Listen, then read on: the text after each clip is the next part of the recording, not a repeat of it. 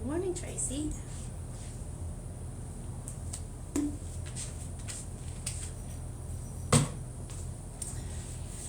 Good morning, everyone. Wow, you guys got here quick. My name is Kim. I teach upholstery here at my local makerspace, MakerWorks, in Ann Arbor, Michigan. I teach in-person workshops and I also teach virtual workshops, and you can do those as a group or you can do those as private lessons. I offer upholstery education to as many people as I possibly can, and I try to make it as accessible as possible. So you can check out all the links in my bio for all that stuff. Today, on Tuesdays, anyway, every Tuesday, I go live so I can teach you the skills that I'm using to work on the projects that I'm working on at the time. So these are the dining room chairs that I'm working on right now. I'm actually working on a whole dining room set, and these are the two main chairs for that. So today we are going to go through the steps to finishing up this chair. So I still have to put chipboard on the back, which is like a really heavy-duty cardboard. Then I have to put welt along the outer perimeter, and then I have to put pli-grip, which I'll show you in just a second. And then we're going to put some batting in this fabric on the back. We've already spent the last few weeks working on the front half of this. While you're here, if you're learning something or you enjoy being here, all I ask is that you tap on the screen. Whenever I remind you to, I don't do it all the time. I try not to interrupt the learning time. But if you're learning anything, tap on the screen. When you do that, people find my profile because TikTok pushes my stuff out to the For You page, and that's how people find my classes. So that's my business. When you guys are tapping on the screen, you're helping to grow my business, and I appreciate it, and you get to learn a little bit of upholstery for free. So that's what we're here to do today. If you have questions as we go ahead and put them in the comment section. I go back and I go through and I try to read them all if it's not too busy in here. So you can go ahead and put any question you want in the comment section. I'll answer it. It can be about this upholstery project. It can be about your own upholstery project. It can be about whatever tools I'm using. Basically, you guys are just going to watch me work through my project today, and I'm going to explain everything as I go along so that hopefully you can pick up a skill or two. If you'd like, you can join my Facebook group, the Local Upholstery Club. It's a free group to join. It's like an upholstery support group. So if you're looking to learn upholstery and you need some support in that arena, that is a great place for anybody who is teaching themselves or trying to develop their skills or build relationships and networking relationships in the upholstery community. It's a really great place for newcomers because there's no judgment there. You're not going to get criticized harshly. No one cares what level of experience you have. We're all there to help each other. So you can join the Local Upholstery Club for free support. If you are working on a project and you're stuck on some sort of skill aspect of it, you can make a post and tag me in it and I'll answer your question. But we have professionals in there from all different experience levels. We got people in there who are just looky-loos, and we have people who have been doing upholstery for over 50 years. So it's a really great place to pick up some skills. So while you guys are here, if you're learning anything and you like what you see, just tap on the screen whenever I remind you to, as long as you can. There's like a little heart that shows up in the left-hand corner on a meter. If you tap, tap, tap, tap, tap, the heart will reach the end of the meter. It'll throw you a party. It's a lot of fun for everybody. So let's get started, shall we? Let me move this camera a little bit closer. So I try to move the camera around the whole entire time that we're here so that you guys can get the best visuals of the skill that I'm working on. If you can't see, go ahead and put that in the comments. If you'd like a different angle, put that in the comments too, because I can't read your minds. I'm working as I go. So I'm going to move this closer so that you guys can see what we're working with.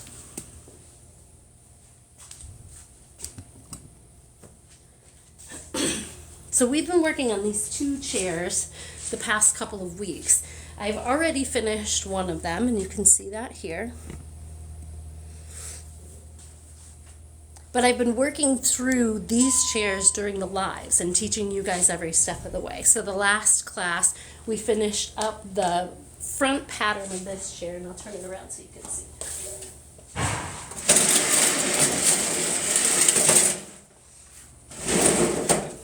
And this is a custom fit pattern tailored to fit this chair. I did not use the original pattern for the chair to make a new one. I tailor fit this one. And when I teach my students how to do upholstery, I try to teach them how to make patterns straight away, because the pattern that's on your old chair isn't going to fit your new material the same way. It's also like old and stretched out, and it's not the same shape. So you might find that you either A, don't have enough material to cover the new plushy foam that you put on it, or it's all sort of like misshapen and it doesn't look exactly right. So I try to start my students off on the right foot by showing them how to make patterns. You can catch the tutorials of every step of this chair on YouTube. It's the uncut version of these lives. They're 4 hours long. I don't have time to edit these down, but everyone keeps wanting to see them. So I put them up there, and I think YouTube breaks them down into sections automatically, so you can maybe break it down through that way. But if you don't happen to catch the whole of this live, it will be posted to YouTube later on this week. So last week we learned how to make this pattern. We learned about velvet, the pros and the cons. Pros, it looks good and it feels good. And the cons are it can be easily damaged, you can scratch it, it can be permanent, you can't wrinkle it because that can be permanent, sometimes it can't be ironed. This is high performance velvet, so this actually doesn't meet a lot of those standards. This can be ironed. We steamed some wrinkles out of it. This was a discount fabric that we got for $6 at Joann Fabric, $6 a yard. So we had to steam it, and we prayed to the fabric gods that that was going to work out, and it actually did. So now that the front pattern is done, we're ready to put the back pattern on this chair. And this is the goal. This is what the chair is going to look like after. This velvet was custom ordered from Spoonflower online. The artist name is Nikki Quartermain, and she goes by StudioQ on Spoonflower. She's got a lot of really lovely sort of whimsical, botanical, and like woodland creature designs, which are really cute. You might find her stuff cool, but Spoonflower itself has a ton of designers, and it has a ton of options. Plus you can print your own fabric, your own prints there. So if you're an artist and you want to see that featured on some furniture, you should definitely go over there and print some. But this is a performance velvet. I think it ended up being about $60 a yard when I was done. I got 3 yards, enough to cover the back of 2 of these chairs, and then I have 4 smaller chairs that go with this set, and there'll be enough for a panel to go on the back of that. It was a close call, but we did get all the cuts, and everything does match and is symmetrical, so we were pretty lucky there. We saved some money. I thought I was going to need to order 4 or 5 yards, but I only ended up needing 3, so that's good. So today we have to put the chipboard on the back of the chair, which is the barrier for the batting that we put on there, which is going to put a layer of air between the chipboard, the back of the chair, and the fabric. And then after the chipboard, we're going to put pli-grip on the upper edge of this. And I'm going to show you what pli-grip is in a minute, but basically that pli-grip holds that fabric in, and you hammer it down. It's made of metal, and it permanently fastens this to the chair so that it looks like it's stitched right up here by this welt. So I'm going to show you how to make the welt. I'm going to show you how to apply the pli-grip, how to cut the chipboard and put it on the back of your chair to sculpt that round shape, and then how to put batting, pli-grip, and this fabric on the back of your chair. That's what we're hoping to get through today. We did do most of that the last time too on the first chair. We just didn't have the fabric ready. So today we have the fabric. Do I have an olive class or an online class? Yes, I absolutely do. So I teach virtual upholstery lessons on Monday evenings from 6 to 9 p.m. and on Saturday afternoons from 2 to 5 p.m. You can sign up for those on my website under virtual upholstery classes. Those are 3 hours long. They're 3-hour group classes open to up to 6 people. You bring your project to the Zoom and I help you live work through each step of the way. So if you're interested in taking some virtual classes from me, they are live. They're not recorded. They're not pre-recorded. So you get my help and I answer your questions along the way. If you would like more hands-on experience, I also do private lessons. So you can schedule those out with me as well. Take my money, thank you. I'm happy to do that, but more than that, I'm really happy to train upholsterers. I had my own furniture fabrication business for 6 years with my husband. We had to close it because we couldn't sustain the demand by ourselves. We were too busy, we were getting too far behind, we're just 2 people, we couldn't hire anybody, and we were already working 15-hour days, 7 days a week. Nobody knew how to do this. There's no trade schools in this area. I couldn't train anybody in production because it was so costly. It made projects take so much longer. And even people who wanted to hang out and work for free just to learn it, sucked away the time and resources that we had to finish our project. So it really was not an ideal situation. After we closed our business, I wanted to teach as many people how to do this as possible. So I was already teaching out of my shop, but I started putting online classes on there where you could work with me virtually, kind of like we're doing right here. And then I also had a subscription group where you could come and we would have meetings live and I would help you work through your projects. When I moved to Ann Arbor, though, they had a makerspace. And a makerspace is basically sort of like having a gym membership, but to a place that has tools. It's like 14,000 square feet of like wood shop, metal shop, textiles, laser printers, 3D printers, anything you could use to make anything is under this roof. But they allow their members to reserve spaces to teach classes like this. So I teach in-person classes here 4 days a week, on Friday evenings from 6 to 9, Saturday, Sunday, and Monday mornings from 10 a.m. to 1 p.m. So even if you're not from the area, you could travel out this way, do a 4-day weekend, take all 4 classes. My classes are all buy 3, get 1 free. So you would be able to get 4 classes for the cost of 3 and get a whole weekend upholstery experience out of that. And I think it ends up being like $225. So if you wanted to visit out this way, we have a lot of people who come out this way. There's not a lot of opportunities to learn upholstery out there. So if you were to come out this way, I know a lot of cool places you can stay. You can come take a 4-day weekend upholstery experience with me. But I do my new glasses. Yes, these are my $2 glasses, my $2 reading glasses that help me to see what it is you guys are commenting on there. But I think they look cutie. Yeah. So welcome. If you're here joining, we're going to learn upholstery today. If you have questions, put them in the comments. So I'm going to take you over to the table and show you the pieces to everything that we're doing here. Let me just move this around. And flip camera. Okay, so we're going to bring this fabric here. These are the pieces that we're working with today. First, we're going to cut the chipboard out. This chipboard is just like a really thick cardboard. It's stiff and it holds its shape really well. This is going to be a barrier between our frame and our batting. If you can see, the frame is open here. We don't want people to be able to put their hands through that. And so we're going to put like a cardboard chipboard on there, which is going to hold that round shape and sculpt it nicely so that it looks nice and round and clean when we upholster the back. So that's the first step. We're going to use this chipboard. We have to measure and cut that, and then we're going to sew this fabric for Welt so that we can put this piping all around the outside of the chair. That's what that is. After we put the Welt on, we're going to put this pli-grip on. And this is what we use to hold the fabric to the chair. Maybe if I can find the end of it here. It attaches to the chair by being stapled through these holes. This line, the straight line on the other side of these teeth, is the straight line of your fabric. So as long as you keep this line straight, it'll stay straight. These teeth close up and the fabric tucks into this channel, and then once it's hammered closed, these teeth hold on to that fabric and they keep it on. So that is how I applied this here. So you can pry this off by getting a pry tool in there and prying it off. It's just aluminum and it's not even that hard to pry off. But this is a way to apply a clean back to your chair without the hassle of having to hand stitch it. I am actually really not great at hand stitching, so I try to avoid it at all costs. Welt is a really cool trim that helps to conceal if you were to have to hand sew it or even put this in here, and it makes a really great guide so that you can make nice straight clean lines on your piece.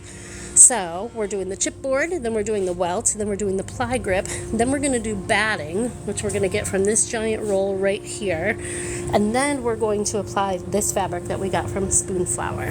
So that's the goal. So I think all we have to do to get ready today is set this up and measure our chair so that we can get the chipboard ready. So let me do that. I like to flip this around so I can see you see me, and I can occasionally look up and answer questions. Cynthia says that fabric is beautiful. Thank you so much. That's from Spoonflower, and it's designed by StudioQ. The designer's name is Nikki Quartermain. You can find her prints on Spoonflower. She does a lot of really great whimsical woodland creature or botanical designs. You will love the stuff that's on there, but there's like a bajillion amazing designers on there. So on the back here,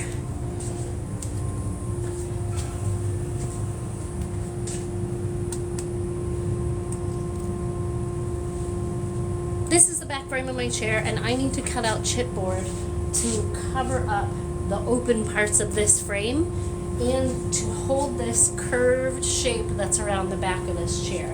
I need a panel that's going to go on the back side, and then I need 2 panels that are going to go on the side, and that's all going to help not just hold and make that curved shape to make it look clean and consistent like this one here,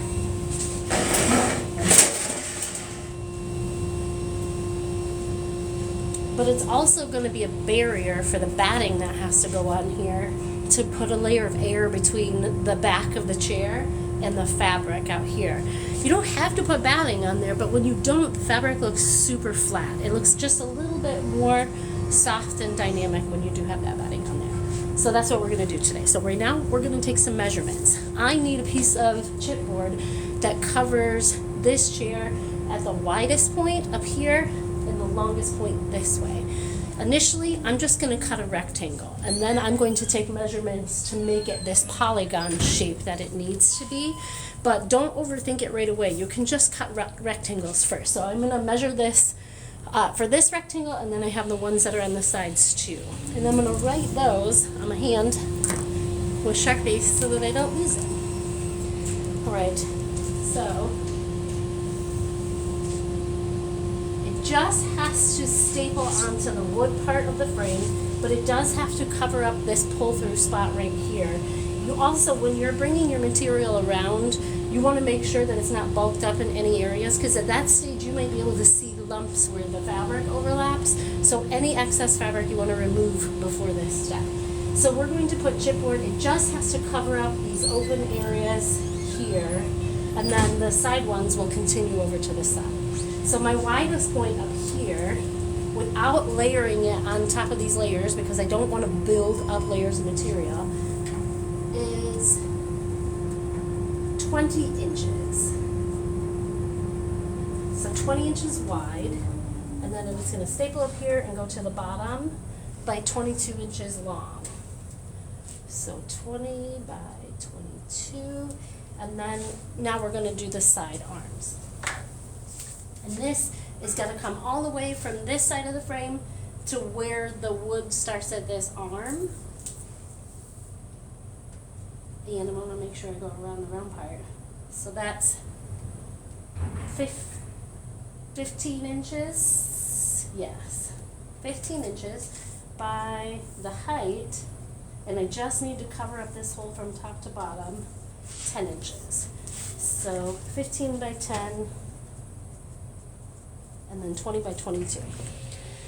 So now we can take these measurements over to the cutting table, and we can mark it out on our chipboard, and then we'll cut that out and bring it to the chair and make it fit and staple it to it. So I'm going to take you guys over to the cutting table.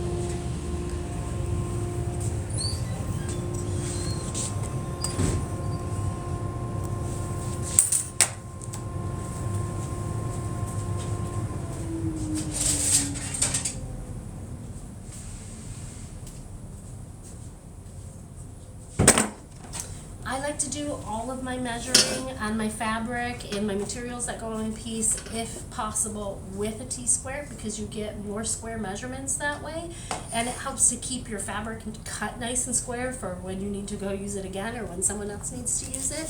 So this isn't a bad tool to have around. I think I got this at Home Depot for 20 bucks or something.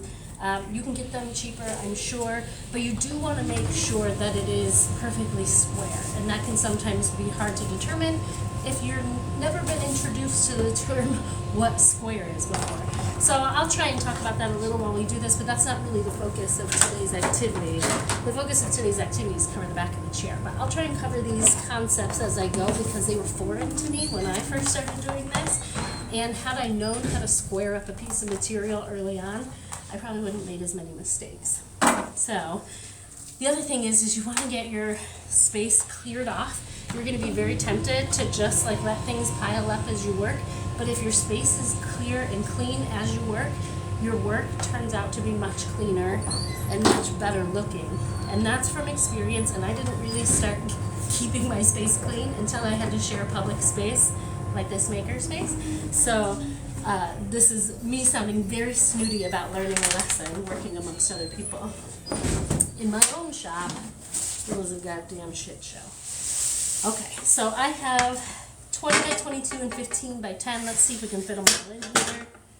32, that'll work.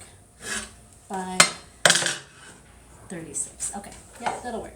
Okay, so my edges here are factory edges, which means they were cut in a manufacturer place. We have to assume that they're square edges. It's the same on this side, and then I've actually cut a little chunk out of here, so we're not going to worry about that. But I line up my flat edge of my T-square that's at the top with the square edge to help maintain that square measurement as I'm measuring everything. Another thing to note is that I try to only measure along and close to a straight square edge. This is a factory edge, so I can assume that it's square. It might not be though, and then we learn that later on down the road. I'll measure on this side and I'll measure on the other side, and I'll connect dots to make sure that that's square. So you'll see a lot of that as I measure my material. Here, I'll use those Sharpies so you can see it. My first measurement, I want to do 32 or 22 inches down, because one of my measurements is 10 inches and I can get that 32 out of there. So on my T-square, at the top of one side, it goes down to 48. On the top of the other side, it starts at 48 and it goes down to 1. So you can use both sides to measure, but you have to be cognizant of which side you're using to measure, or you can really mess up your measurements. So I'm just going to mark 22 down on this side, and I'm going to mark 22 down on this edge, because these three edges are square and I can trust them. And then I'm going to connect these two dots with my straight edge.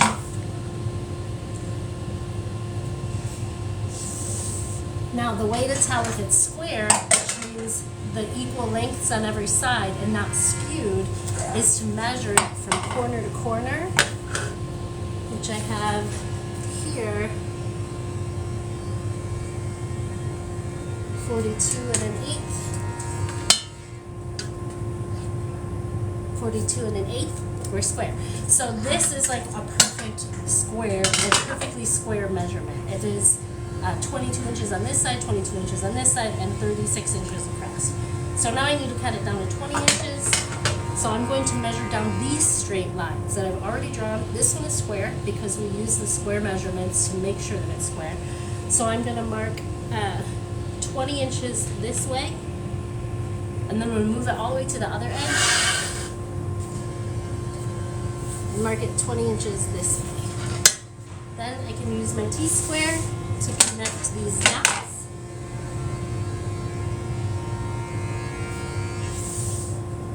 And this piece here should be exactly 20 by 22 inches. We can check to see if it's square by measuring from corner to corner. Now, in this particular case, it doesn't have to be square because we're going to end up cutting off additional material anyways to get it to fit on the chair. So you don't have to stress out about it. But in the event that you're making a box cushion or you're tailor cutting something to fit your chair and you have to sew it, you want those measurements to be perfect. So don't cheat this step. Practice this step and do it with every single piece, whether you need it or not, and that'll make sure that you're in the right practice of measuring everything properly so you don't find yourself wasting material or running out of something or ruining something later on down the road.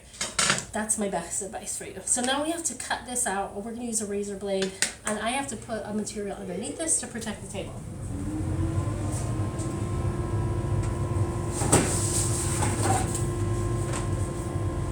You might have a cutting board at home or a cutting mat. We have some out of this room, but not in this room. So I'm just going to put another piece of chipboard under there. I'm not going to go all the way through to this chipboard so this will still say safe. I'm just going to score this mostly and then break it in half. You can use cardboard or something at home too. I always have a utility knife handy with sharp blades. I buy my blades in bulk. They come in this little dispenser where they get stuck all the time. like to start off my project making sure I have a nice sharp blade. But this blade is jammed. So we're going to use this one. Using my T-square again, I can use that as a straight edge, but I do want to make sure that this part of my T-square is not on the table because it's elevated, so I'm not going to get a nice clean straight cut if I use that. Now let's cut this one first to get the length off of here. So I'm using my T-square as a straight edge. Don't go fast because these knives are sharp and you can easily cut yourself. Ask my students, I got 5 stitches earlier this year. Now I'm afraid of utility knives.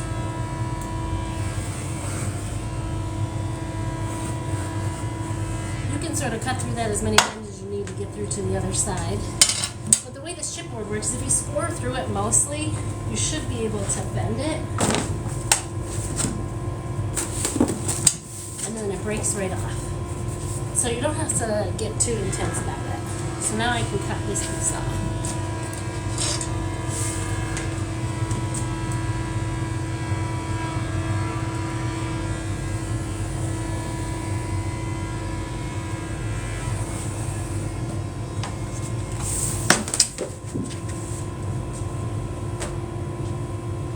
On my chair, at the top, it's wider than it is at the bottom where it needs to staple. It gets narrow, and that's a polygon shape. So I need to know that bottom measurement so that I can cut this into that shape. So I'm going to take you guys over there and we're going to measure that.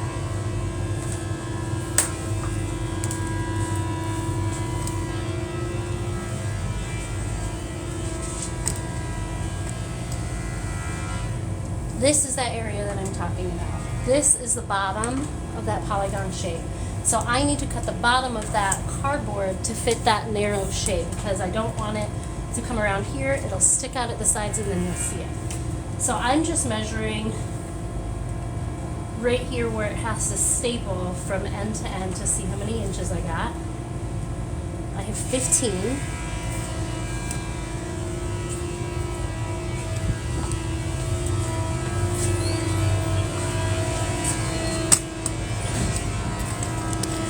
Sorry guys, let me flip this around. So 15 inches is how narrow we need the bottom of this. And I want to make sure, I think the longest is 22, let me double check that.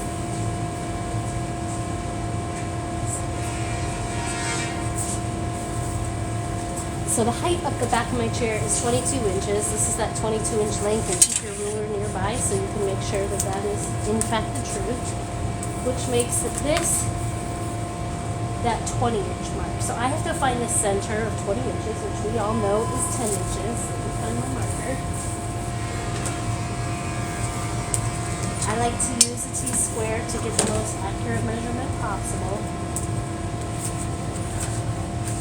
Line it up with my square edge. So 10 inches is my middle, and the narrow part of this polygon is 15 inches wide.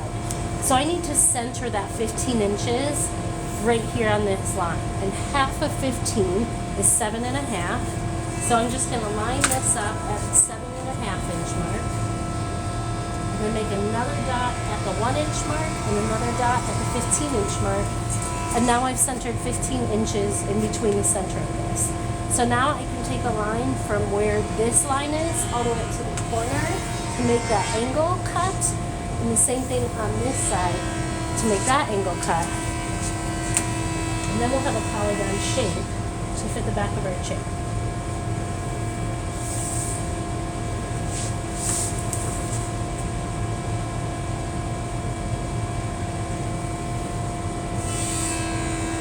So that's the shape we want to cut out to fit the back of our chair.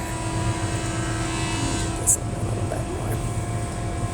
So I'm just going to use my T-square as a straight edge to cut that line out. And you can just cut along the straight edge. You don't have to mark this. I'm marking it for you guys to see how it's done. But this is 2 steps. drawing the line and cutting the line, and that's unnecessary. And if you're trying to cut down production time, that's a good place to start. So, cut that side off, this other side, and see how it fits.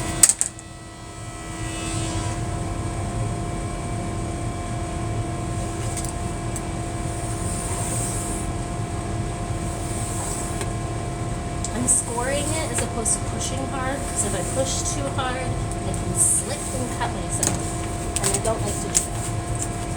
I've done it before. So now we have that polygon shape to fit the back of our chair. Let's go take a look at it.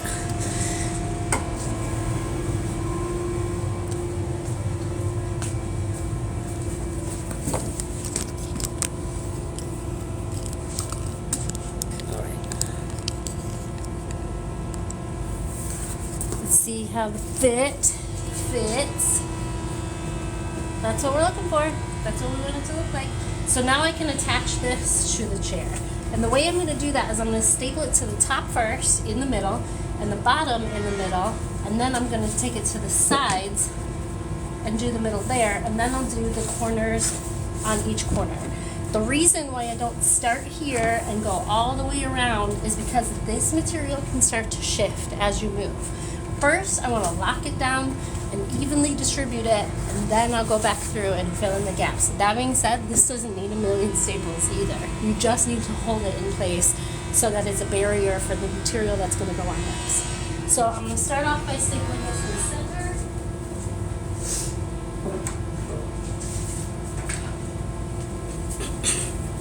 center. And after I staple this on, I'm going to go through and answer your guys' questions. So I'm curving it a little bit so that it can hold its shape while I do this. I am making sure that it's centered everywhere. I don't want too much material piling up back here, and I would actually prefer for it to go under this fabric if it has to be around it at all, because I can trim the fabric down. Make sure it's level. Okay. Now I'm putting my staple in, but I'm putting it in diagonally. And the reason why I'm doing that is because it covers more space. There's no staples in there because I ran out, so I'm gonna make sure that doesn't go.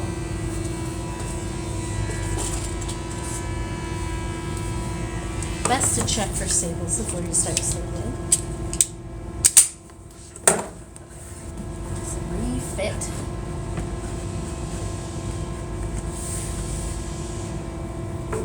Okay, so I put my staples in diagonally because it covers more surface area and it holds this edge down flat. If you put your staple in side to side, that edge can still curl down and you'll see that under your fabric. If you put it in straight up and down, then your cardboard might go in little humps all around and you'll see that in your fabric. But putting them in diagonally helps to keep that area flat and straight. So same thing down here. And I want this center to bow out for that shape before I lock my center staple in over here. Still diagonal staples. And make sure that side's popped out. Now I'm going to lock the staple in over here. Probably two. There's a lot of resistance. Now I've got all of my centers locked down, I can start putting down my corners. I don't want to put any of this fabric under there because I don't want to layer materials, and I will trim this back so that it stays flat there. So now I can put a staple in there.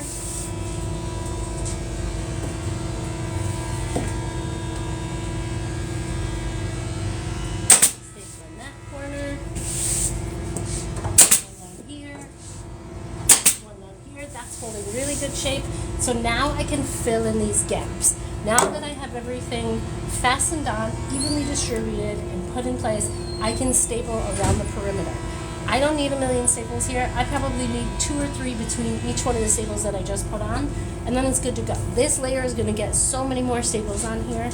This is called being considerate to the next upholsterer.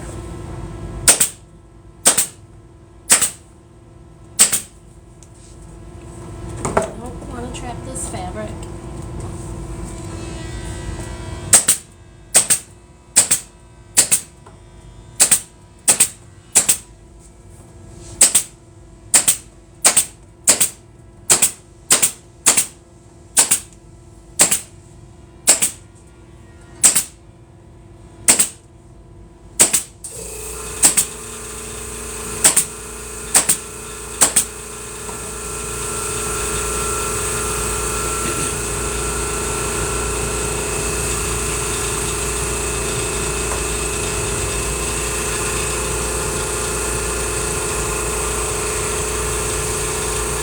Okay, I'm going to wait for my air compressor to stop, and then I'm going to start reading your questions. But if you can, while you guys are here, if you're learning something, you're enjoying hanging out here, tap the screen as much as you can right now. Only when I remind you to. You don't have to be doing it the whole time. When you're tapping the screen, you're engaging with my content. When you engage with my content, it pushes us out through the For You page, and that's how people find me. That's how people know I teach upholstery workshops for a living. That's how they come into my place of business and they come take a class. Or that's how people online from all over the world find my virtual upholstery classes, which are live upholstery classes that I teach to you as you ask questions. So I'm there as a full support for you as you work through your project. So all I ask is that you tap, tap, tap, tap, tap on the screen while you're here. When you do that, a little meter is going to show up in the upper left-hand corner with a heart on it. Super cute. Makes my hair pop. Tap, tap, tap, tap, tap till that meter shows up, and keep tapping until it hits the end. It's going to throw you a party. It's fun for everybody. It actually is more valuable to me when you do that than it is when you send gifts, because I get fractions of pennies of those gifts, but I get all of the engagement. I usually get hundreds of followers after I leave this live. So you guys do a really good job, not just for supporting small business when you do that, but for supporting the upholstery industry, which is in dire need of more upholsterers, which is why I'm here teaching you how to do upholstery for free on the internet on a Tuesday morning. So I'm going to check out your questions. I don't know how far I should go up because I don't know how active you guys were. I'm going to start with Brandy, who says, been on TikTok 2 years, finally found my people. Welcome, Brandy. These are my people too. TikTok is a very happy place for me. I really enjoy it. House by Heather says, ooh, they're gorgeous. Did you end up using the gold or white velvet? We used the gold velvet. The gold won unanimously. I think there were only 2 people who thought we should use white. Oh, wow, that's a makerspace? Yep, this is not my shop. It does not belong to me. I pay a monthly fee to hang out here and work on my stuff. I have access to all of their tools whenever I want, and I also can reserve spaces to teach classes just like this one. So I teach 4 days a week in-person upholstery classes. You can come out here on a Friday, Saturday, Sunday, and Monday, and you can take a 3-hour each day upholstery class from me, or you can take them virtually online. But this space, maker spaces, they're all over the United States. Most states have them, are available to you to use these tools for. So this is something that you're getting into, and you don't know, like, you don't have, my house was 900 square feet. I did not have room to work on this furniture in it. So when I found this maker space, I got super excited. I can use this space to work on my projects whenever I want. So last year we did weekend upholstery retreats where people would come and stay with me, and all weekend was like a 5-day weekend, 5-night, 4-day, 3 full upholstery day weekend. So they would come out here and we would do the whole day upholstery thing, and then they would go back home after that. This year, that was a very successful program. We sold out the upholstery retreats. We had a lot of fun. We met a lot of cool people. This year I want to make it more accessible to more people, so I'm actually going to try and take this show on the road. So I am looking for local maker spaces that are willing to host a class like this for the weekend so that I can connect with them and come to your town and teach you how to do this for the weekend in your town. If it's something you're interested in, Google makerspace near me and see if you have any. Reach out to them, tell them what it is that I do, send them to the link in my bio that says Weekend Upholstery Camp. If you connect me with your local makerspace and they're like, hey, so-and-so said you should come here, and I come there and teach it, you get to take that Weekend Upholstery Camp with me for free as a thank you for connecting me to your city. So I'm looking for people to connect me to their local maker spaces so that I can come out this spring and summer to you to teach these weekend upholstery retreats. Or you can come see me here at Makerworks. It's a fun place to be. Where are you located? I need something recovered. I'm located in Ann Arbor, Michigan, and I very rarely take clients, and when I do, it's got to be something super duper special, and I only take one client at a time so that I can work on their project specifically and not convolute it with anything else. Makerworks in Ann Arbor, Michigan. Yep, that's Regan. Regan's one of my students, and she actually is starting to, she's working on taking on clients of her own, and she's working on some sponsored student projects here. I try to make upholstery education as accessible as possible. I'm self-taught. There's no formal education in this area for upholstery, so when I learned how to do it, I taught myself, and I was looking at videos on YouTube. I was reverse engineering furniture so I could learn how to do it. Luckily, my husband and I both come from a fabrication background where we know how to put things together, so I picked it up pretty quickly. But I wanted to make sure that I could teach as many people how to do this as possible. So not only do I just teach classes virtually and in person, and I do weekend upholstery camps, but I offer a sponsored student program. So for people who want upholstery projects done, but they don't want to pay full price or they can't pay full price, they can pay for the cost of classes and materials, and my students will reupholster that piece for them, and they get to take the classes for free in return. It's been a really great program. We did 38 free classes this year, 5 different projects. Regan is working on one right now, and she's doing a really great job. It's a mid-century daybed. It's really, really cute. It's better to cut the opposite of the good piece. Yes, so I think we were cutting a pattern over there. It's definitely better to cut on the outside line so you have more. Hello, what are you making? Jenny, I'm so glad you asked. We are reupholstering this chair. Here, we're almost finished. This one here is finished, so this one is going to look like this one when we're done here today. That's the goal. Let me see what else we got. New to this, welcome Joanna. If you're new to this and you need support, I have a private Facebook group called the Local Upholstery Club. The link is in my bio. You can join that and you can post your questions and tag me in them and I'll answer them. But we have professionals from all over the world in there, from 10 different countries. So there are a lot of really skilled, talented people who are there to support you along your learning journey. You're not going to get a lot of harsh criticism from the pros in there. You're just going to get support as you learn, because everybody in there knows how desperately we need to train more upholsterers.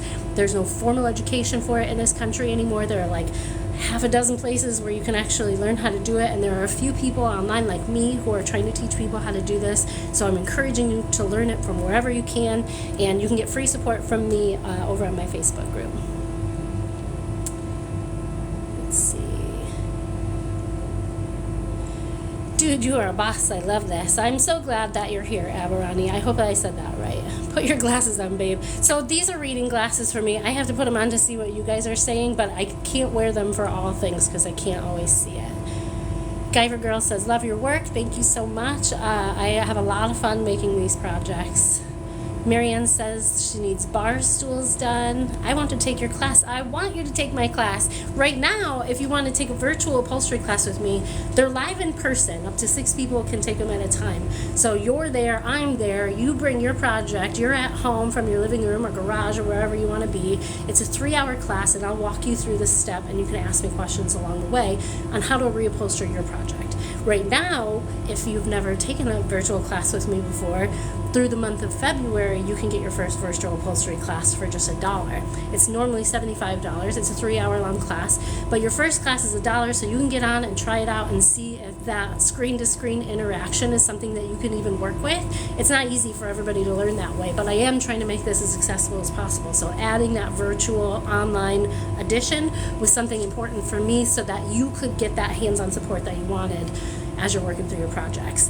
Not easy to do with pre-recorded tutorials, but I learned off of pre-recorded tutorials, and I learned off of just watching people do it. So try and learn from as many angles as you can. What is the name of the backing you just put on? So Cindy is talking about this cardboard right here. This is called chipboard. Chipboard is like a really thick cardboard that is used it's not like a structural component in that it holds the chair together, but it's a sculptural component that provides a barrier for like foam and batting and everything that you're putting on the outside of the chair to sort of cover up that frame and create shape. Hello, Las Vegas. Welcome. Hello, Kansas City. Welcome to you too. I reupholstered my bed frame. It was fun. Yeah, so I love upholstery. I taught myself after I got laid off from my marketing gig by just pulling furniture out of the trash and restoring it for myself. And then after posting it on Facebook, everybody and their mother wanted me to make something for them. I promise you, if you pick up a staple remover, everyone and their mother is going to want you to make something for them. So this is really a good gig to get into if you want to make a little bit of extra money, but it takes a lot of practice and time to get to the point where people pay a ton of money to do this. What I will say is that as I was learning and teaching myself, and everybody knew that I was learning and teaching myself along the way, they did pay me to do things for them. The pay that I got then is much different than it looks now, but people did pay me to do projects for them. So you can do this and practice with people with their support and make a little bit of money along the way. Where are you located? I'm trying to figure out how to work the app. I'm so new. I'm such a newbie. I'm located in Ann Arbor, Michigan. If you go to my profile, like click on my little logo, go to my profile. On my link tree, there's links to everything you can possibly imagine. My virtual upholstery classes, in-person upholstery classes, local upholstery club. I also sell upholstery supplies, professional upholstery supplies that come from my vendor that I use for my furniture, and they come straight to your door. So you can find everything you need there. Located in Ann Arbor, Michigan. Where can I find the foam and a good price, please? Thank you. Great question. My website. So a lot of places that sell professional upholstery foam, you have to have a business in order to order. You have to have an EIN number. Some of you might have that already, so you can find it easy to order from there. Active Foam is the vendor that I use. They're local to me, so I can get my materials very quickly. I have an agreement with them to do third-party shipping, so you can order from them through me on my website, and they'll deliver the foam right to your door. It's professional upholstery foam. They have a lot of great information on their website too that describes stuff to you if you're unfamiliar. And if you're in the local upholstery club on Facebook, you can tag me in a post and I'll answer any question for you. I'm Eastside Seattle, but thank you for the idea to look for a makerspace. Please do. I hope that you do.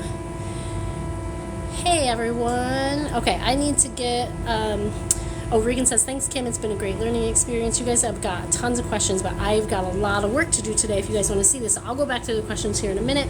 We are going to cut the side piece here for this arm. So back to the cutting table.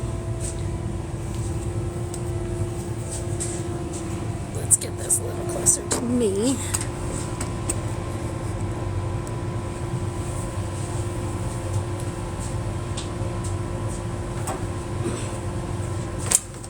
Cutoffs. I want to see if these fit first. So one of my measurements is 15 inches by 10 inches.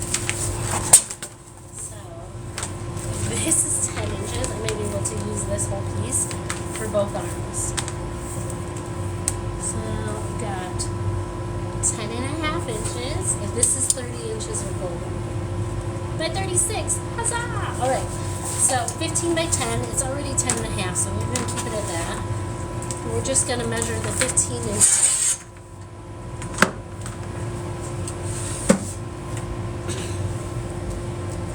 Same concept as before to keep this as square as possible, as we're measuring down these edges that have been cut and that are already squared off using our T-square on the factory edge of this piece of chipboard. So this is chipboard for everybody who's just joining. This is like cardboard, but it's pretty thick. Let me show you. It's thick and it's stiff. Holds up really well, and it makes a great barrier and shaper for the back of round chairs. So I need to mark 15 inches and then another one at 30 because I need two of these pieces. I'm going to do the same thing all the way across on this side, on this straight side. 15, 30. The reason why I line it up across on this straight side is if I were in the middle here and if in any direction this was tilted a little bit and I mark it down here, that line is not now compounded. It's not at the same exact spot it needs to be. It's over here a little bit. This line is longer than 30 inches, actually saying it's about 30 and a half. So that is going to make your line crooked. This is why I use the square edges of each side so that I can make sure that this line also is squared and everything is the same shape. So now I have these two dots. To save myself time, instead of drawing a line and then cutting it, I'm just going to cut the line. It's short enough. I scour so that I don't slip and cut myself by pushing too hard. This is thick material, so it takes time to get through it. And then I have this line here.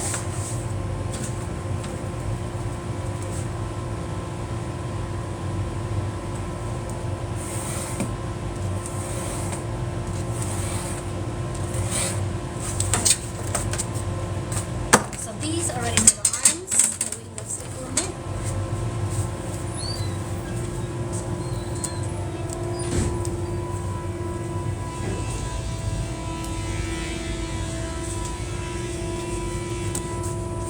Let's get this first arm on there, and I'm going to get you guys down a little bit closer so you can see the arm.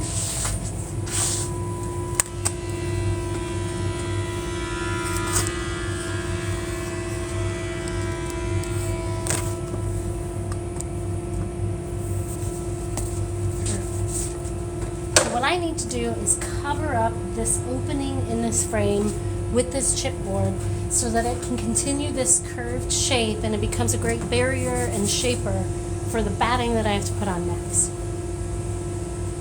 Just need to make sure it fits, and it actually looks like it's a little big.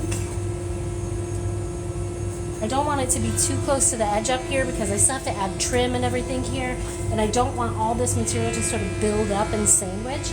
So I do have to make this a little bit shorter. I'm going to make both of them shorter as I do it, and I think that I can do that. I'm just going to make a dot with my fingernail so that I can measure it over there.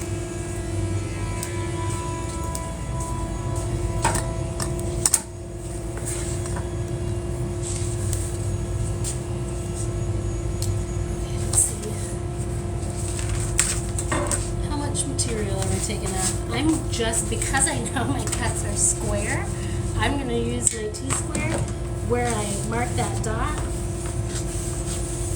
have to do it off the table.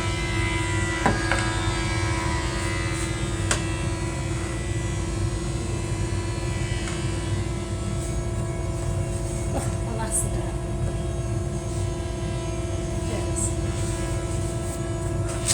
I line my T-square up on the edge, and I line this up with that dot, then this is going to be a straight and square line. It's the same distance down here it is here because when I measured it and cut it, I made it square. So with this quick fix, I can just shear the bottom off real quickly. I did not have to make the line and cut it. I could have just cut the line, but this way I can see it a little bit better.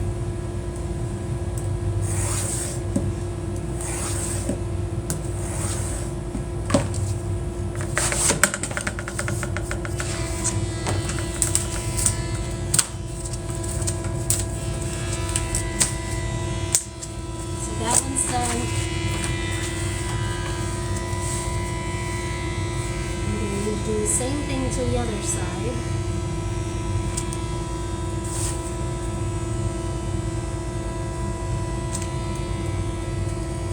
So I'm marking it.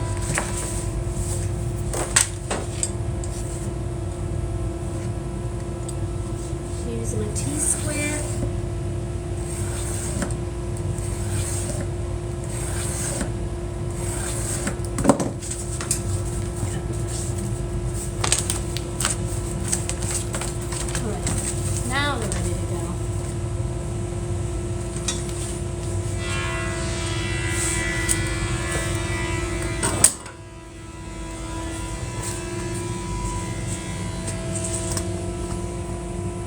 Okay. So now, test fit, everything looks good.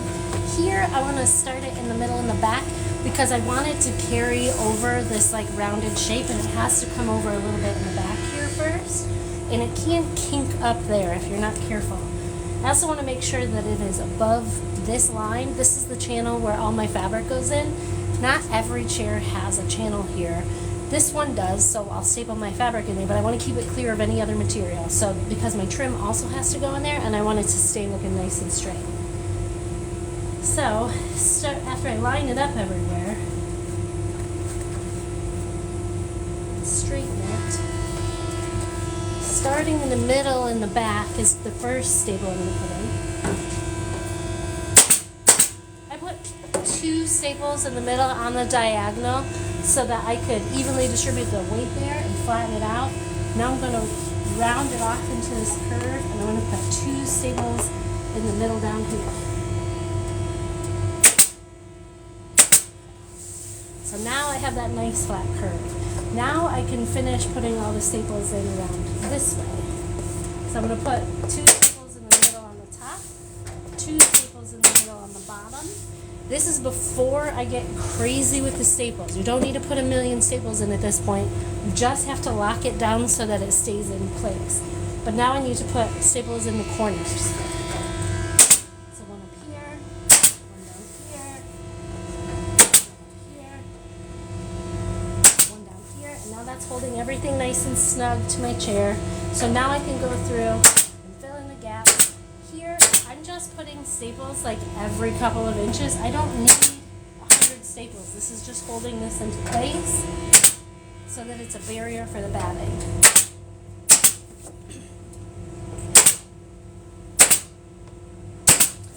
Do not like that it's buckling there because you will be able to see that. So I'm actually going to take out the staples here, here, and here so that this can stretch out. If you don't undo this, you will see that under your fabric.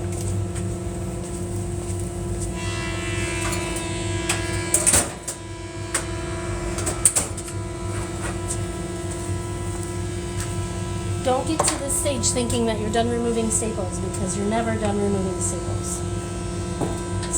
This one out. This one. This one. And I think I'm even going to take out these two middle ones because I don't know how that's going to react. If the staple doesn't come out all the way, you can use a pair of pliers to twist it. You'll notice I'm not pulling really hard. When you pull really hard, one, you can damage this, but it hurts your body. You can hurt your shoulders, your back, your arms.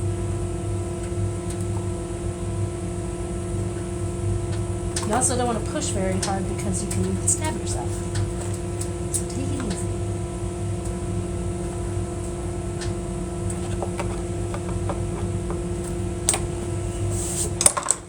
You do want to get off any of this stuff that's like sticking out.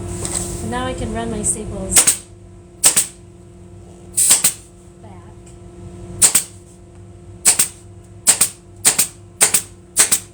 And get rid of that buckle altogether. This side looks good. We're ready to do the other side.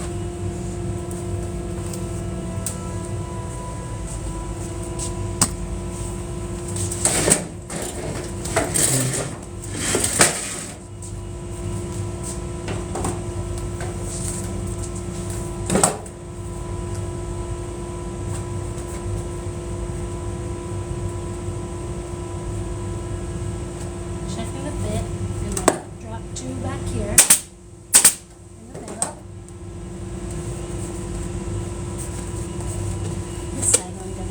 Run it flatter before I drop my middle staples in on this side. So I have this middle lockdown, this middle lockdown, and I can lock down the middle at the top, and the middle at the bottom, then my corners. And once everything looks good and in place, I can go through, fill in those gaps.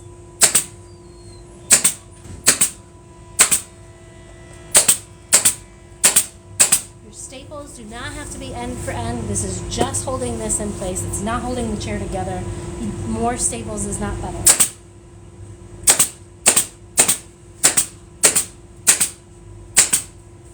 Perfect. Oh, a couple more.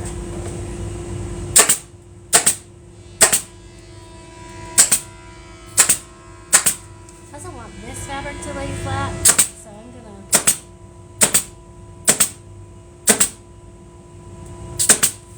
staples there. Perfect. So the next step is to put welt along this edge. But we haven't sewn that welt yet. We've got to go do that at the sewing machine. So that's what we're going to do next, and we'll get you set up at the sewing machine. I'm going to take a second to answer some questions. If you guys got them. And then we'll go back. Where can we find materials, please? My website. My website has all kinds of professional upholstery supplies. I want to redo my husband's barber chairs. What's your Facebook page? So I'm Loco on Facebook, like I am here on TikTok, but I also have the Loco Upholstery Club, which is my private Facebook support group for people who want to learn upholstery, and that's on the link in my bio too. I might say join the club. Thanks, Regan. What textile supplier do you use? Any local from Michigan near Metro Airport? Yes. Active Foam is in East Point, Michigan, very close. If you have a business, you can order your materials directly from them. ActiveFoam.com. Can you recommend an upholstery tool like you have? Mine is manual and hurts my hands. Yeah, so I have 2 recommendations. Let me go grab one.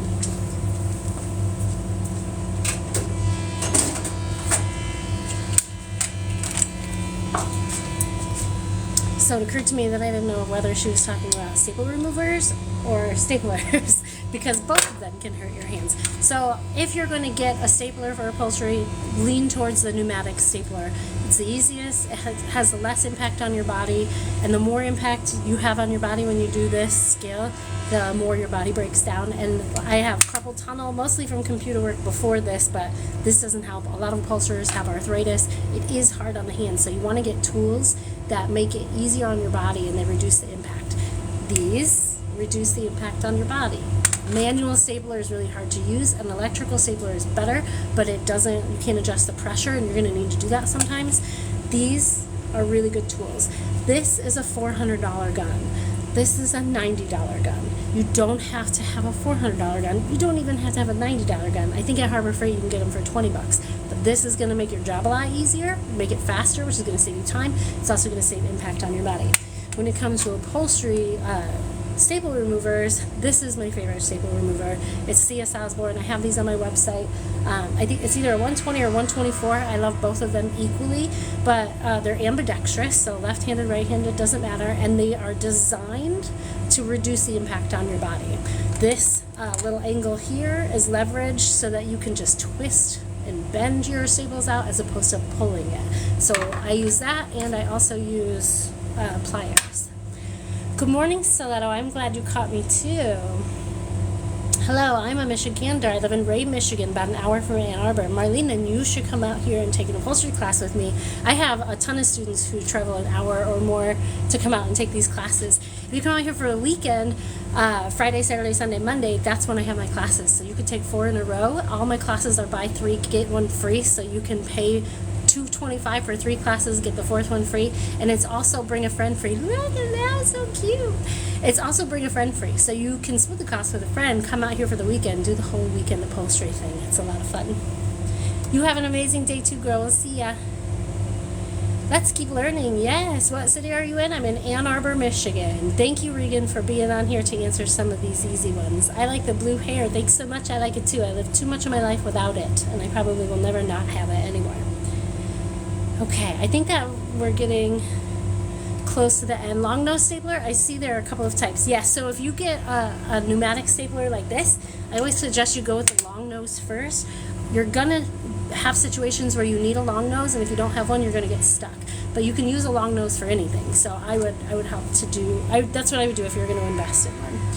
Hoping to come to a weekend class soon. I'm hoping that you make it out here. I'm also going to be going on tour this spring and summer. I'm looking for maker spaces near you that are interested in hosting my classes for the weekend. If you find a local makerspace near you and you connect them with me and I come out there and teach a weekend upholstery retreat, then you get to attend that retreat for free if you're the one that connects me.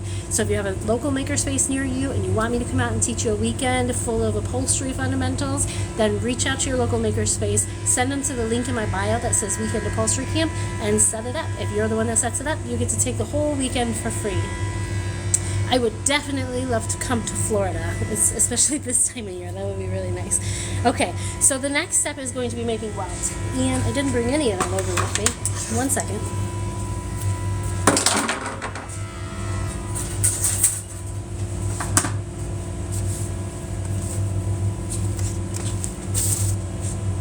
So I've saved some time. I already cut the fabric on this so that we can just get going on this back part of it. I do have more welt that I need to cut for this chair, so if we reach the end, I'll be here till 2 today. You'll get to see me measure and cut welt too.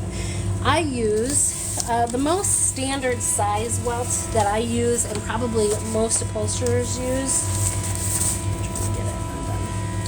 is about this size. This is 3/16 inch welt, or it might be 6/32. I think it might be listed under 6/32 on my website. This is standard. Welt cord is just rope, but it is a little different than just any standard rope. You can just use 3/16 inch rope. This rope is stiff. It's got paper inside and a little bit of a fabric on the outside. It's cheap materials. It's like no big deal, but it's really stiff. And welt does a lot of things. Welt is really good to use as a trim. like you see on my chair right there. It's good to help conceal things like staples. It's good to help create straight edges like what we're doing today to put our pli-grip up against when we tuck our fabric in, it looks nice. It's good to conceal hand stitching. If you need to hand stitch anything to it, Welt is good for that. It's good to create contrast. It's nice, but the stiffness of it actually helps cushions and things of that nature hold their shape. The stiffness here doesn't matter as much, except for that it helps to create straighter lines. When you have a looser rope, sometimes your lines can just look a little bit more loosey-goosey, but there are ways to make it look straight and tight, so you don't need to invest in this, but as stiff a rope as you can find. You can use any width of rope as welt. Some people use chunky welt, like I've used welt as thick as my finger before. Some people use teeny tiny welt, which is like super duper thin. It all depends on the application, what you're using it for.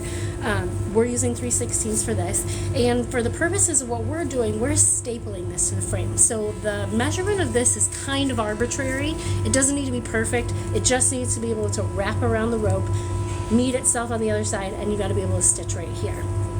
I use, typically when I'm doing a box cushion, that measurement has to be exact. I use 1 3/4 inches with welt out of fabric to wrap around this because it gives me exactly a 1/2 inch seam allowance on the other side. When I'm stapling it to a chair, it doesn't make much of a difference. You can still do 1 3/4 inches. You might even be able to get away with 1 1/2 inches. You just need enough material to put a staple in to get it on your chair. And you don't want so much material that it creates bulk and you can see it underneath whatever panel of fabric you're using to cover that up. So I use, typically, if it doesn't matter and material is not really, I'm not trying to conserve anything, I do a 2 inch when I'm stapling it in because that's how wide my ruler is, and it's faster to just set my ruler on there and trace that than it is to measure the length of a really long piece of fabric. So I have 2 inch that I'm using with 3/16 inch rope, and I'm just going to sew a seam down here, tight up against the rope, so that I have this welt to use as trim on my chair. And I'm going to show you guys how I do that. Let me get you closer to the sewing machine.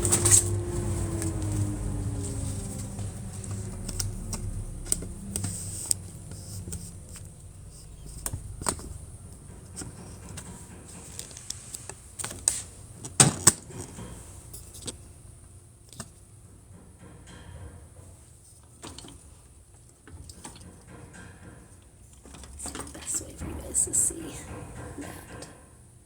Okay, so I keep my welt on the roll so that I can conserve material, and I cut it off at the end of what I need. So that way I'm just not dragging around a bunch of extra welt and then cutting off parts that I don't need. So I've pre-measured the length of this welt. This is long enough to go around the back of my chair so that I can use it on my chair. I pre-measure it, pre-cut it, everything is as long and as wide as I need. I'm just going to put my rope in here, fold it in half, and then I have to sew as tight as I can into this rope. If you have a sewing foot on your, or a zipper foot on your machine, a zipper foot is really good to get really tight in here. Sometimes you can take the presser foot off completely. That's a good way to get it really tight in there. I have a welting foot on my machine, and what that means is, let me see if I have another one where I can show you what it looks like.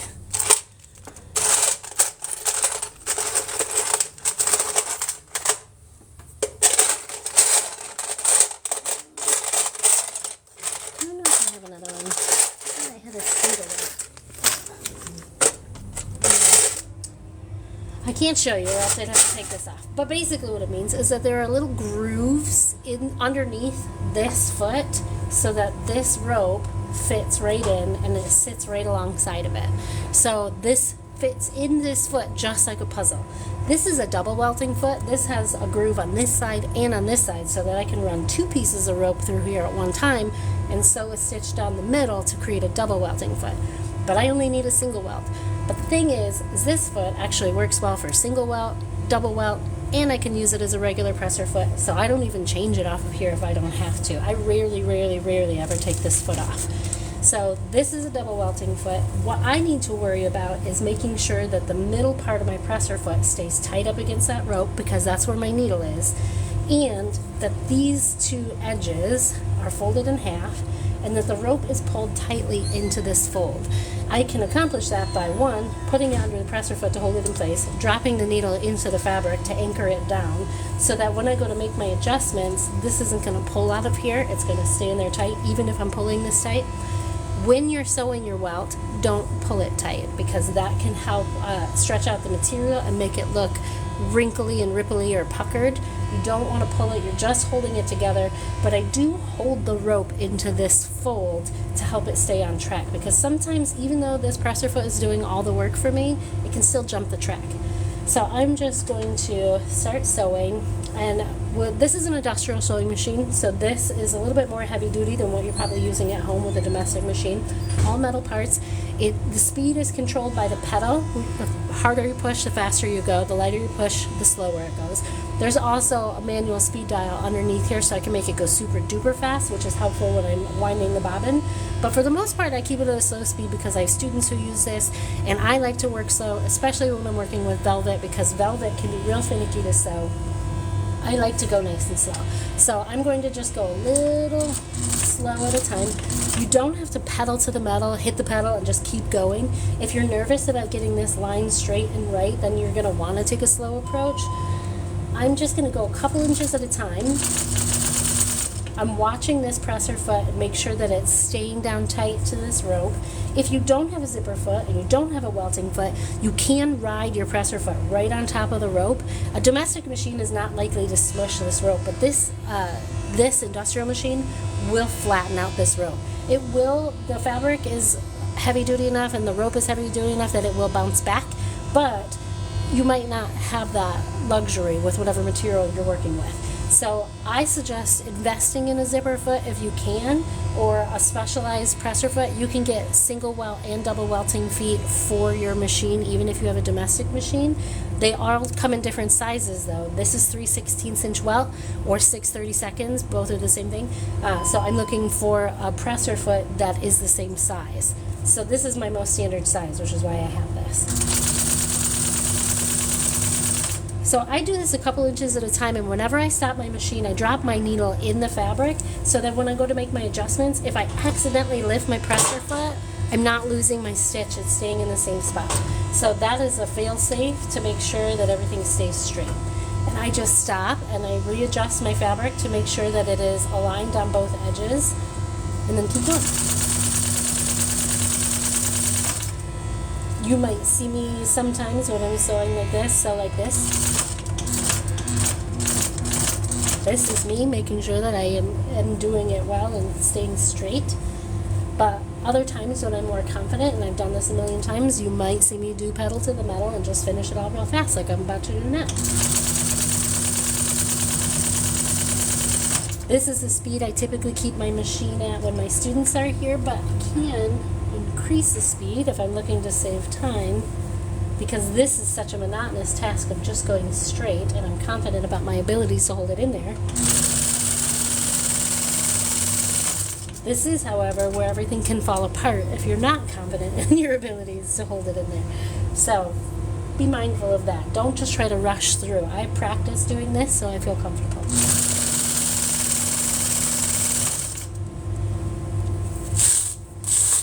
Done with this. After we finish getting this sewn, we're just going to start stapling it right to the frame.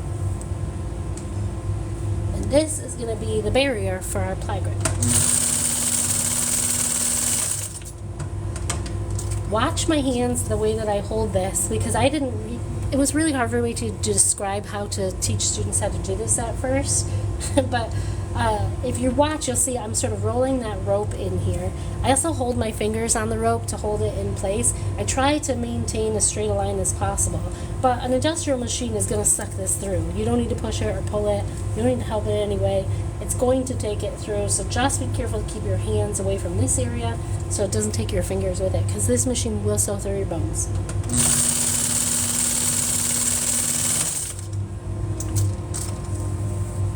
I'm using a dark thread here. It doesn't really matter. I would suggest using a light thread if you're new to this, because if you don't cover up that stitch all the way, you'll see it.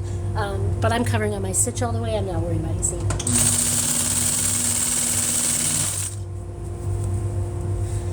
You can already start to see how tight into the rope that's sewn. So that creates a nice clean piece of trim for my furniture.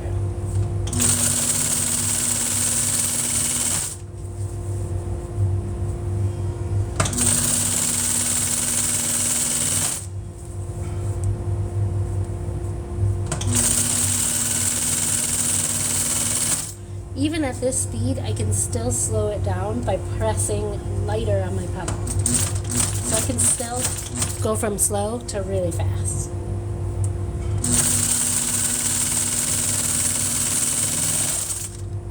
I don't need to do a back stitch here because I'm definitely going to be cutting off the excess of this anyways, and everything's getting stapled down so it's not going to come unraveled. Great. So now I have enough welt to put on the back of my chair, hopefully, because I did not pre-measure, but this was cut from the last chair, so I'm just trimming off the string so I don't have to wrestle with it. Alright, let's take it to the chair and see how I did.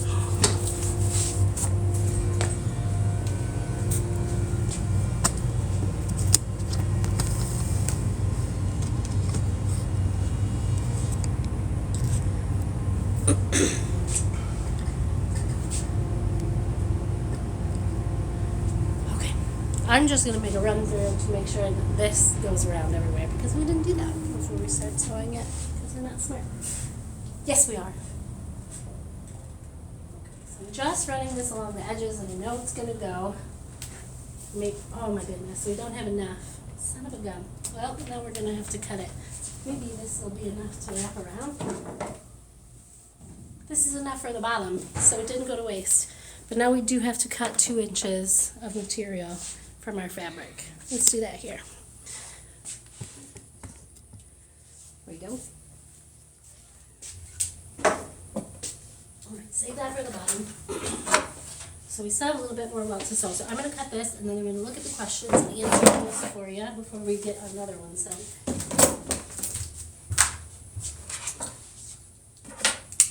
Clear it off my table so I can spread this out. This is the gold velvet that we used before. I'm going to measure that area to make sure I cut long enough.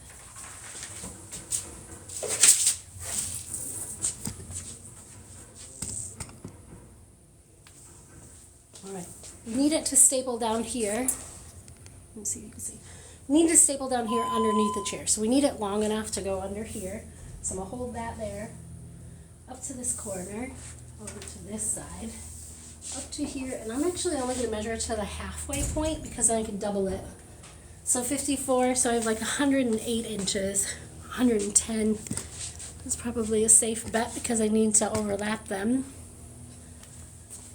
This is folded in half.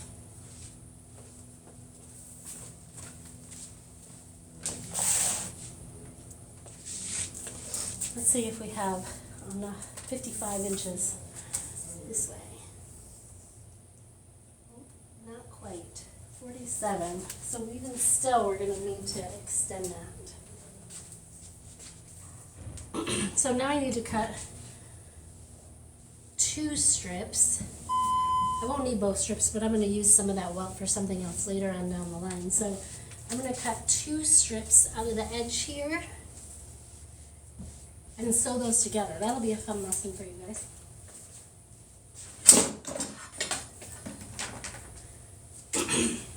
Don't mark the top half of your velvet with Sharpie. It's stupid. It's a dumb thing. I'm doing it because you guys can't see from there. So I am going to mark this with Sharpie, but this is a real dangerous move if you're working with just the right amount of fabric. You don't want to ruin the top of your fabric with Sharpie. So don't do it. I use this 2-inch ruler as my guide to measure because it doesn't matter how wide this is as long as it's not too wide and as long as it's wide enough for me to be able to staple it to my chair.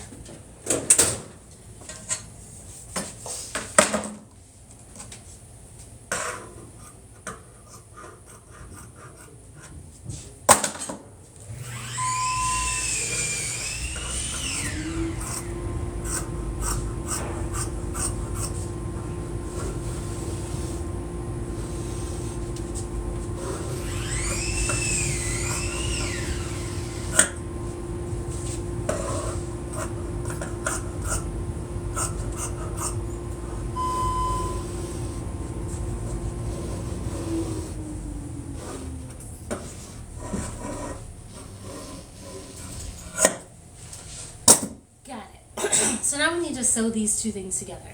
The deal is velvet, as finicky as it is, has to be sewn together going in the same direction.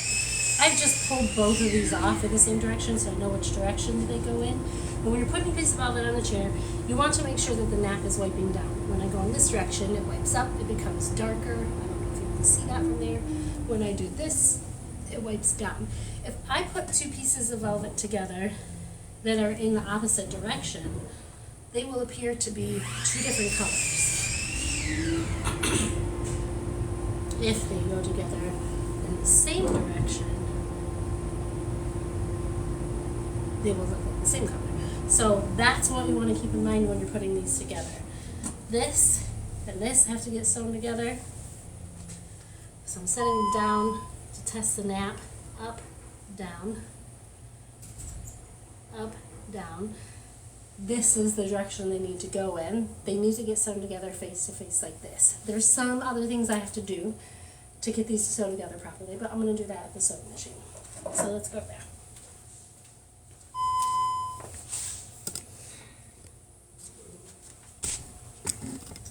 Alright, I'm going to flip this around so you can see my hands here.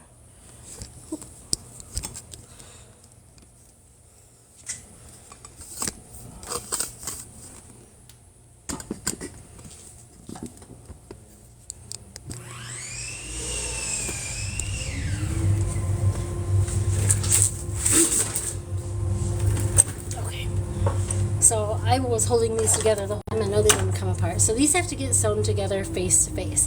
If I sew them together like this, like you would naturally think, just sew them right down here. When this opens up, and it has to fold in half around that rope, I've got like 4 layers of fabric right here, which can make it look real lumpy. I don't know if you guys can see my hands. Yeah, you can. I've got 4 layers of fabric here, which can make it look lumpy in the middle where that has to go, even if you fold them back. So I need to sew these together in a way that you don't see that seam as much. And the way that I do it is I sew it on the bias diagonally so that that seam wraps around along the length of the rope. So you don't see all that material bulked in one area. It's spread out in one area and it makes it look less lumpy. The way to cut this on the bias, I'm sure there's a lot of ways to measure it. This is my easy way to do it, but it's going to seem confusing at first, so stick with me here. Fabric, face to face. It's velvet, the nap is going in the same direction. I need to turn this so that these are lined up like a picture frame, 90-degree angle, just like this. Now I can cut, if this is lined up properly, from this intersection to that corner, and that will create a 45-degree angle. That's the angle I need to sew these together at. So I'm going to cut from this all the way to that top corner. And now both of my pieces are cut at a 45-degree angle, but I can't sew them together like this. And I can't sew them together like this. So I have to actually flip this in the opposite direction so that now it lines up so that it makes a picture frame on the other side. These 2 lines line up together to get sewn, and they're still face to face in the same direction. Now, if I were to line these up exactly end for end, they're the same length, and sew a 1/2 inch seam allowance, when I open it up, you can see that the pattern staggers. It doesn't line up. And that's because you have to offset your seam. I offset my seam by 1/2 inch because that's what my seam allowance is. But you can offset it by whatever you want, whatever your seam allowance is. If I accidentally offset it halfway through here, the way I sew it is going to be the same either way. So I offset it by 1/2 inch. And then I sew, let me get the weight of this off of here, from this intersection to this intersection down here, where these corners are. From here to here. When I sew there and open it up, my pattern lines up straight and everything goes straight. If I offset it halfway through this, so long as I sew from this intersection to this intersection, my pattern will still line up and create a straight line. So Don't sweat too much about the offset, about measuring it perfectly. Just offset it. And then sew from this corner to that corner. So I'm getting the weight of this welt off of the floor because it can drag it down and make it hard to sew. I'm offsetting my material, and then I'm just going to put it in my machine. I have a 1/2 inch mark right here, but I'm going to sew from this intersection, keeping this area lined up, all the way down to that intersection there. So I'm going to start with a back stitch, which is you go forward a little bit, backward a little bit, and then forward. That sort of ties a knot in the end. And then I'm coming straight for this. Right there. And then my back stitch again, and take it out.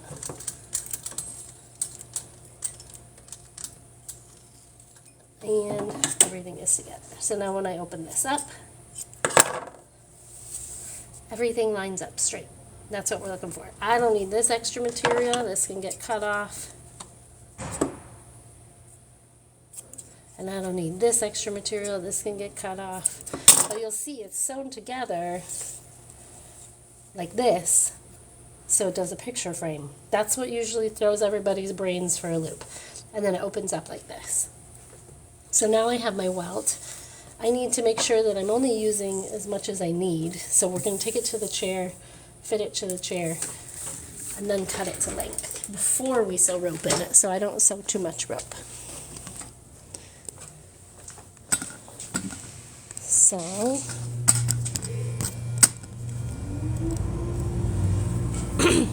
starting from here, I'm going to run it up to this halfway point.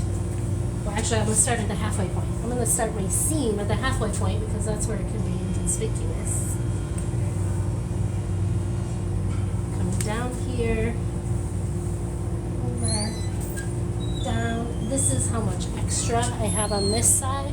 I want my material to, I want this seam to be in the center and the back, so I'm just going to fold it in half.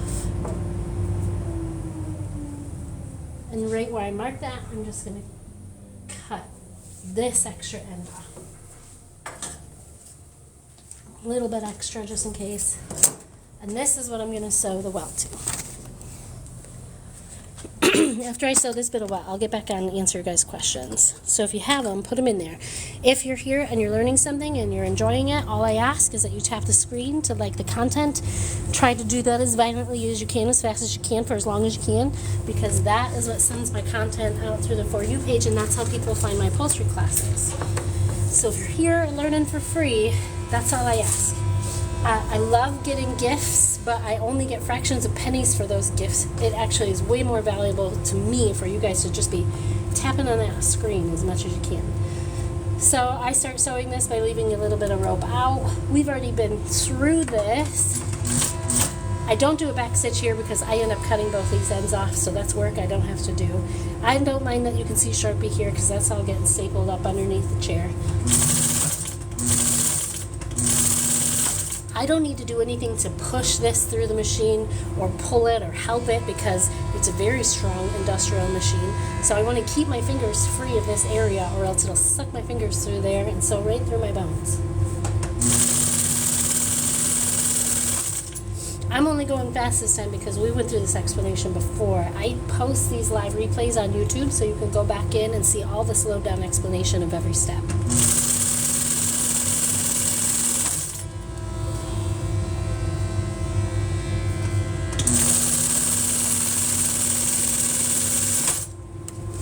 Now this is a welting foot, so it's holding that rope right in the channel, which is why I'm so confident about sewing it, because it is doing all the work for me. I just have to keep these edges lined up.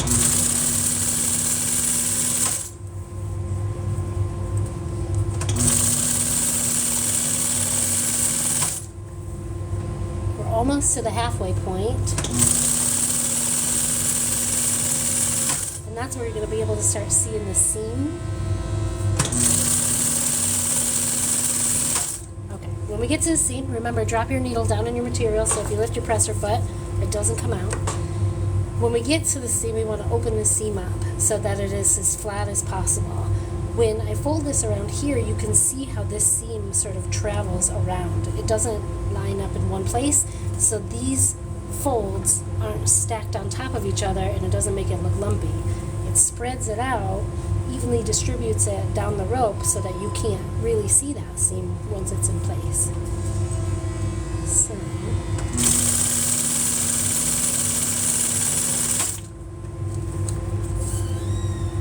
then you just sew right over it. Ah, son of a bitch.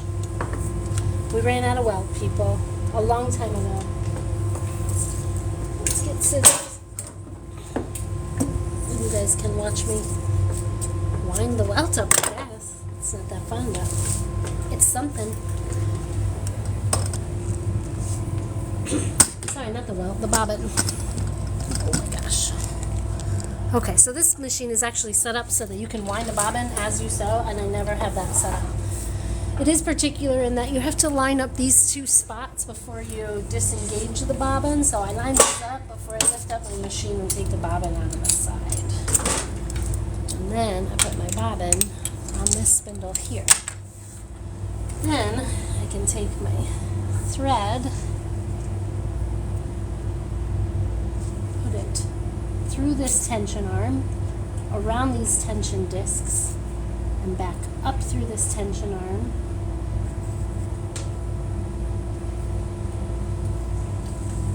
And then, hi. Can I ask you a question? You sure can. I'm live on TikTok, but I don't mind answering questions while I'm live on TikTok. What's the question? I want to make this. Let me see. Can I upholster it? Yeah, this is easy. This is a wrap and staple chair. This is just this seat right here. I think you'll find that part easiest to make because you're a woodworker. But this is just one panel of seat that sits on top of that. Doable. Just a piece of wood. Yeah, for sure. Thank you, beautiful. Yeah, you're welcome. Okay, so I have this threaded through the spool, and now I just use the same pedal that I do to sew, and this, once I flip this switch, it engages the belt here, and then it winds this bobbin. This is pretty fast, but I can actually go faster. And I hold this string until it breaks off.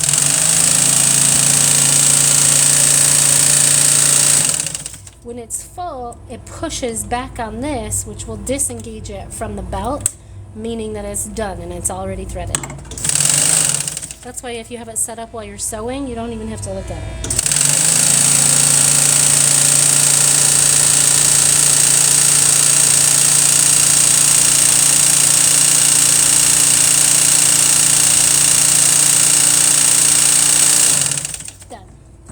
Now this did get pretty close to the edge, so hopefully we don't have any problems with it.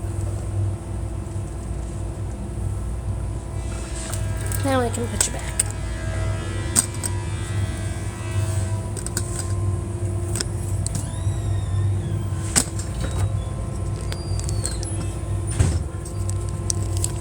Oh my gosh, I gotta tighten this up. This is coming loose.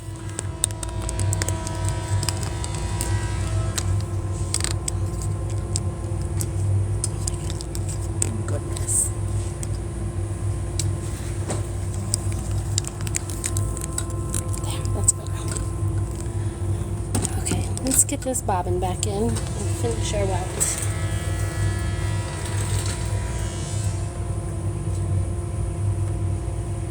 So after the bobbin is wound, I've got the thread on top here.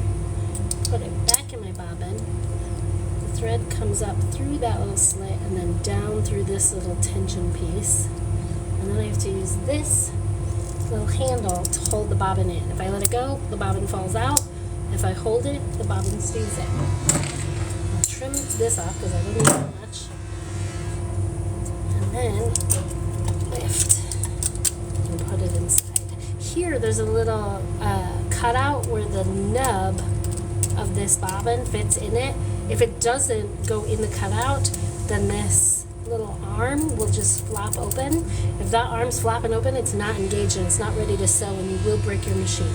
So I always make sure that it snaps back into place, and I push it to make sure it's in there good before I start threading my machine. I don't know if you can see So everybody's industrial machine threads a little bit differently, but this is how mine threads. And I will say that this area and this area and these areas are tension areas, and this can be threaded differently depending on what kind of tension you want. Tighter tension is more holes in wraparounds, lighter tension is less holes in wraparounds. So this goes through here, and then it goes under this arm. It has to run through this channel, and then I just run this up and down for standard sewing, regular material. If I needed it to be tighter, if it was a thinner material, I might go under and through all those holes or wrap around them. Just whatever helps it to pull tension tighter. I could also lift it up for more tension or drop it down for less. Then I wrap it through this tension wheel. You guys can't see it from there, but there's a little nubby here that it has to come up and around. Make sure these aren't falling off, because the vibration of the machine does make them loose. Put it through that tension wheel, that thread guide, the sewing arm, just wrapped around.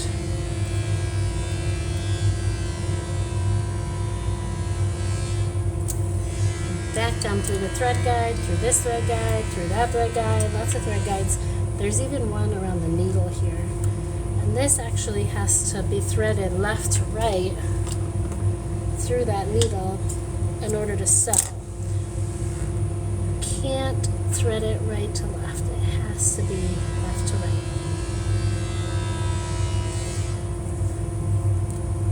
And before I start sewing, I want to bring my bobbin thread up. And I use my bobbin thread to pull this thread down through the presser foot. So both threads are now coming down, and then I push them to the back of the machine, and it should be ready to go. Get my welt back in there, and I start just a little bit further back than I was before to make sure it doesn't come unraveled, although everything's going to be stapled. It's not going to come unraveled. Slow down my machine a little bit because it's on warp speed, and then I can finish.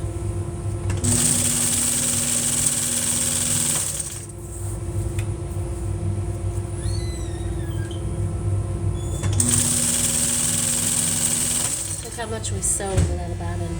Blech. I bet you one of you saw that ahead of time.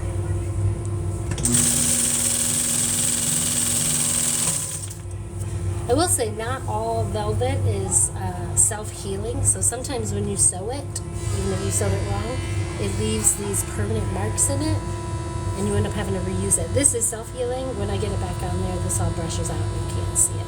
But sometimes it's not. You have to start over. I'm glad today is not that day.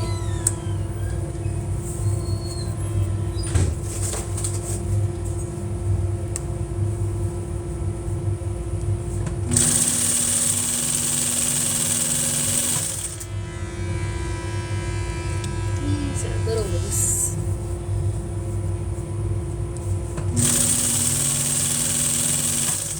Oh no, somewhere we lost a bobbin again.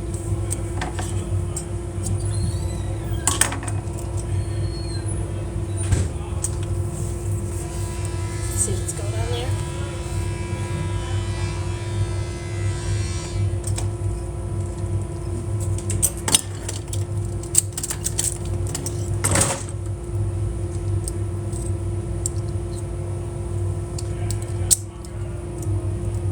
It might be because I adjusted the tension in the middle of the stitch. I'm sure that was what it was. Especially going that fast.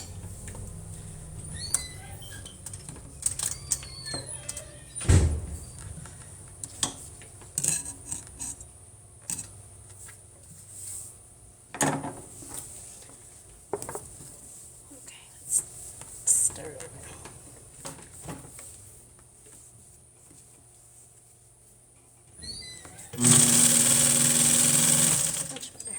I can feel it.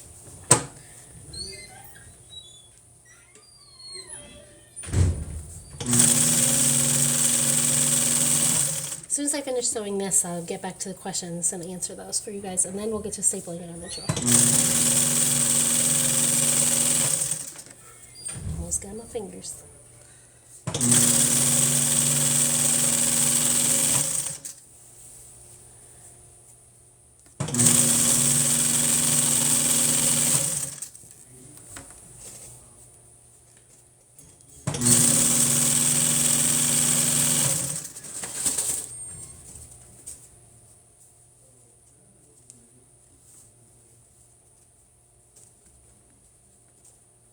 always got to make sure that rope is real tight into that fold, because if it skips the track, sometimes it'll make it so it doesn't pull tight.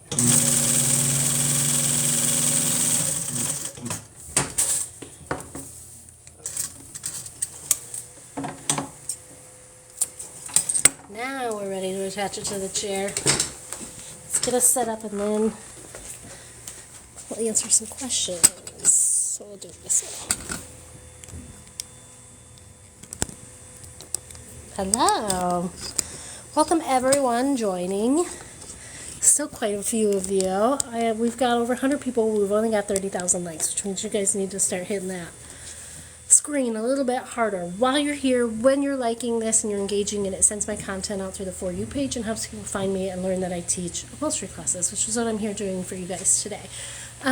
Probably got boring watching that much welt making, but let's go look at the questions and see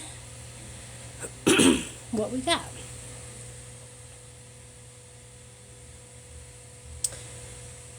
Wishing you were closer. We need good upholstery. Yeah, there's a high demand for upholstery out there.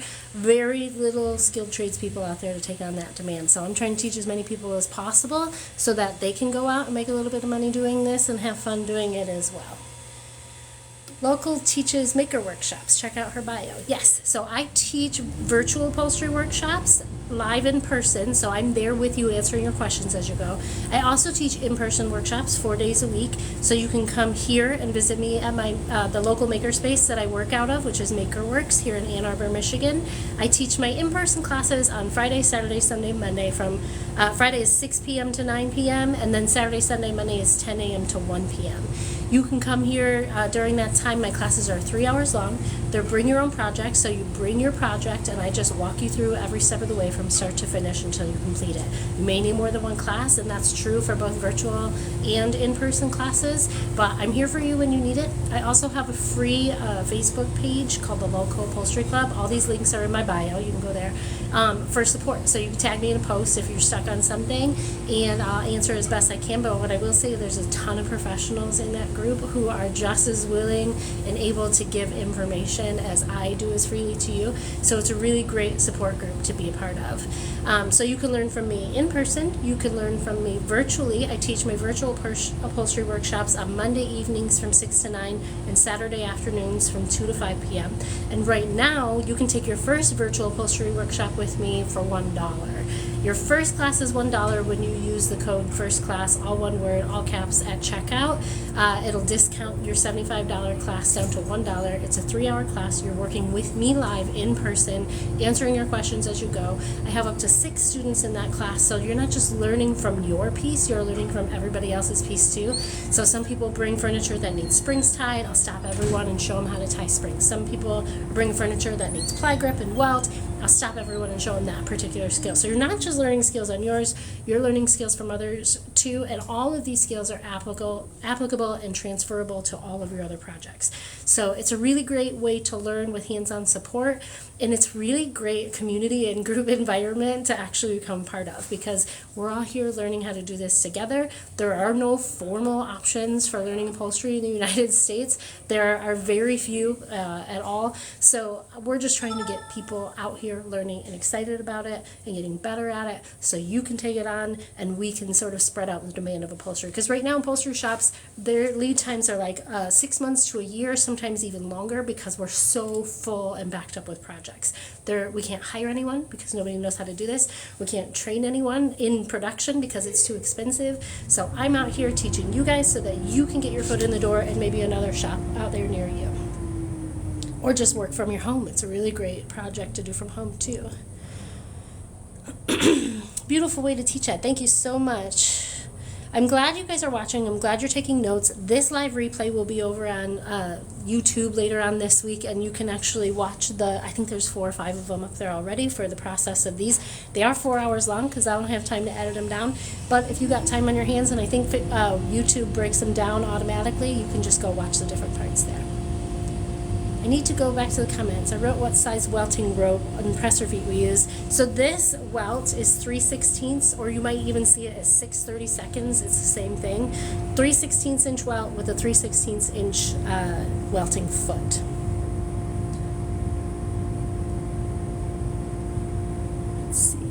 how long have you been sewing? I've been sewing since I was a little kid, since I was 6, and I was taking apart my own clothes to resew them back together.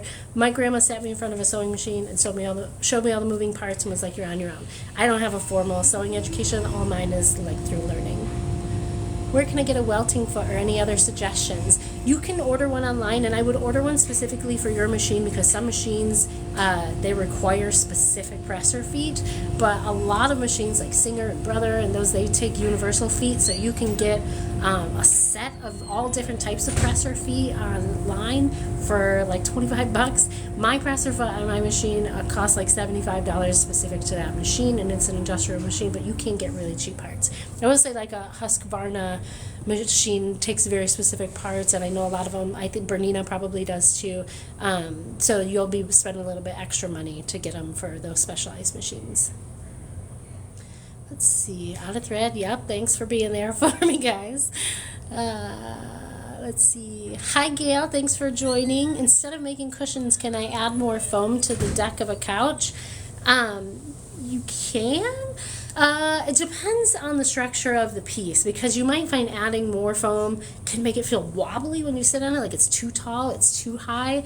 It's all going to depend on the structure of the piece. Mona says, breed competition, what's that all about? Well, I'll tell you. When mass production went overseas and furniture started getting made in China, and now you could just buy like standard made couches for $400 on Gardner White, which is less than the amount of money it costs for the material to make that couch, which is crazy. Before then, you could get your upholstery done here, and then it went mass production overseas, became super cheap. Nobody could afford to do it out here anymore, so the upholsterers that remained in the United States were not teaching anybody how to do it because they didn't want to breed competition, because they wanted to be able to keep the jobs that they had, because they were few and far between.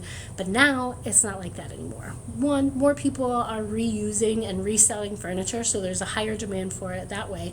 But what a lot of people don't know is that since COVID happened, since the supply chain got damaged, and since the wars overseas started, it's very difficult to get furniture even made mass produced overseas. You're still looking, like if you order from Wayfair, it's still going to take you about 6 to 8 months to get your furniture in, even though it's mass produced, because they're not mass producing like they used to. They don't make a surplus of them and then hope to sell them. They're making most furniture on demand, which meant that it became very expensive to have things mass produced for your brand.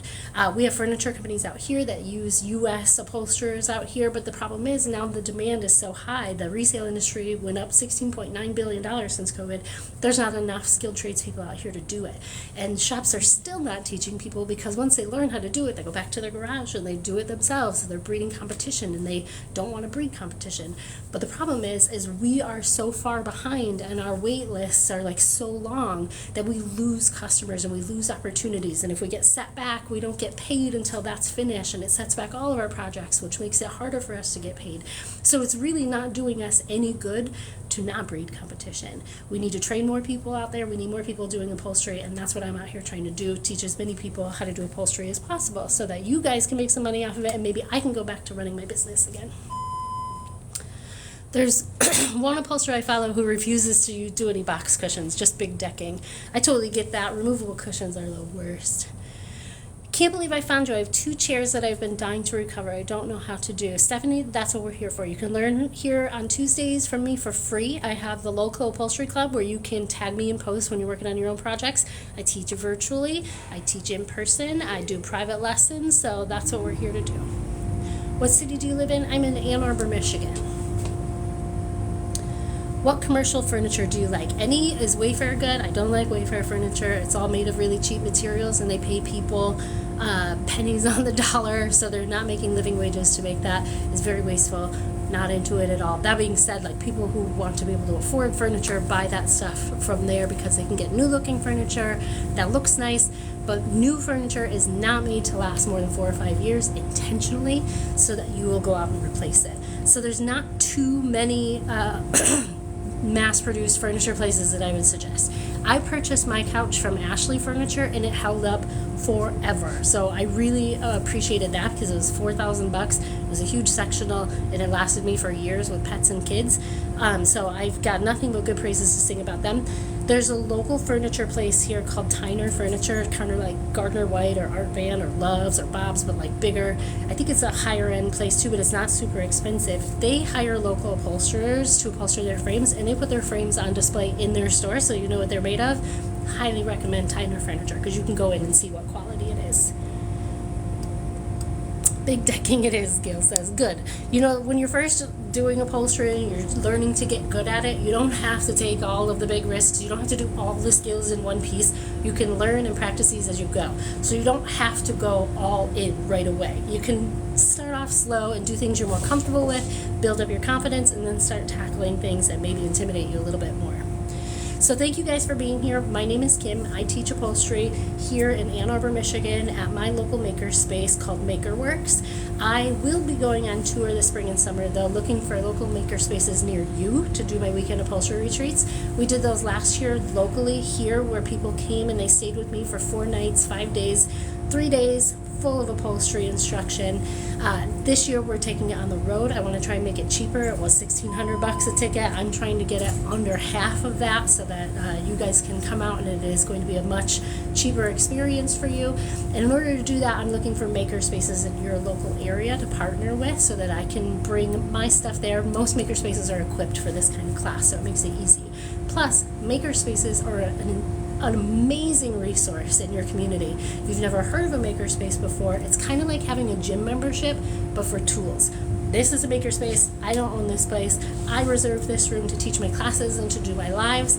I pay a monthly membership to access this space, and I can come and go as I please. A lot of businesses run their businesses out of here, make their products, or they'll even make prototypes of products here before they send them out for mass production. So it's a really good resource to have if you have 900 square feet of house and you don't have enough room to do upholstery. A makerspace is a really good space where you can pay a really low fee to access that space every month. So if you would like me to come to a makerspace near you, find one by Googling makerspace near me and ask them if they host upholstery classes. If they don't, shoot them to the link in my bio that says weekend upholstery camps. If you connect me with a local makerspace and we make that deal and I come out and teach the workshop, you will get to do that weekend upholstery camp with me for free for connecting with that makerspace. So that's incentive for all of you to go out there and find a local makerspace, give them a call, tell them who I am and what it is that I do and that you want me to come out there, because that's what the goal is. Alright, so now we're ready to put this on the chair. Let's get back to work. We're going to start on this side here. So this welt creates a border. Let me show you on this. The purpose of this welt is to create a border around this chair so that I can put my contrasting fabric on the back. I'm lining this welt up with the edge of my frame all the way around this chair, which is what helps me to keep this line nice and straight. So it starts under here, under the chair, runs up this arm, comes around one continuous piece around the chair until it comes back on this side. So that's what we're getting ready to do on this chair here. So we need to start it underneath, where it staples underneath, but I don't want this rope to wrap underneath because it leaves a bump and I have to come back through here with another rope, and I don't want that rope to ride over that rope and make another bump and to have it look lumpy and bumpy in that area. I want it to look nice and straight. You can see here where this looks nice and straight. So on this side, in order to achieve that look,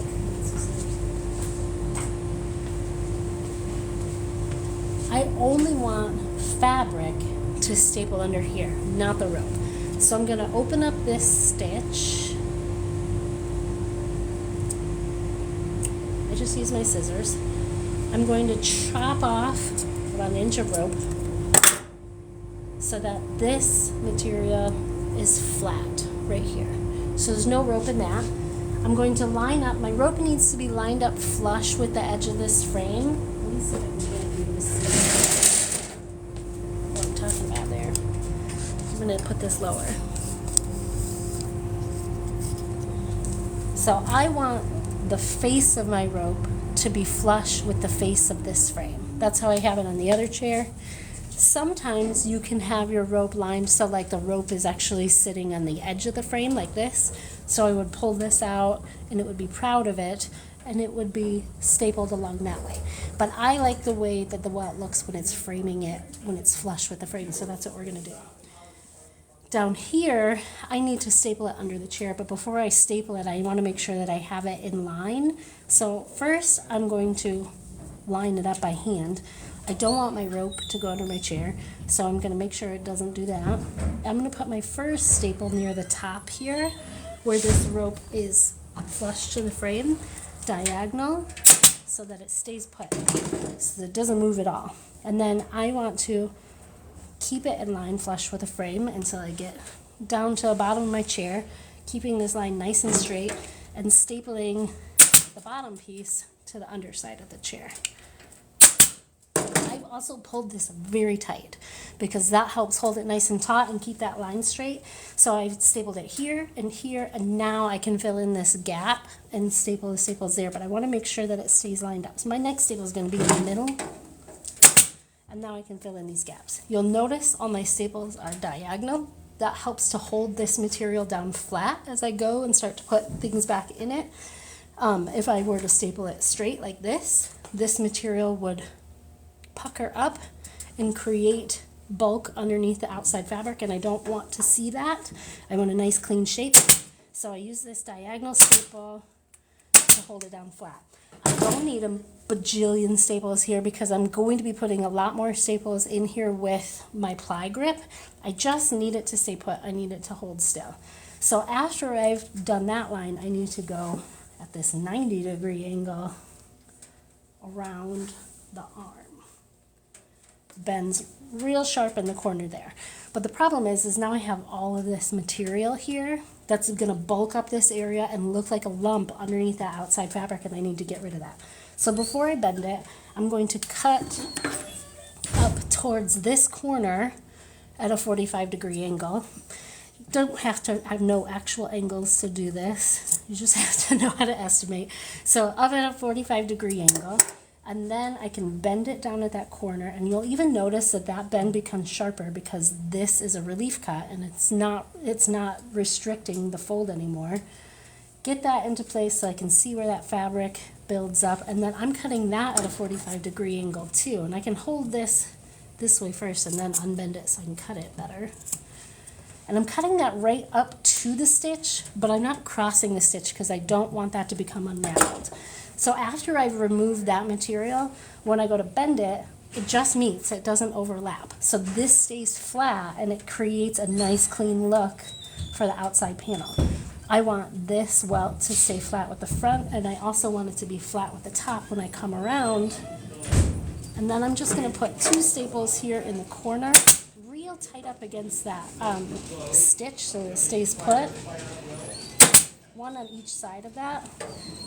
And I'm going to put 1 in the middle. I like to put 1 up high so that it holds it.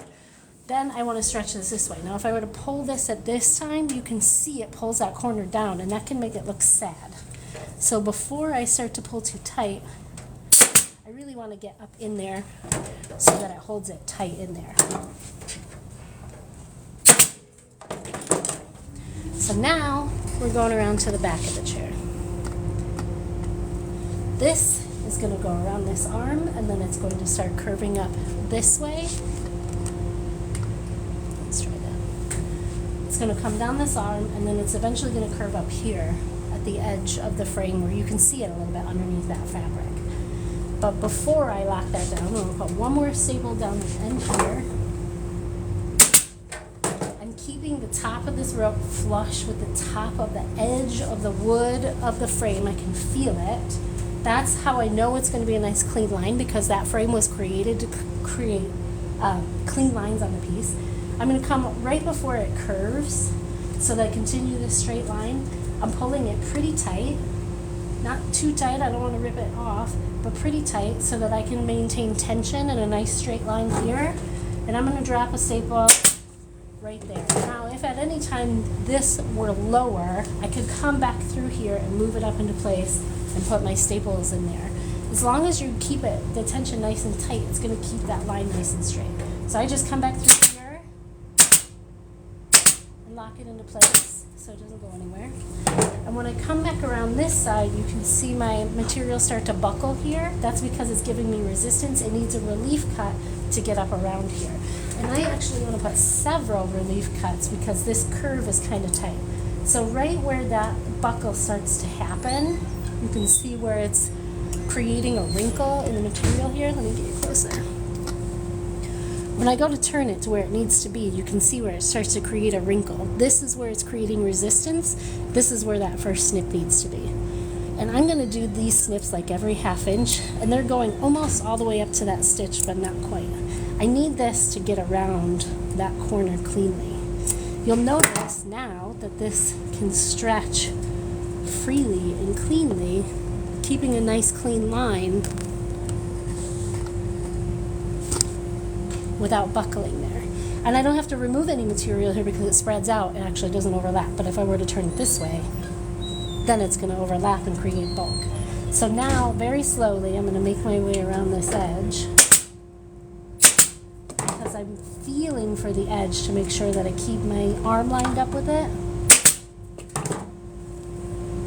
until I get all the way around that corner.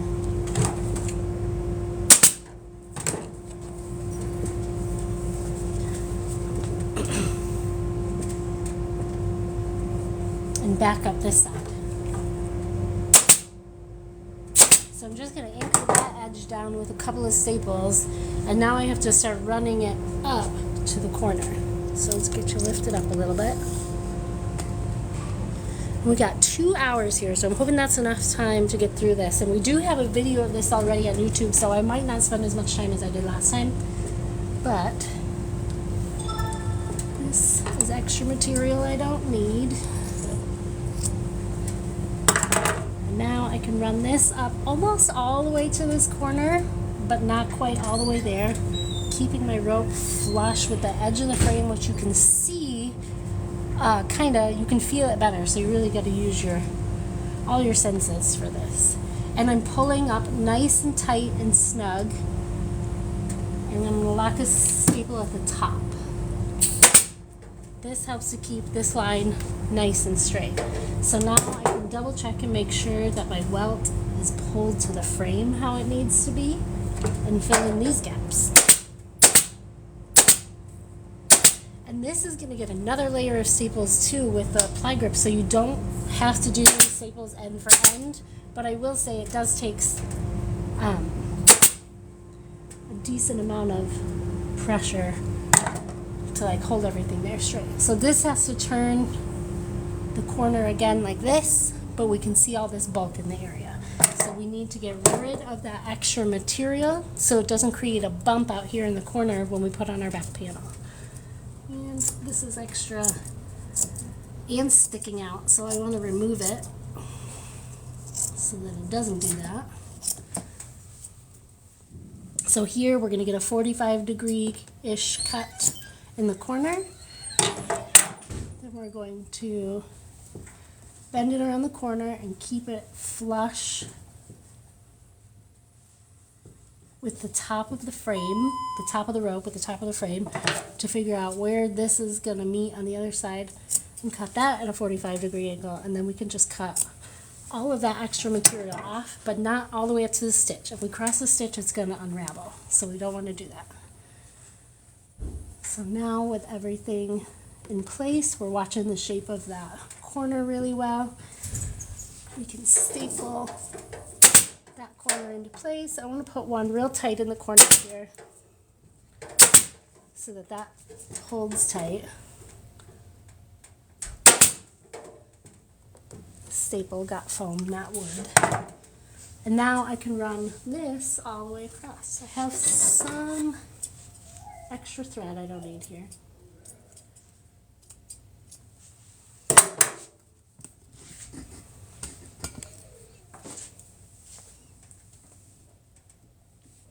I'm going to go from one end down here, lined up with the frame, all the way almost to the other end before I put another staple in. And I'm holding this nice and tight so that it pulls tight. I'm watching that corner, make sure it doesn't pull it out. And with the top of the welt lined up with the top of the frame, can lock it into place on this other side. Now that I have it locked in place, I can fill in the gaps between these two staples after I have everything lined up. You may also, because this is high contrast, this is light on dark, you may also want to step back and make sure that that line looks straight before you put 100 more staples in it. So you guys can see this kind of from a little far back.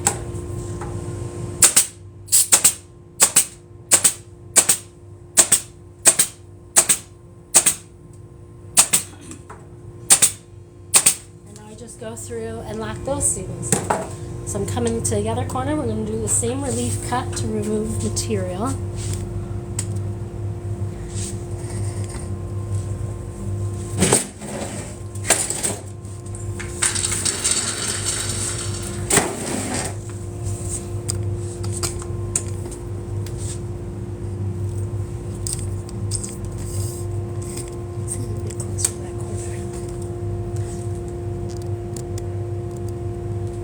So now we're here on this corner. I still have a little bit of extra fabric here I can get rid of. These are the areas where we don't want a lot of material layered up,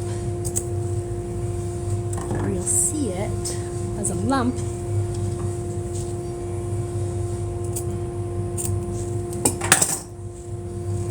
You do want this to stay down. So coming to this corner, I'm going to do that 45-degree angle cut towards the corner. Then we bend it down at a 90-degree angle where this needs to bend to become flush with the frame here. And then we're getting rid of this material here by cutting it straight up to that stitch. That's not a perfect 45-degree angle, and that's fine. We just need those materials to not overlap. So now I'm going to straighten up this part of the welt, drop a staple here. In the corners, I like to get right up in that stitch to make sure it holds it nice and tight.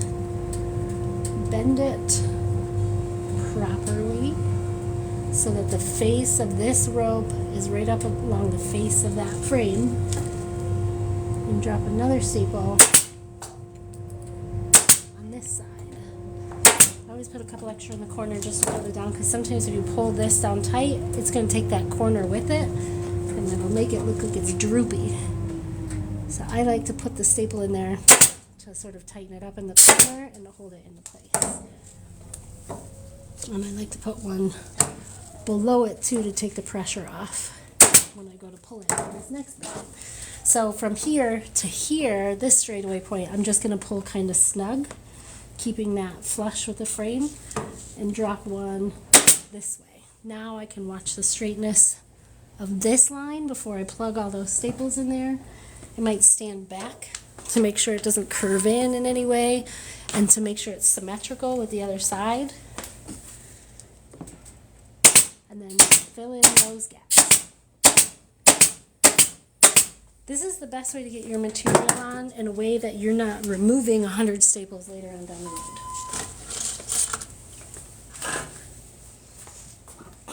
Ran out of staples. We're so good. Okay, so now we're going to do around this corner again.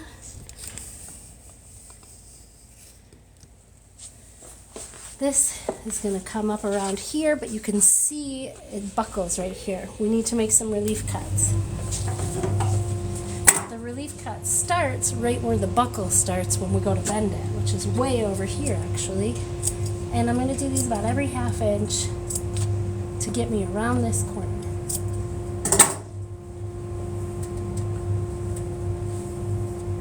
So check that out. That's looking pretty good. I'm going to remove this staple because this is actually bringing this out too far for me.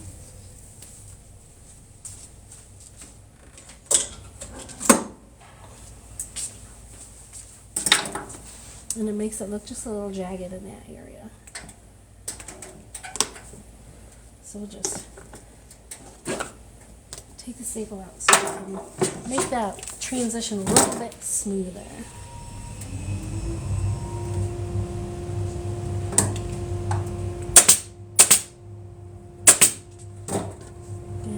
Corner, and then this rope has to be flush with the top of the frame coming in around this side.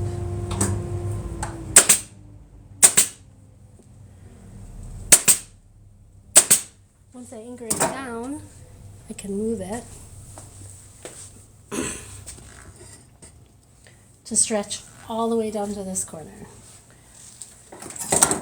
The stretch part is important to keeping that line tight and straight and clean. But you're not going to overstretch. We're just pulling it taut. So I've locked it down here. I'm pulling it pretty taut down here, and then I'm going to lock it down right before I get to the corner. Then I'm going to go through and make sure my welt is pulled down flush with the frame before I go fill in the gaps of the staple.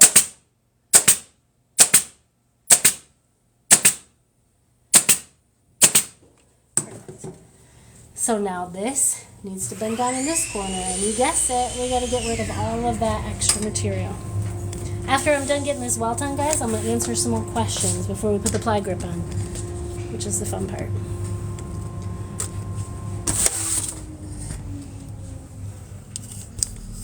I wonder if this light will... Yeah, I don't know if that helped. There we go. So this has to bend around this corner and stay flush with the frame, but I have all of this extra material. So the first cut is 45-degree angles for this corner. Then I bend, keeping the rope flush with the frame on this side and on this side. And then I can remove that material. That way here, the material doesn't overlap and it doesn't create a lump. So once I have this locked in place, I can bend that corner down. I like to push it up to make sure it stays pointy with the corner. Put a couple of staples right in that corner to hold the corner shape. Because if you pull, sometimes it'll pull it right down. And then my next staple, I have to line this up flush with the frame all the way down, and then it staples underneath the chair here. So this is a lot of extra material I don't need. I'm going to cut it off. This material has to staple under, but I don't want to staple my rope under there because I still have to cross this with another rope, and if I do that, it'll go droop, and it'll be droopy down on that side, and it'll look like a lump. So what I'm going to do is open up this stitch enough so that I can remove any of the rope that would go underneath that chair. So I'm cutting the rope flush with the frame, maybe slightly above it, so that when I pull this down, the rope doesn't go underneath. I'm going to go a little bit shorter.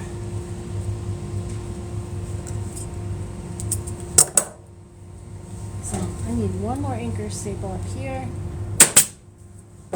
So then I can pull this pretty tight, lining up my fronts to create a straight line before I lock it underneath. Then I lock it underneath, and then I can go fill in these gaps. So I want you to see how flush it is to the frame in the front before I do that.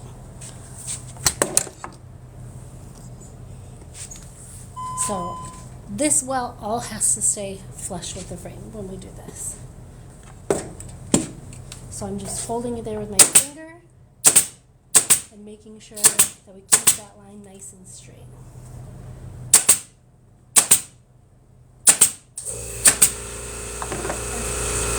All the way down.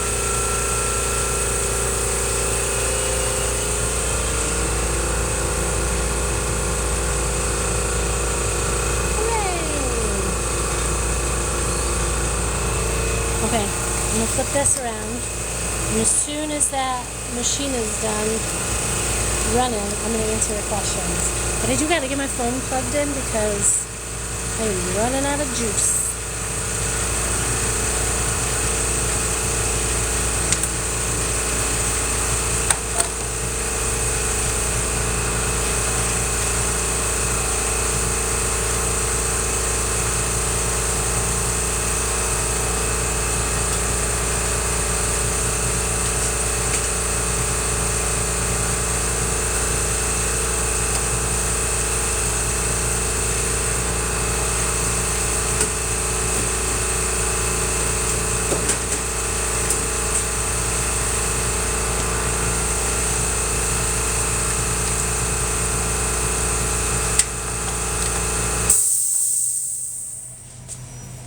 All right.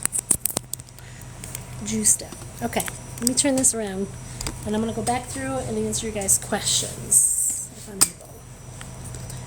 Ooh, this hair is looking crazy. Okay, let's see.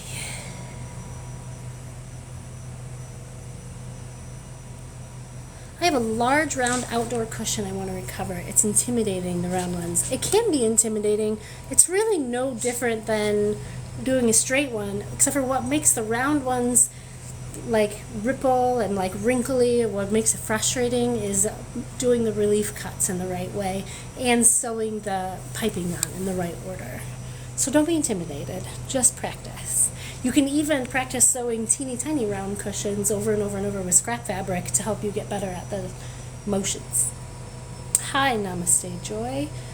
Welcome. And thank you guys for being here. If you're learning anything from me right now and you're getting it for free and you're enjoying being here, all I do is encourage you to tap on the screen while you're here, because that shoots my content out to the For You page. That's how people find my classes. That's how I make my living. That's what we're here to do. So I'm here to teach you upholstery. You can tap on the screen.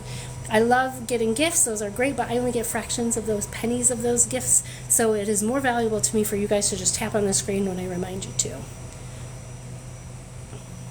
You make it look so easy. Well, Ab Jones, everything becomes easy with practice. I've had about a decade's worth of experience practicing this. I get better every day. I practice every day. You can do the same thing by just practicing over and over and over again. Chelsea says, wow, you're good. Thank you so much, Chelsea. I practiced a lot. I love a contrasting wow. Me too, Robert. That's what we're doing here. We had a whole poll on which color we should use, either white or gold. This, believe it or not, is gold. There was a white option. Looks great. My fingers need a tapping break. Thank you so much, Weaponized Mogwai, for tapping as much as you can. This fabric is, I agree. This fabric is actually, let me show you the back here. This is what this chair will look like when we're done here today. This is custom printed velvet from Spoonflowers. High performance velvet, it's high quality velvet, and it can take a lot of wear and tear, but it's just on the back, so it doesn't need to be too crazy. This was custom printed from Spoonflower. The designer is called StudioQ. Her name is Nikki Quartermain, and she has a lot of really lovely, whimsical, botanical, and woodland creature designs. If you're into that, you should go check her out. It's great. Thank you for being so informative as you go. You're absolutely welcome. I did not, even when I was teaching myself upholstery, there were no tutorials online really, but you could watch people do it. So I learned upholstery by doing, by taking stuff apart, reverse engineering it, taking pictures, videos, putting it back together, making a lot of mistakes, and watching other people do it. So I try to be as descriptive as possible, using like as simple terms as I can, because I didn't know any of the terminology when I started. I still Google stuff to this day. And I've been doing this professionally for about 10 years now. So now the next step is to put the pli-grip on the back of this. And these are the little metal teeth that hold on to, let me put this, I don't need to hold on to this cord. The little metal teeth that hold on to the fabric and keep it to the frame. So we're going to measure and cut the pli-grip and start applying that to the frame now. So we're going to move you to the back.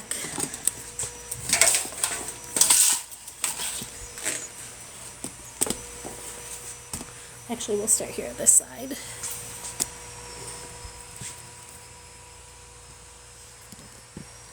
And I'll go get the pli-grip.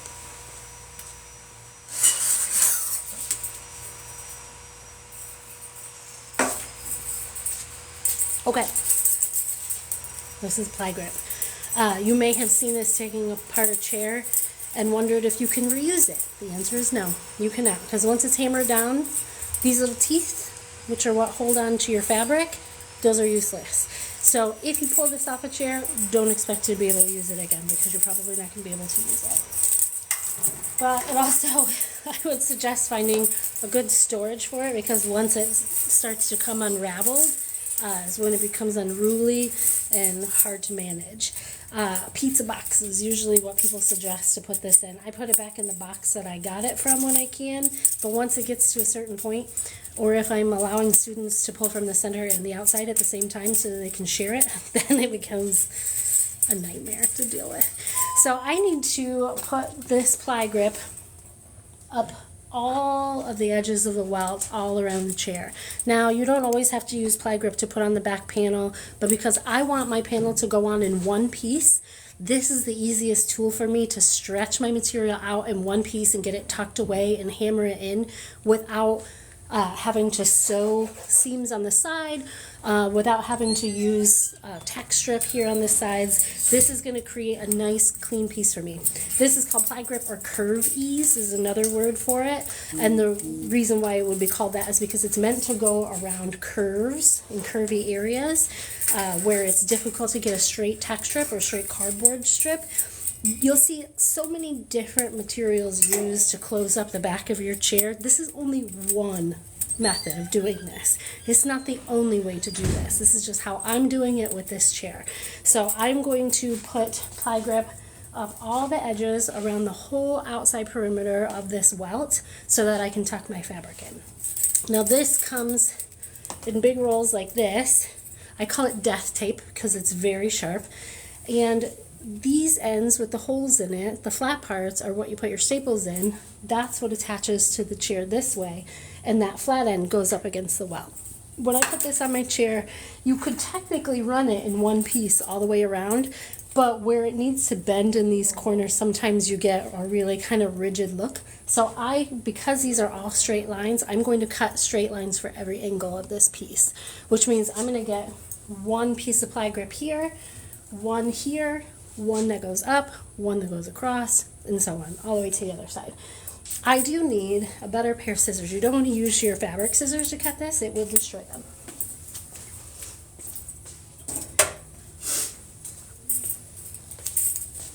Tin snips will also work on this, but a junky pair of scissors is just as good. So let's see. I want to get you guys where you can see this.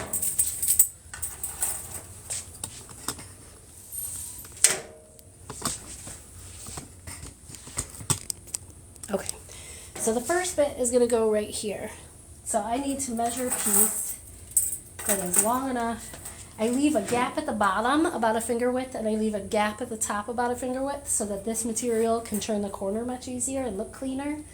So gap at the top, I run this all the way to the bottom, leaving a gap at the bottom. I can cut this material with scissors right here.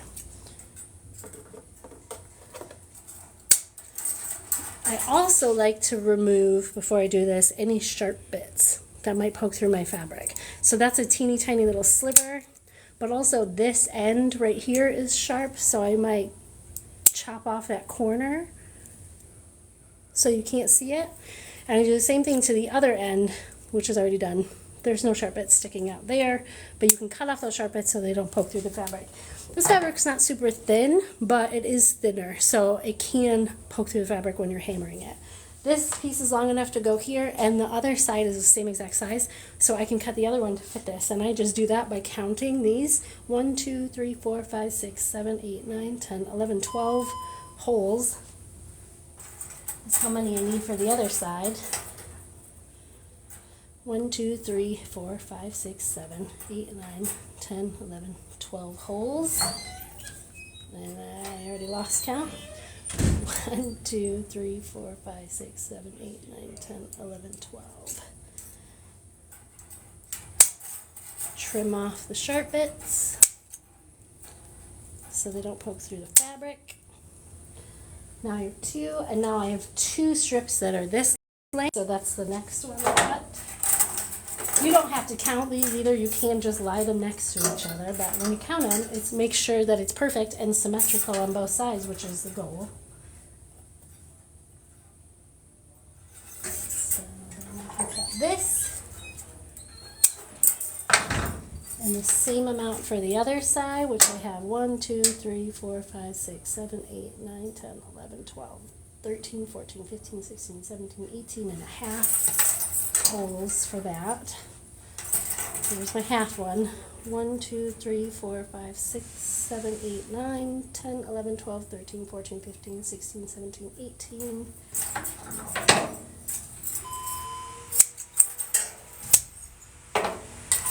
Now I have these two sides, and now I need to measure for this part right here, and there'll be two of those. gap at the top, gap at the bottom, cut off the sharp bits,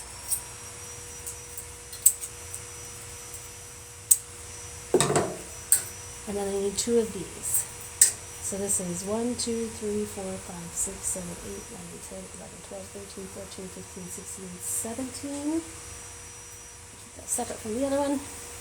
1, 2, 3, 4, 5, 6, 7, 8, 9, 10, 11, 12, 13, 14, 15, 16, 17.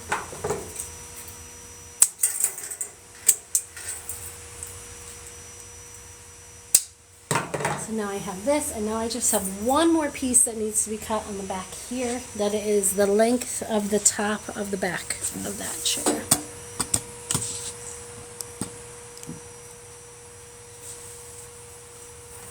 Only need one of these.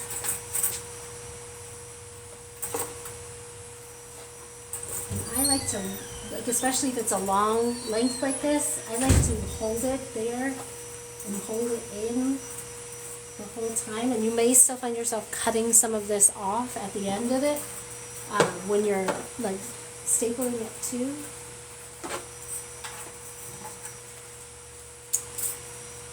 Good to have everything ready. I'm going to do that there because that's for the back. Maybe we'll put that on first because that's where we're at. But before this starts to get kicked around, I do want to get it back in the box so that it doesn't become unraveled and unruly, because it gets damaged really easily. It can get stepped on and smushed and you can't use it anymore.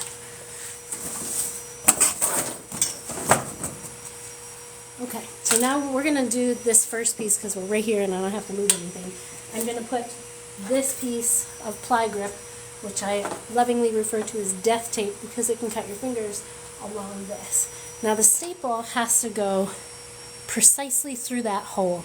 The staples will not staple through this. Well, they might staple through it, but a lot of times they back out or they'll reject or ricochet. So we don't want to put the staples through that hole or through the metal. We want the staples to go right through that hole. In order to do this, we have to know exactly where the staple is coming out of the stapler. And when I put this on, this line, this flat line on the other side of this teeth, determines how straight the line is on the back. If that flat line goes like this, that is what that line is going to look like when you tuck your fabric into it. It's going to be crooked. So we want to make sure that this straight line creates a nice straight line across the back, because when this pinches closed and hammers the fabric follows that line. This is what the welt is good for, because we've already put the welt on here in a nice straight line, and we can push these little tabs right up into that stitch, and that's going to help keep our line straight. So first I'm going to line this up in the middle-ish. I want to start from the middle and work my way out, just so I make sure the material spreads out. I'm going to start with this hole right here on the top, and then line my staple up and put it right through that hole. So you can see where your staples come out, and you should be able to easily line them up on that hole. I'm going to get you guys closer so you can see that better. Maybe up a little higher.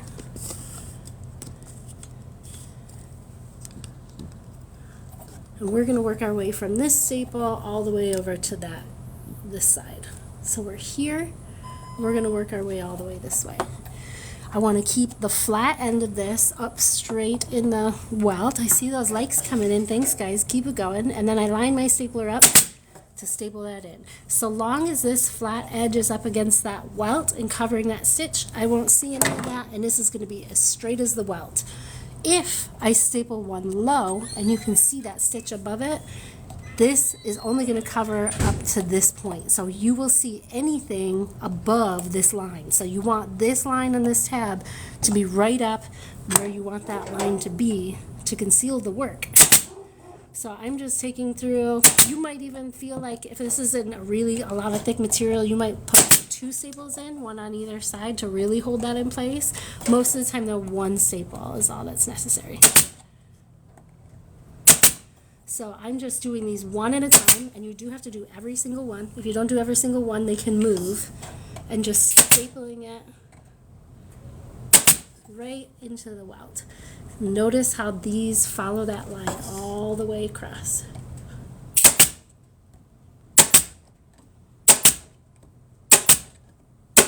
and I stop just short of this corner. You guys can't see it from that angle. I stop just sort of this corner, so when I go to fold my fabric in here, I can adjust it in that corner. Once you've started stapling them down, after the whole thing's stapled in, you're going to go back through and you're going to push them almost all the way closed. There's a little bit of a gap right here, but they get pushed almost all the way closed for a couple of reasons. One, so you don't break your hand across it when you're stapling the rest, and two, so that it will be there to tuck your fabric in when you go to attach your fabric to this. So now I'm just going to run from the center all the way across this direction. Keeping in mind the same thing, we want to keep that line straight up into the welt.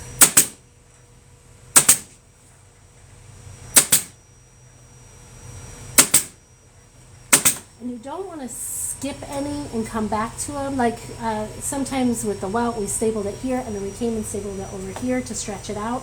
This metal bends in a different way, so you might staple it here and staple it here, but when you start to staple it in, it like buckles up and creates a problem. So that's why I go like from the middle out or one end to another, because the aluminum requires that I do that.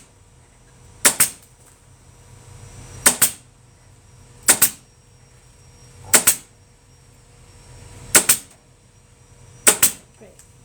So I have that whole top row done. Now I can push all these teeth up and get it ready to receive fabric. After we get all of the teeth on all of the edges of this, we're going to come put batting on, and then we put the fabric right on top of that, and then it gets really cool. Really cool. So let me get this side done for you. Remember, we're leaving that gap right here in the corner, so when we go to clean that up and finish it off at the end, we can do that.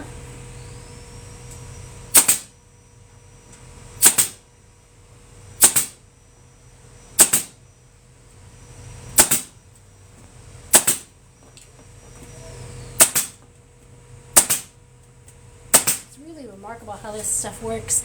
I used to hand sew my backs on for years. I just hand stitched because this stuff intimidated me so much. I had no idea how to use it, so I avoided it like the plague. And then after I learned how to use it, I'm like, oh my God, you mean you can put a back on a chair in like an hour? I was days, hand stitching for days, and it was just out of control.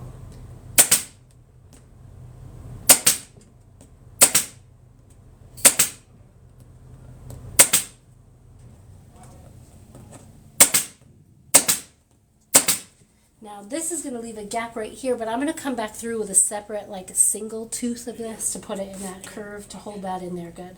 But for now, this is going to be fine. This side's done. Now I can do this upper arm.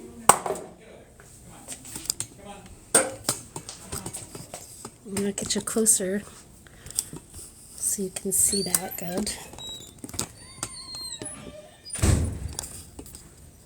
Once I'm done with all this pli-grip, guys, I'll go back in and I'll answer your questions. So this goes on this side. I know I need a gap on both sides, so I've started here. There's a gap. I'm going to line this right up so that the flat edge is right up into that welt. Just keeping a nice straight line. Remember, these straight edges are going to determine the line. If this goes on like this, that's what your fabric is going to look like. If you can see stitches of material up here after stapling that down, you'll be able to see that after you put your fabric on. So remember, this is covering your work, and you use this material to keep a nice straight line and to create a nice clean fold for your fabric.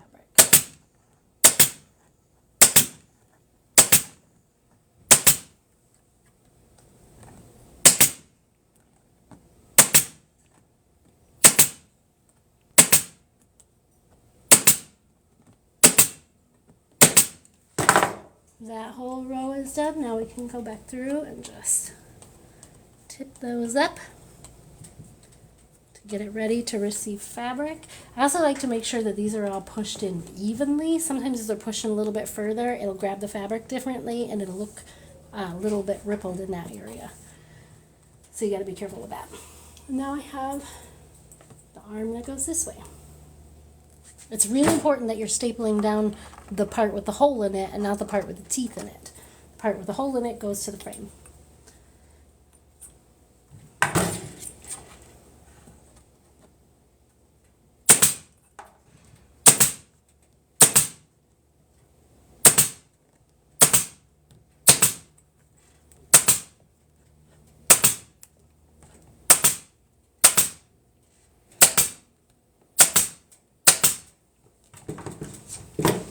That one's done. These can all get pushed in.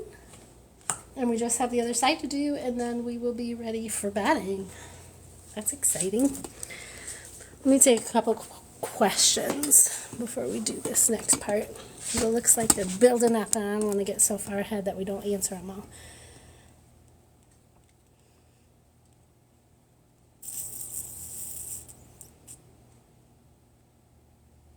I'm going back.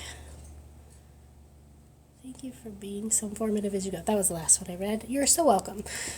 Someone says, love that cabbage rose print. So it's a peony. That's what the print said when I got it. And the idea is to make it match with the table that I'm carving out with a CNC router that will have a peony design on it. But it is from Spoonflower, custom printed from Spoonflower. The designer is called StudioQ, and her name is Nikki Quartermain. You can follow her on Instagram. She has great botanical designs like this. She also has really whimsical woodland creature designs that are really cute, that I think would be really perfect for a non-traditional nursery. Like, I really think that her stuff is very cool. I remember taking an upholstery class back in the 70s. Fun! That was before I was born. I was born in 1980. Someone said my wallpaper is cabbage rose print. I had honestly never heard of it before. I've never heard of cabbage rose before either. I wonder if that's what a peony is. I'll have to look it up. I don't really know anything about flowers, so I'll tell you that. I'm not a plant person, but I really like my mother loved flowers. She also loved peacocks, and I love. She died a little over a year ago, and this print really reminded me of her. I missed it. What's the metal tape called? The metal tape is called pli-grip. That's this stuff right here. It might also be called curve ease. Curve ease. You can look it up as pli-grip or curve ease. I call it death tape because it can cut you. And someone else says danger tape. Yes, same thing. Kind of like nope rope. I forget what it's actually called. So we covered that. Pli-grip. Thank you guys for putting that in there. At Home Depot, do you have danger tape in stock? Hilarious. They wouldn't have pli-grip in stock either. This is specialty upholstery material. You're not going to find this at Home Depot, but that would be funny to watch somebody ask that. I can definitely see that being handy. Yeah, so this is going to make your job a lot faster. If you've never used this before because you were afraid of it, get some. It's not even that expensive, and it's going to decrease the time that you use to put your material on the back by a lot, and it makes everything look a lot nicer and more professional. Looks fantastic, Kim. I'm grateful for the pli-grip. Up close, yeah. I want to show you guys the angles that I wish I had had when I was learning this online, because they weren't teaching tutorials, they were just doing it, and I had to watch them. Elma says they would love to learn. I would love to teach you, Elma. I teach in-person upholstery workshops here at my local makerspace called Makerworks. I'm in Ann Arbor, Michigan. I teach classes on Friday evenings from 6 to 9, Saturday, Sunday, and Monday mornings from 10 a.m. to 1 p.m. So you can come here in person and take the class. If you're traveling, if you don't live in this area and you want to travel to me, all my classes are buy 3, get 1 free. So you can get that whole 4-day weekend for $225. And all my classes are bring a friend free, so you can bring a friend and split the cost, and both of you come and work on a project together, stay the whole weekend. Maybe we'll go out for drinks after night or something.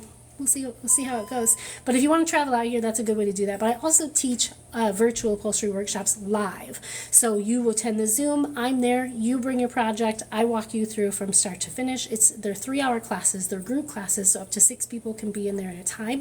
You learn not just from your piece, but you learn from everybody else's piece too. So if someone's doing springs, I'll stop everyone and be like, look, this is how we tie springs. And if someone is doing a different skill you want to learn, you might want to stop and listen to that as well. Otherwise, I set everybody on their own task, one task at a time, to start the piece and to finish it off into completion. Yura John says, MakerWorks is a great place. It's a fantastic place. If you don't know what a makerspace is, it's basically having a gym membership, but for tools. I pay a monthly fee to access the wood shop, the metal shop, the textiles area, laser cutters, 3D printers, CNC machines in every area of the shop. All I have to do is pay a monthly fee to access those, and I can do it at any time. If you don't know how to use the tools, they typically have classes that'll teach you how to use them, and a lot of the tools like the CNC router and plasma cutter and welders, they have safety classes you have to take in order to be able to use those tools on your own. But it's a fantastic resources, and a lot of the states in the United States have them. There's over 1,000 maker spaces in the United States. It's not a franchise, it's just an idea that a lot of people pick up and take and they use it. Here we have 14,000 square foot of space that has a wood shop, metal shop, textiles, jewelry studio, open air classrooms, like all kinds of stuff that we can use anytime we want. Some people don't have all of those materials. Some places might be called hacker spaces, but we have 14,000 square feet that I can come use whenever I want. I used to have a business. My overhead was close to $18,000 a month. I could have done the same thing in this space that I did in my brick and mortar, and I wish that I had known about this place sooner, because I would have grown a lot slower, and I would have saved a lot of money in overhead, because the majority of our profits went into keeping the roof over our heads when we had our business. All right, so let's finish up this so we can get the fabric on before you guys leave today. I'm only here till 2, so we got to do this kind of fast. Let me see what we got.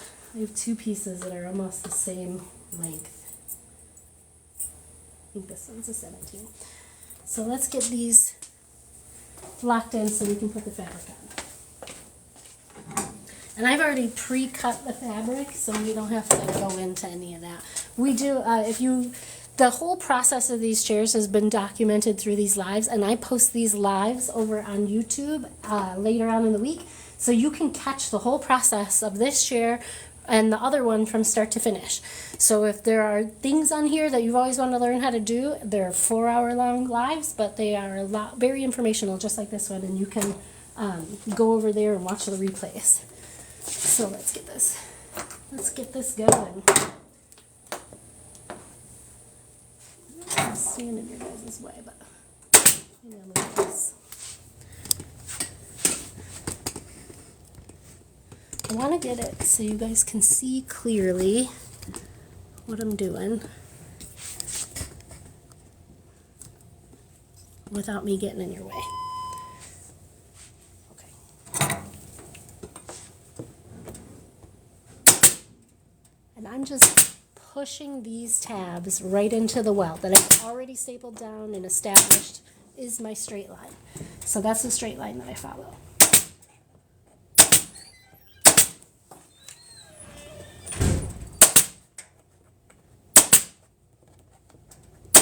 Again, I have to know where the staple's coming out of my stapler to line it up so that it goes in that hole where it's supposed to.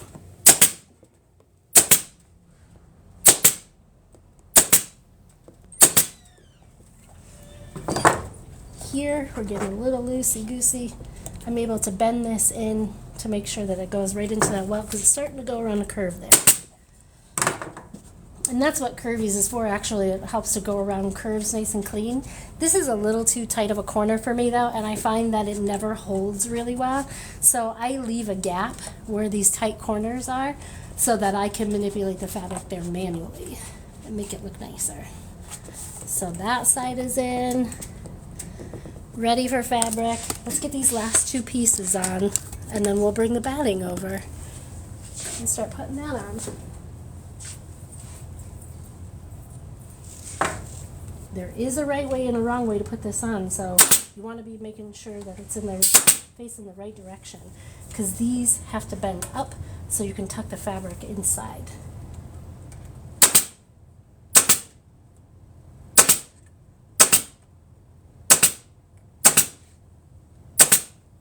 If this line is crooked, then the rest of this fabric is going to follow with this line. So that's why I'm making sure to keep it nice and straight.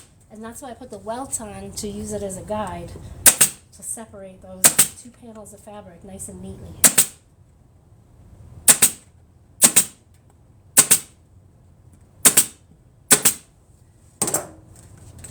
Once we've stapled it down, we can close it almost all the way. There's a gap here. That's what I gotta stick my fabric in.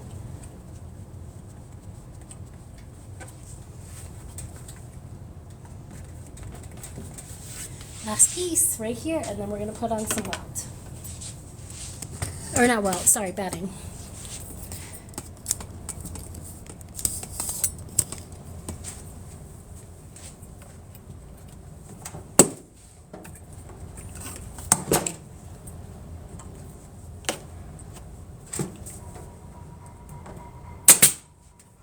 You guys seen the new live shows on Netflix? Like Netflix has a couple of live shows. There's a cooking one that I watch. It's really good. They really have a live TikTok feel. And I've been telling my friends here at MakerWorks, I think that TikTok's trying to be the next Netflix. I think that it's going to try and stream shows. And I think lives like this are going to take off. I just want you guys to know that I warned you.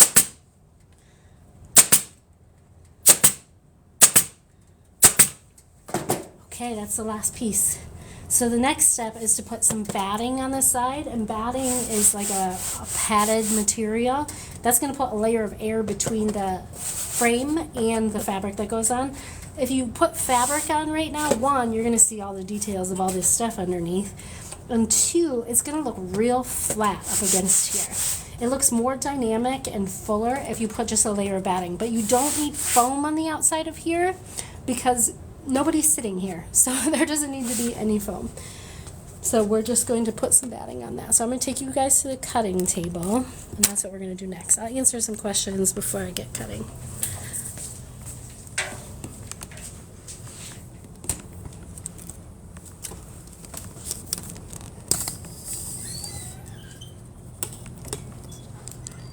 Oh, there's tons of you guys here now too. I would love to get these likes above 100,000 today. I've never done that. I've gotten to 67,000. We're at 60,000, and we have about an hour and 15 minutes left of this. I would love to see these likes get to 100,000. So if you guys are here and you're learning something from me, you're enjoying watching this, you're getting a free upholstery education, the only thing I do ask is that when I remind you that you tap on the screen as violently as possible until you get a little heart that shows up in the upper left-hand corner of the screen. When that heart shows up, keep tapping. It's going to race to the end of that meter, and it's going to throw you a party. When you guys engage in this, you ask questions, you tap likes, you share it with your friends, it actually shoots all my content. While you guys are in here, all my content is going out through the For You page. I'm getting hundreds of followers, and this is how people find me and what I do for a living, which is I teach upholstery workshops. So when you guys are here, not only are you helping to grow small businesses, but you are actually helping to bolster the upholstery industry by helping people to find me, learn upholstery, start their own businesses, and fill in the learning gaps out there that are needed to help build more skilled tradespeople in this area. So it's not even a joke. When you're tapping on this screen here, you are helping to sustain the upholstery industry. And if you're watching this later through YouTube, do whatever you got to do on YouTube. I'm new to YouTube. I don't know what you got to do, but do whatever you do on YouTube to do the same exact thing. I appreciate you too, Faith. Thank you so much for joining me today.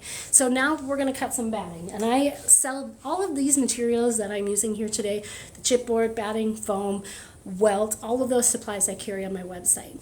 Most of the time you have to have a business or be a business to order professional upholstery supplies from a professional upholstery vendor, but you order your supplies through me and you're getting them through my vendor. They drop ship them directly to your door. So you don't have to have an EIN number, you don't have to have a business, you can just order your materials from my website and they'll ship it directly to you.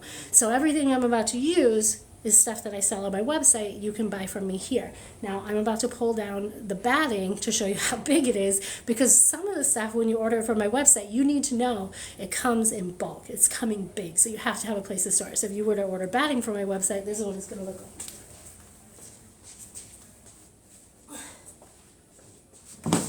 This is a half a roll of batting.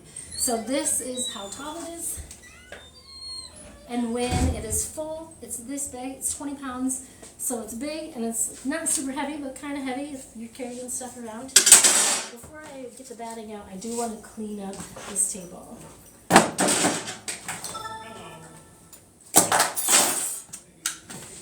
And we do need to know how wide of a piece of batting to make. And because I already know that the fabric width is exactly as wide as I need it, and my fabric width is 54 inches wide, I know that 54 inches of batting is wide enough for me. And that just happens to be how wide this batting is. So we're going to put this on in one piece on our chair. So 54 inches wide, that's the width I'm going to keep. There's a little bit of a tab of material here that I have to clean off first so that it can go on straight.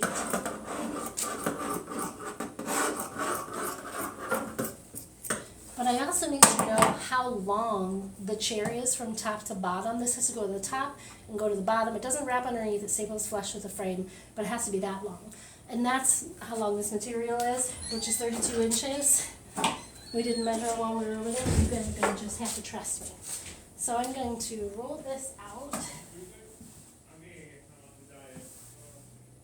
And then I'm going to set my T-square here, the 32-inch mark.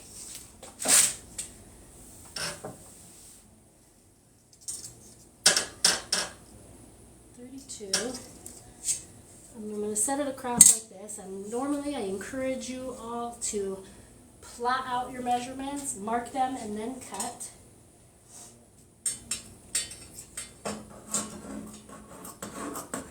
But I just need one single piece here.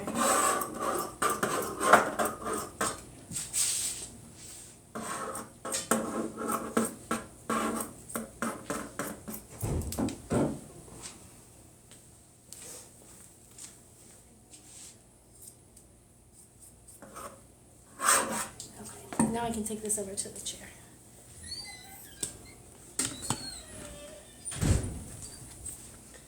Okay, so this is not as easy as it looks. This single piece of batting has to wrap around the whole circumference of this chair. This chair is wider at the top than it is at the bottom. It goes narrower. So this isn't as simple as just wrapping it around and stapling it. You have to make sure that it is nice and taut up here and nice and taut on the bottom in two different ways because it's narrower down here.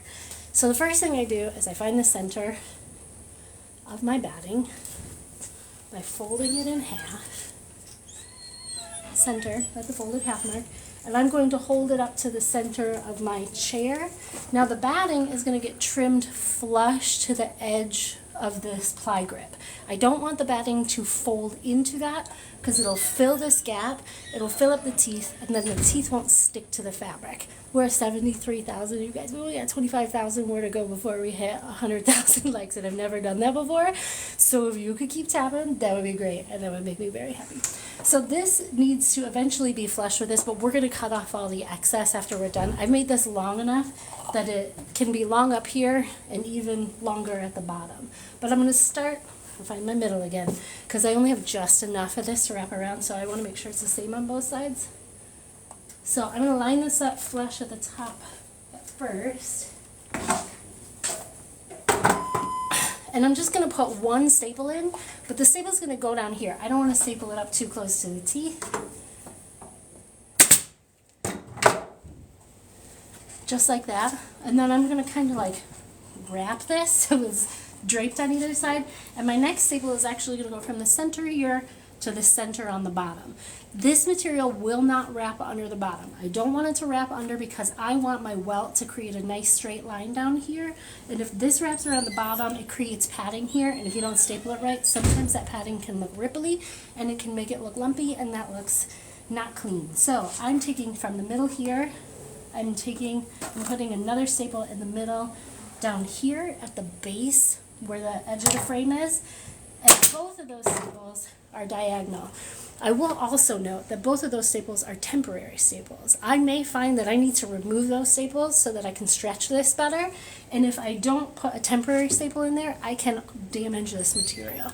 So the way I put the staple in there is instead of flattening it down like this to the frame, I will tip it up to the side, and it'll leave a little gap in that staple when I put it in.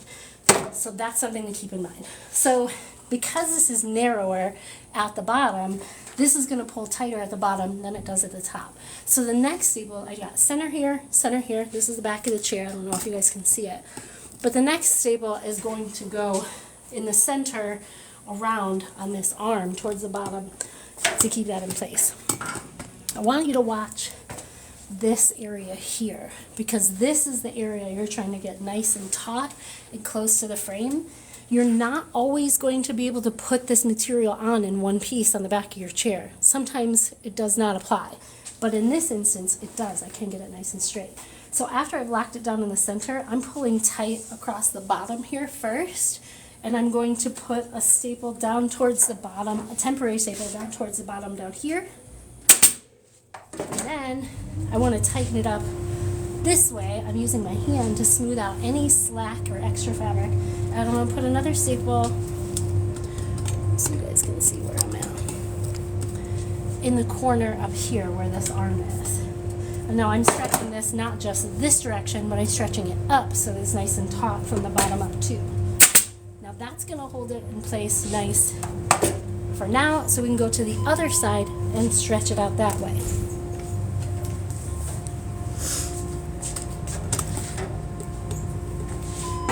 Very tempting for people at this stage to start stapling at one side and work their way to the other. When you do that, your material can shift and turn, and it'll shear and leave wrinkles. And if you put 100 staples in there, you're more likely to go, you know what, I'm okay with that, than you are to undo those staples and make it look right. So before you put a bajillion staples in it, we're going to stretch the material out across the surface of the chair, get it locked into place, and then we'll start putting in all the necessary staples we need to hold it before we put in 100 staples. How long do you know to even start at? I get overwhelmed just trying to figure out where to begin. So I would say pull a piece of furniture out of the trash and just start tearing it apart and taking pictures and looking at it. It doesn't even matter if we put it back together again. Understanding how a piece of furniture is put together to hold the fabric that you put on it is a big part of it. So the first step to getting started is pulling staples and stripping down the piece of furniture and taking a look at it. Evaluate it to see if it even can be rescued, because that's the hardest step. I lose so many people at the staple removal process because it's so hard and so much manual labor. Start with staple removal and then work your way from that. I have a lot of videos on my page, on my Facebook group called the Local Upholstery Club. A lot of training videos that show you how to remove staples, how to tie springs, how to do all that kind of stuff. Those are all accessible for free. You can join that group for free. You can post your own questions in that group and I'll answer them for you. But there's a lot of ways that show you how to do that there. But the first step to getting started is just to do it. If you're working on trash, you're not risking anything, you're not wasting any money. Try to reuse materials at first when you first get started so that you're not wasting money on materials, and just do it. Make mistakes. That's what I did. I taught myself by pulling furniture out of the trash, restoring it, and then selling it on Facebook before Facebook Marketplace was even a thing. So next step, we got it locked in the center. We need to get it in the same place on this side. So because we're narrower at the bottom, we're going to pull that bottom first to get that nice and taut, and then I'm going to put a staple right here at the corner. Now this is only the 1, 2, 3, 4, 5, 6th staple that I've put in this material to hold it on. It's almost all in place. So from this point, I'm going to stretch out this. I'm pulling up and over, and I'm going to put a staple here. Now I'm almost done. This is not the layer that needs 100 staples in it. We're going to put so many more staples in this. Now I need to pull this up in these corners and lock them down here. So this corner gets pulled up. All of this starts to become more taut. And I'll put a staple almost all the way to the corner here. And then I'm going to do the same thing on the other side. You notice when I do one to one side, I do the same thing to the other side. And that helps to make sure that the fabric and the material is evenly distributed across the surface of the frame. So here I'm pulling it up in the corner. Now everything is nice and taut this way. Drop a staple here. I'm going to put a couple more down this edge while pulling out this way to hold it into place. These are just going into the frame on the inside of where the pli-grip we just put is. And then we're going to put some along the bottom this way. And you can always pull the bottom too to make sure it's nice and taut, and these staples are going diagonal and they're staying in line with the edge of the frame. I don't want to wrap this material under because it will create like roundness to this edge, and this straight edge is what's helping me create nice, clean, straight welt that becomes a nice, clean, straight trim. So now we can fill in the gaps around some of these staples to get it in place.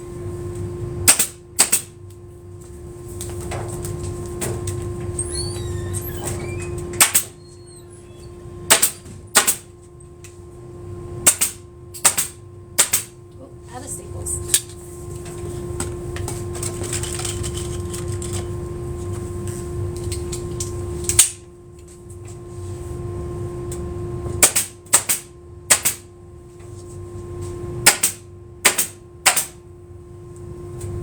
Same thing at the bottom here, pulling everything down.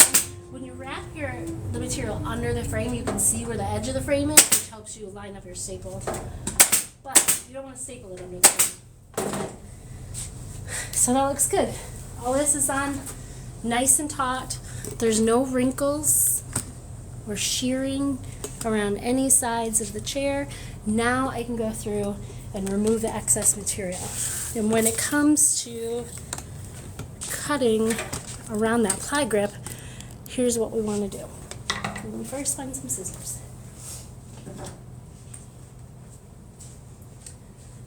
Okay, so if we flip this over, we can see where our ply grip is. We want our scissors are really going to ride right in through the guide of that ply grip, like right through that channel, and cut this batting flush with the top of that ply grip. We don't want the batting to tuck into the ply grip because it takes up space where the fabric needs to go, but we do want it to be flush with the top so that these sharp metal edges aren't so sharp against the fabric. So, get you closer so you can see how I line that up. So, coming in from the side, and I'm just lining my scissors up right in this channel, and I'm taking it all around the chair that way.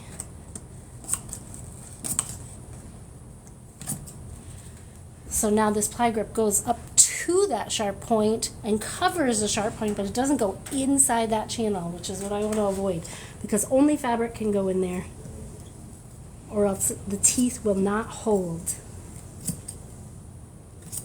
Ask me how I know this, because I learned it the hard way.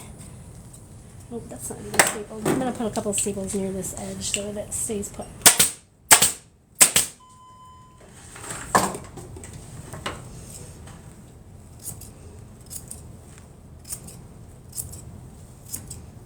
And when it comes to the bottom of the frame, lost my charger. We're just going to cut this material flush with the bottom of the frame. So I just ride my scissors up along the bottom of the frame and cut it flush that way.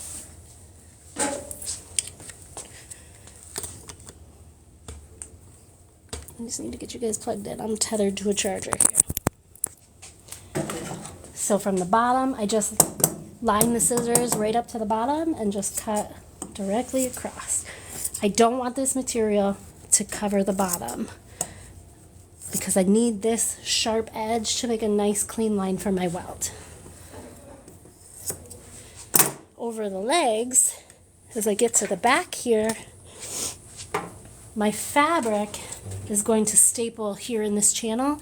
I don't want this material to go in this channel because my fabric has to go in here and my trim has to go in here. And if I keep building up material in here, it's not all going to fit. So I need to get rid of the excess before I go to the next step. Leave that a little short. We'll just go all the way around.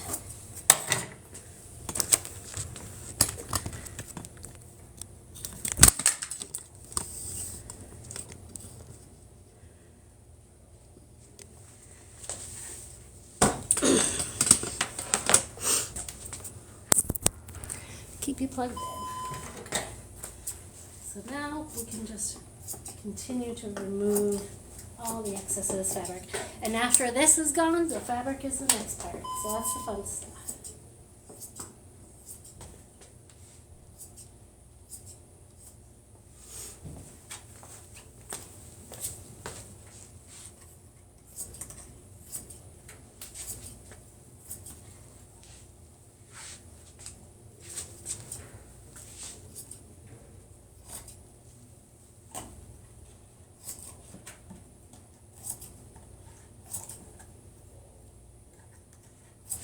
Careful not to pull or stretch this material at this stage. You want it to just be setting there so that it's the same consistency and thickness all the way around.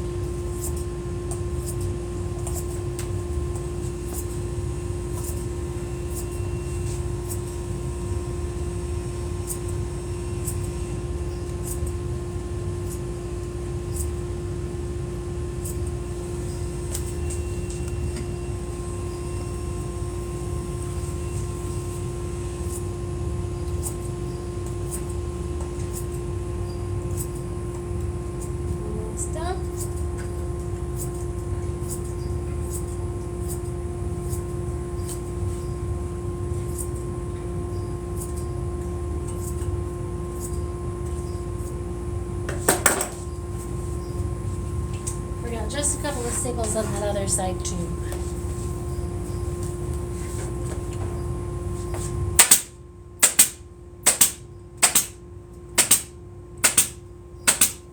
Great.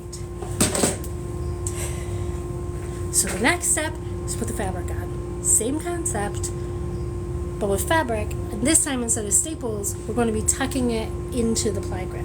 So to do that, I'm going to need a very sharp pair of scissors and a regulator and my other chair for reference, because I've cut the fabric out to make sure that they're symmetrical and they both look a mirror image of each other. Getting close to your goal. I am. You guys, we are at 95.9 thousand likes, 96,000 likes. Keep going. I'm so excited. You guys are so cool. I have never made it to 100,000 likes in a live before. I have had up to 46,000 people before, but they did not care to like it as much as you guys are doing. So I really appreciate the help. When you're tapping the screen, it shoots my content out to the For You page. It tells it that this content is relevant to you and people like you, so it shows my content to people like you who want to learn how to do this. So when you guys are helping me out in here, like, it really does a lot to grow my business and to sustain the upholstery industry, because more people are learning because of you. I have grown local solely on TikTok for like the past almost 2 years, and it has been going really great. What size staples do you use? For this material and this particular frame, right now I'm using 1/2-inch staples. That's going to change depending on what you're using them for. 1/2-inch staples, I think, is about as long as they get. Make sure that you can get through a lot of layers of material and it can still bite into the frame. But you might have a frame that has very thin material and a 1/2-inch staple might blow through to the other side, so a 1/2-inch staple isn't going to work for you. So you need to think about the material you're stapling into, the frame, the wood, and how thick that is, and you also need to think about the material you're stapling through. Here I have batting, chipboard, 2 layers of fabric for the welt and another layer of fabric for the back, so there's a lot of material that has to go through, so a longer staple is what I need. Oh my gosh, we're almost to 104,000. Yay! You guys are the best. Thank you so much for being here, and thank you so much for supporting and engaging with this. Make sure you share it with your friends and stuff too. Join the local upholstery club. Now let's put some fabric on this. So let's take a look at both chairs.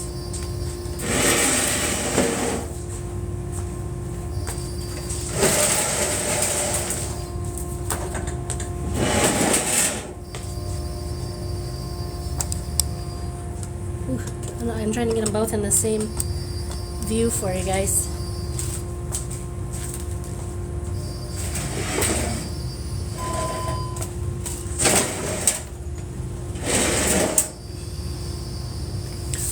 Almost. Okay. Perfect. So this is the stage we're at now. Now we do this. That's the plan.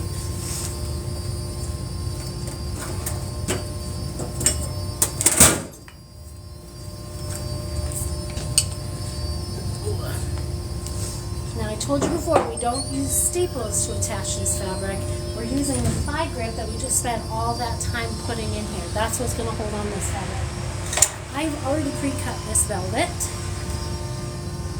And I want to make sure that it's going on in the right direction. And the right direction for velvet when you put it on is so that the nap wipes down, not up. When I wipe up, you can, I don't know if you can see what it does. When I wipe down, it smooths the velvet out. When I wipe up, it sort of mats it up. So I want to make sure that when I wipe down, that it smooths it out. That also being said, I want to make sure that it's in the same direction as the chair that I've already made, because I want these to look the same when I'm done. So I can tell that by holding this up to it to see if it is in the same direction. And here, I've even cut the pattern so that it fits it. Actually, it might not fit it perfectly. Might not be perfectly symmetrical in this sense. So the first thing I want to do is find the center of this material, left to right. I folded it in half. And the next step is take that little fold right there and just take a little snip off of it, just a tiny one, because when I open it up, it makes a fun little arrow that's going to help me line up where my center is. So now I'm going to find the center of my chair and mark it.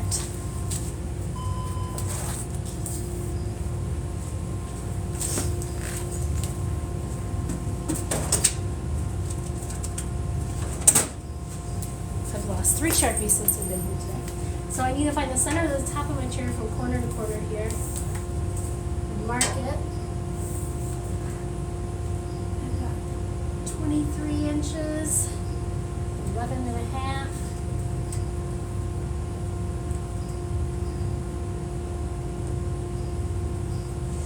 And I've got a mark on the center of my chair.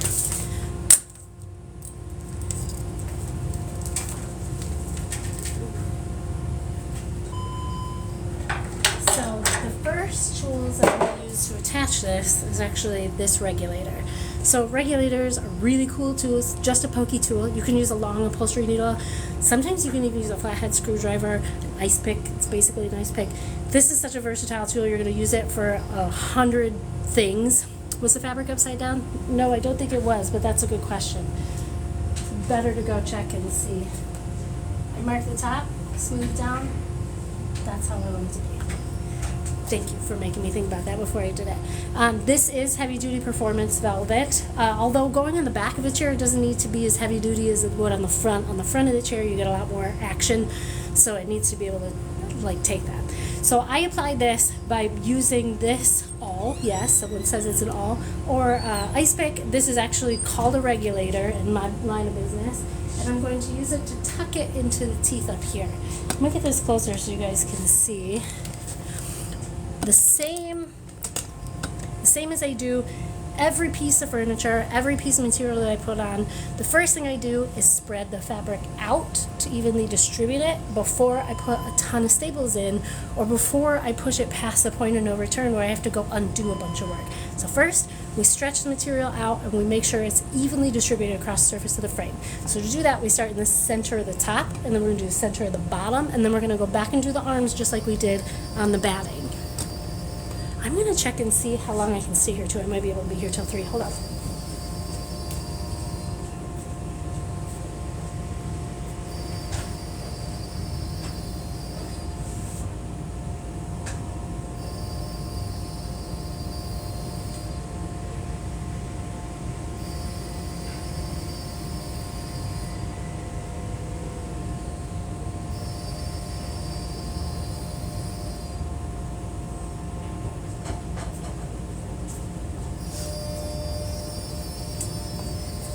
Good news, guys. I just found out I can hang out here till 3, so we'll be able to finish this today.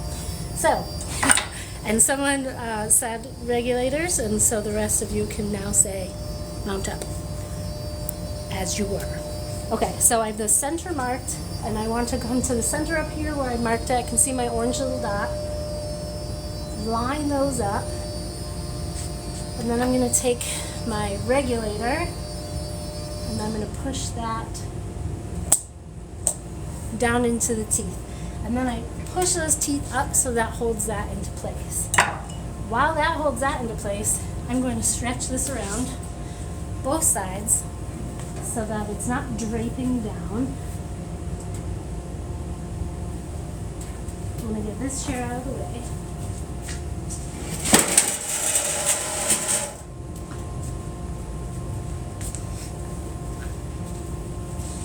And I'm going to use pins to hold this in place before I do anything else.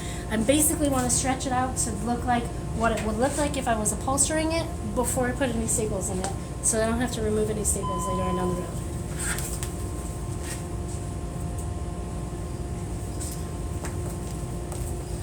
Another important thing to note is that even though this pattern is floral, it's actually stripes.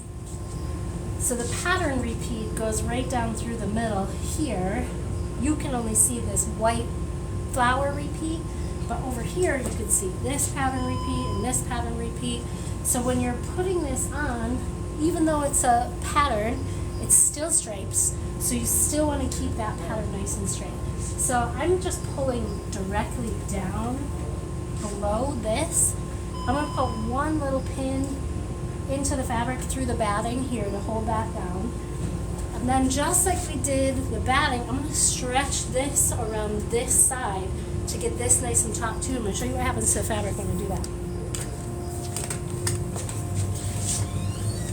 Now I cut the length of this 32 inches, that's what I did the other one, because where you can see there's a lot of extra fabric down here, when we get to the stretch, because it's narrower down here, the fabric actually starts to tip up and I have less material here. So when you're going to go measure the fabric to go on here, you want to consider how long it's going to need to be to cover this end here. So here, I'm just going to put a pin on this side to hold it in place here. My guess is it's going to end up having to be moved, which is why I'm pinning it and not stapling it. So I'm going to put a pin in here. Then I'm going to stretch it up on this corner. And I'm going to put a pin in here. And then I'm going to do the same thing up in this upper corner to sort of get those wrinkles pulled out. Put a pin in here. And we're going to do the same thing around to the other side. So stretching all of this material out to cover this arm, and you'll see all of this like start to smooth out in the back. Pin down in this corner. Stretch this arm up. You're not always going to be able to do the back of a chair like this with one piece. This just so happens to be the right dimensions that I can pull nice and taut at the bottom where it's narrower, and I can still get this at the top. If this curve were bigger and the bottom were more narrow, I might not be able to accomplish it. It's very testy. So I can already tell I pulled some of this crooked, so I know I need this much material to get up here, so I'm going to pin this in place and move everything else around. And then also check the straightness of the pattern to make sure that it's staying on straight.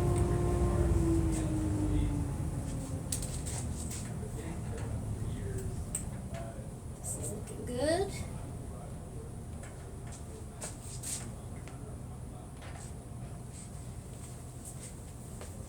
Checking the whole pattern. This I can pull up a little bit more. And I'll be able to tighten this up and pull it down. So I'm checking with my hands to make sure that it pulls tight everywhere. I'm checking this line where these flowers line up to make sure that it's still in the center.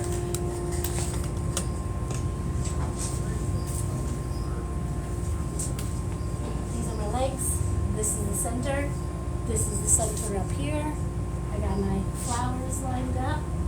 I can now pull this a little bit tighter on this side and pin it. And then we can do the same thing across this arm just to make sure everything's pulled taut in the right place.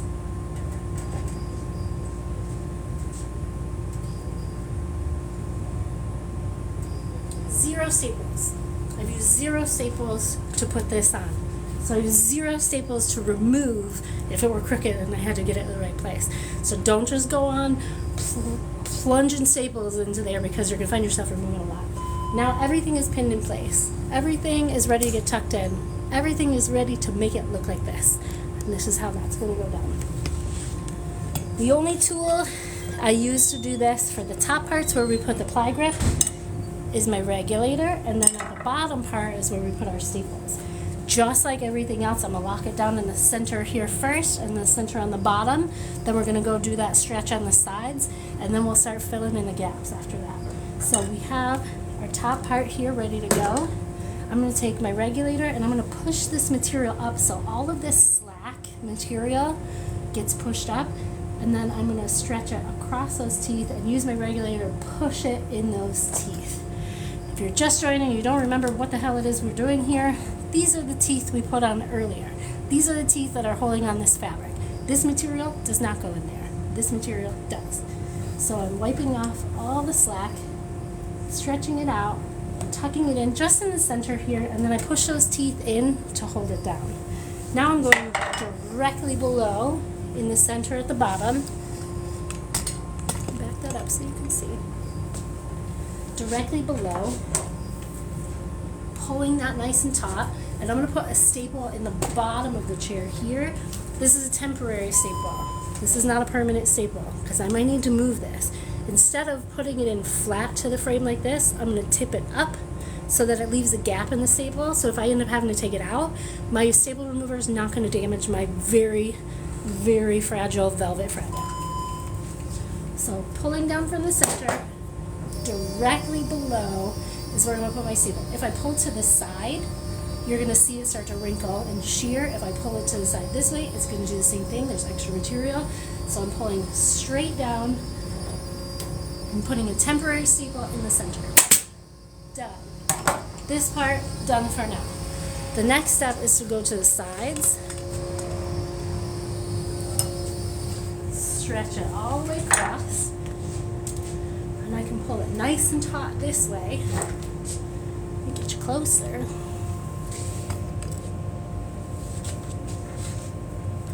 Without moving it. If I move it up, it's going to wrinkle. If I move it down, it's going to wrinkle up here. If I move it straight across, it's going to be nice and flat and straight.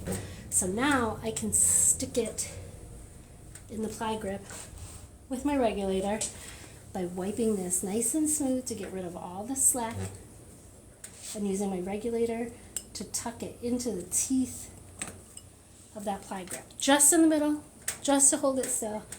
No staples, it's in. I'm going to put a staple now in the middle on the bottom here. Remember, we're evenly distributing the material before we start locking it all down. So I'm going to hold the material to the bottom with just one temporary staple down here. You'll notice I bring my hand up from under the frame so that I can pull this. Let me see. I bring my hand up from under the frame so I can pull this material in so that I can clearly see the frame on this side. One temporary staple in the middle. That side is done. Now we'll come up to this corner. Now I'm going to come up to this corner and stretch this out. When I'm pulling this corner, I'm not just pulling it up, I'm pulling it out this way, so it's kind of like going in this diagonal direction. From the center down on the bottom is where I kind of want to push this, get all the excess material off. You can pull it snug to stretch it, but let me tell you, you do not want to pull it too tight here to stretch because it will bend those teeth back over time and it won't stay in. So you want it taut, but not too tight. You don't want the fabric to stretch, you just want it nice and tight in there. So now I'm going to poke it into the corner up here to hold that in place. Just in one spot. So it looks nice and taut. I'm going to do the same thing on the other corner. Actually, I'm going to do the same thing to the side first. So from this side,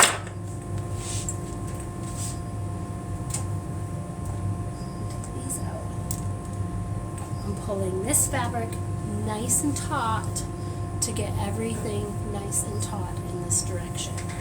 I'm doing it from the center, wipe it towards this way, and then I'm going to use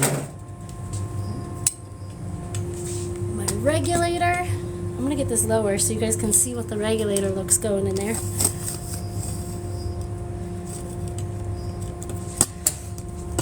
Another important thing to remember is when I'm pulling this with my regulator, one, I'm using my hand to push that material over to make sure it's in there tight. This is where I gotta find the channel of my pli-grip. Stretch this back out, right? Pushing the excess. I find the channel of my pli-grip and I just push my fabric in. I'm pulling fabric actually from this side and tucking it in instead of this side, because if I pull it from this side, it might tuck it in too tight. But if I pull this side as tight as it needs to be and tuck it in, pulling the fabric from the other side, then it's not going to pull this any tighter, which it couldn't go any tighter. So now I'm held in on that side. Let's do this upper corner. The top of the seed up here.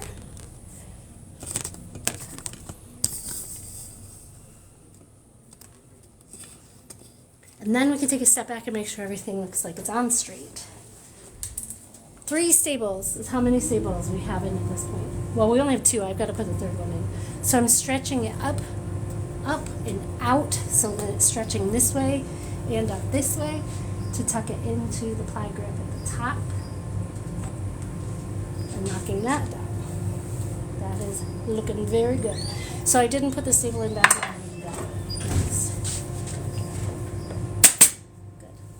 So everything looks like it's all nice and tight. I want to take a look at a couple of things. One, I want to make sure these lines are straight in the back.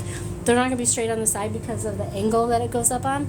But also, it's kind of a symmetrical print, so I want to make sure that it is kind of landing in the same spot. It's going to be on this side of the flower over there, but I want this little flower is right here in this corner nicely. I should have the same thing on the other side. So that's what I need to check for, is to see where this little flower lands. And as you can tell, that's way below where I need it to be. So this all needs to move up in order for it to be in the right place. And I want to take the time to do that because I took the time to do that with the first chair. If you look, except for this one's pink because it's a different part of the pattern, there's a little pink flower on this corner, little white flower up there,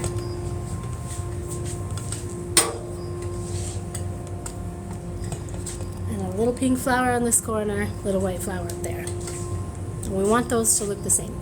So this, now I have to take a couple of staples out to make sure that I can line this flower up where it needs to be.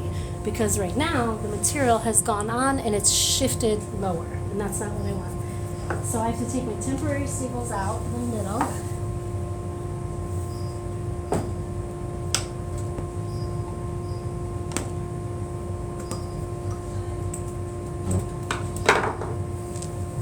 Take it out of the pli grip, and I have to get that flower kind of almost to the same place where it is on the other side. So look at that. See where it lines up. This is like way off. And I'm going to prioritize this flower first, and then I'm going to go back around and straighten everything up to match it.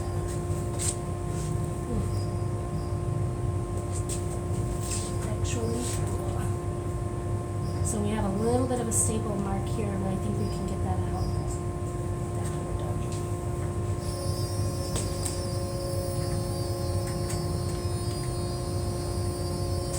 Where's my regulator go?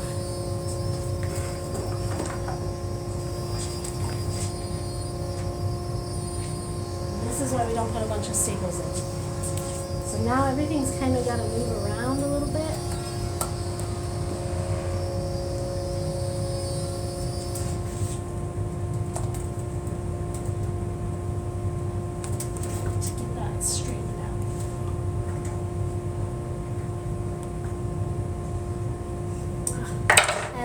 Too. Everything. That means all staples gotta go.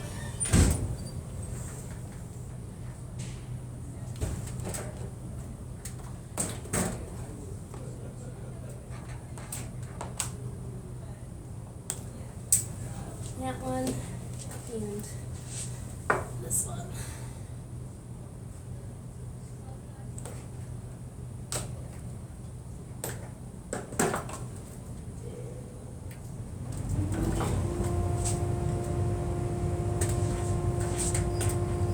So I'm kind of undoing everything so that I can come back through and rearrange it.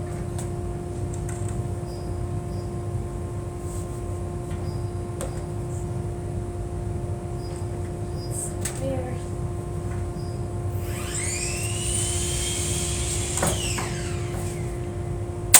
Temporary saver. Stretch this side out.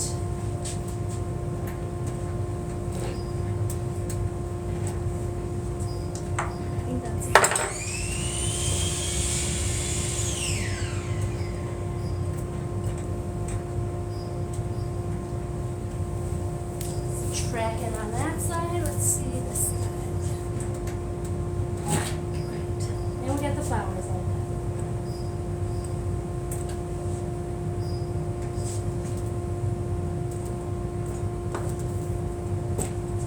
Do not be afraid to undo things at this stage because it doesn't have to be perfect, but it has to look like you tried. So don't be afraid to undo a couple of things to make it look right. Now I'm back up in this corner, tucking it in, and then come back over to this corner, stretch this out. This is all nice and tight. Tuck it in.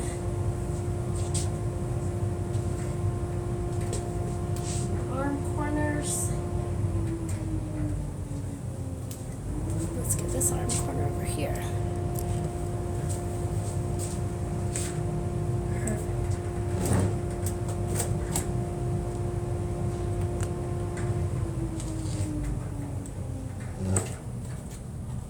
Just locking it in a couple of places so that we can move about and get on straight. So now we're ready to lock it in. And this is the fun part. Let me get this up closer.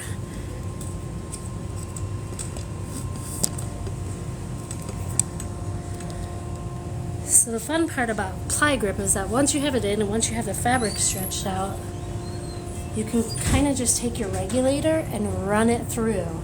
So I'm still wiping this up to stretch out all the material, and then I'm just coming through here, tucking it first, and then I'm going to take my regulator, I'm pushing it down all the way to the bottom of that channel. I should be able to hear it like scrape, and running it all across the side. That tucks it in nice and tight. Then I can go back through and pinch it closed, and it's going to hold that fabric in place and it's not going to come off. Then we'll remove the extra fabric and hammer it down, and it's going to line itself into that welt just like that chair here. So that is how easy pli-grip is. Now I just got to do that all the way around the chair. And there will be some relief cuts that we have to make to help it get in there. But this is basically as easy as it gets. This is so much easier than hand stitching your backs on, which I did for years because I was so afraid to use this stuff. So that whole top is on.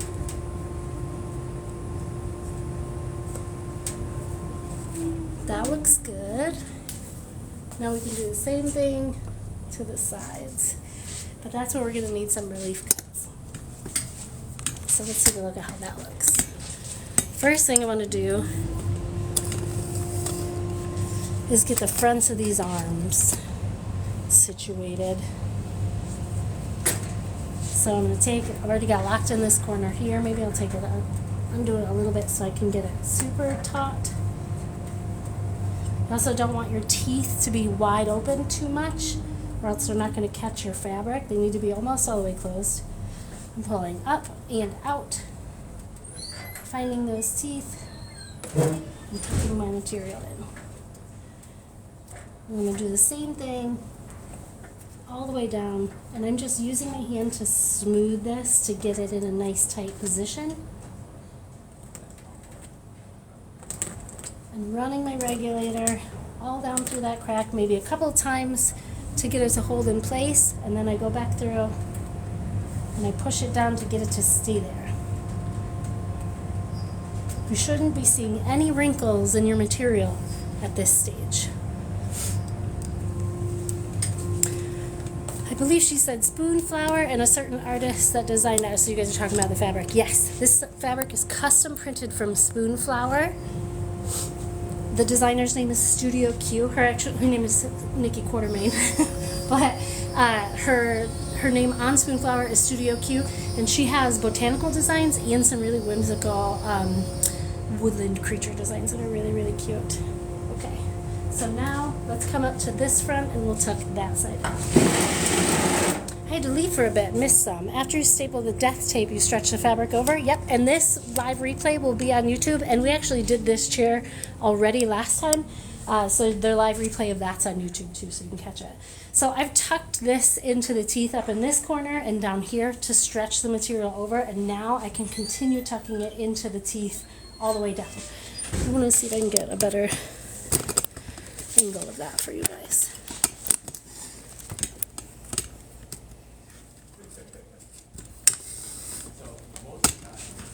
Alright, you can see it tucked in down here, and you can see it tucked in up here, but we got to get it tucked in here. So first we get all the slack, excess fabric pushed over there with our hands, and you can even like run it alongside like this, and then push into those teeth along the side. If it wrinkles up in this area, or if it feels too baggy on this area, take it out and do it again. It's not too late right now because you haven't hammered anything down. But basically this will run all the way there. You can hear it scrape into that channel. It goes all the way down in there. And then I push these teeth down to hold that fabric in place. So the next parts are like this top row of the arm, this, and then up around this wing where it curves. But this material needs a relief cut first. First, I can remove a lot of this because I don't need it.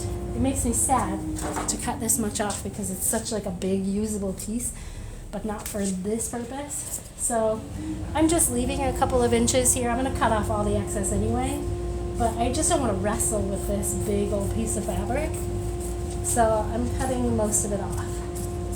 But I'm leaving enough to tuck in, more than enough to tuck in, so I don't have to cut off too much.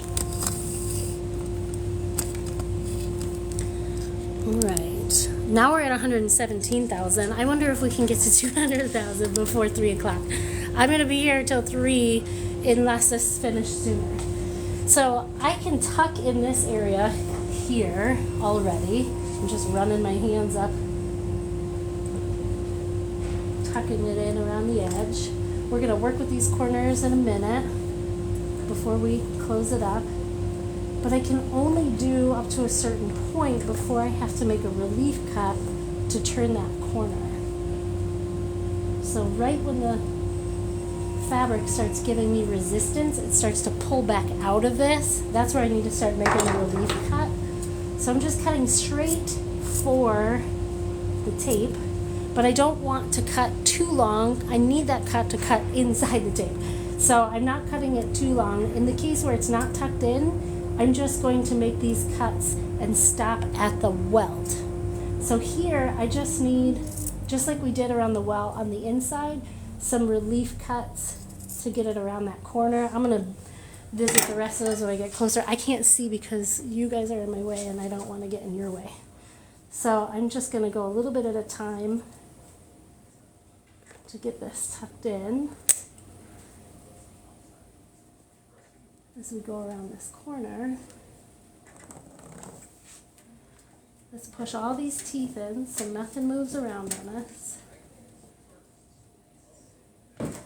And now let's work the curve of that corner with some more cuts. So here's my teeth down here. I don't want my cuts to be so long that they're not hidden in that fold, but I do need them to be a little bit longer. So I've made a slit here and a slit here right before the curve starts. And I'm just doing this a little bit at a time. You don't have to have it all figured out right away. You can trim as you go so you don't trim too much. You can't uncut. You can only cut.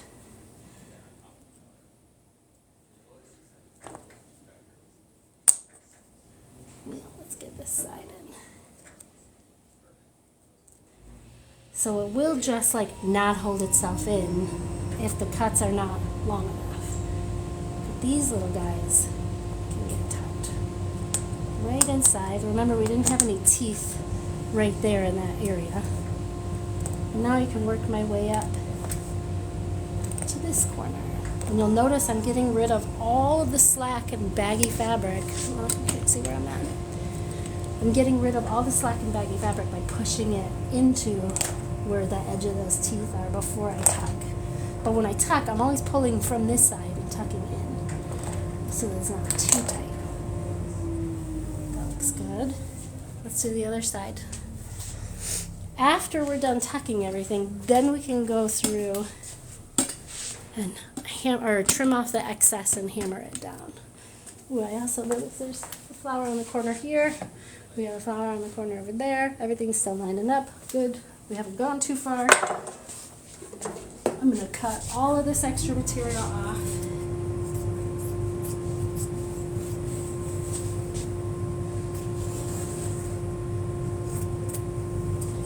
We'll get rid of the long sides first. We'll tuck the long sides in first. And then we'll do that curve last. So we got this one in. Now we got to do this one.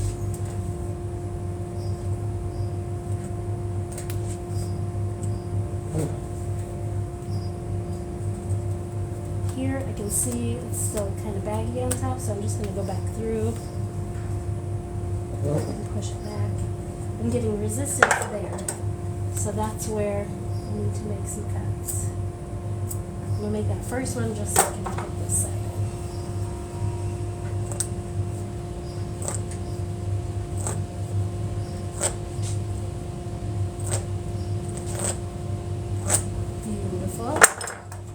Now a couple of strategical cuts to get in this curve. And I'm only taking those cuts to the welt.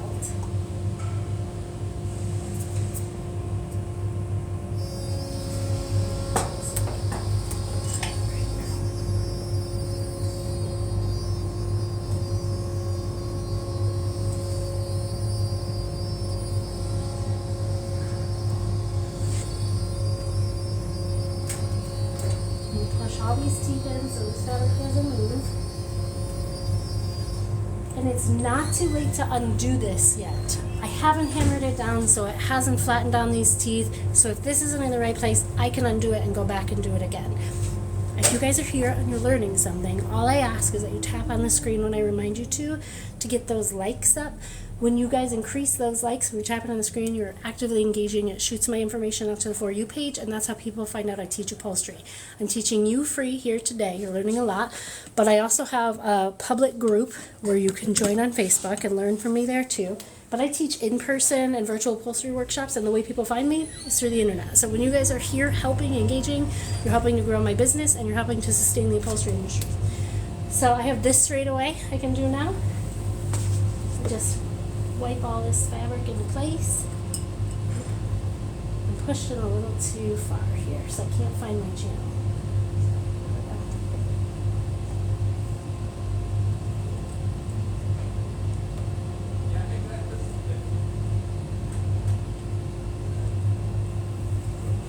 And I think this corner just needs a couple of more snips.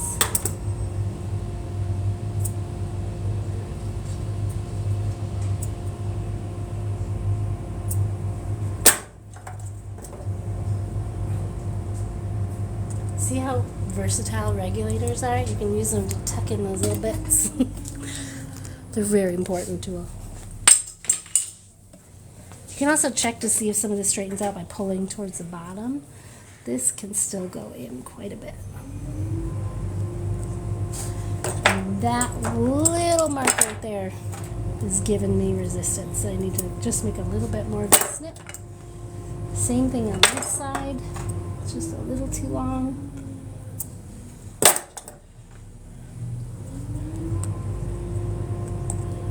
This needs to go in under that welt. and this gets tucked in alongside that. This still a little baggy on this side. All the way up. I have to straighten that.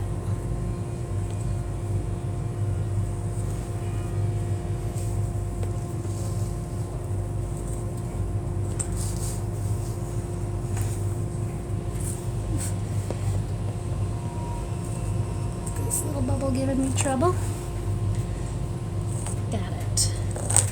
Okay, let's get these pushed down. We're almost there.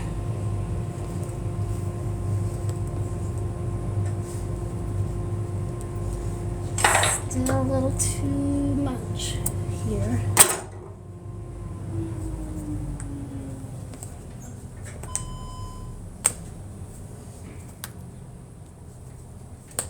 Perfect.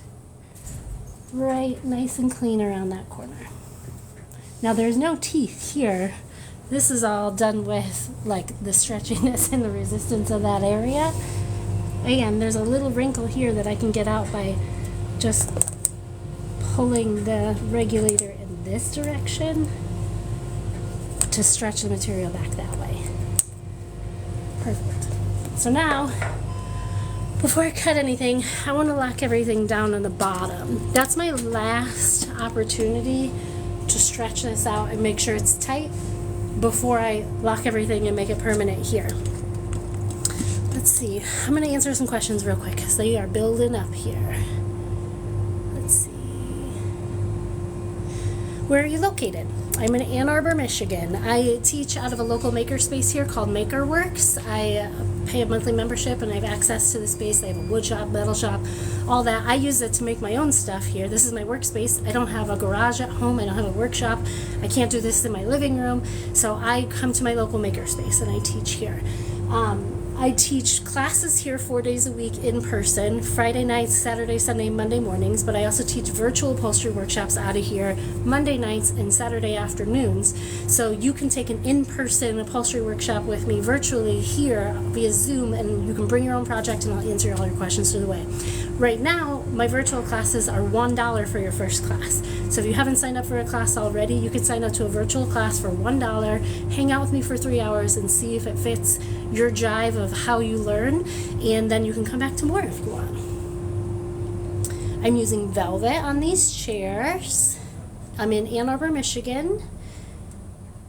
Let's see. The fabric is so pretty, just gorgeous. Thank you. I didn't design it. A lovely woman named Nikki Quartermain designed it.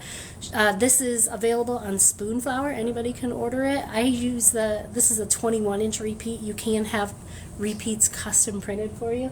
But they come, I think, in the 18-inch pattern repeat. I just wanted a little bit bigger, bolder design.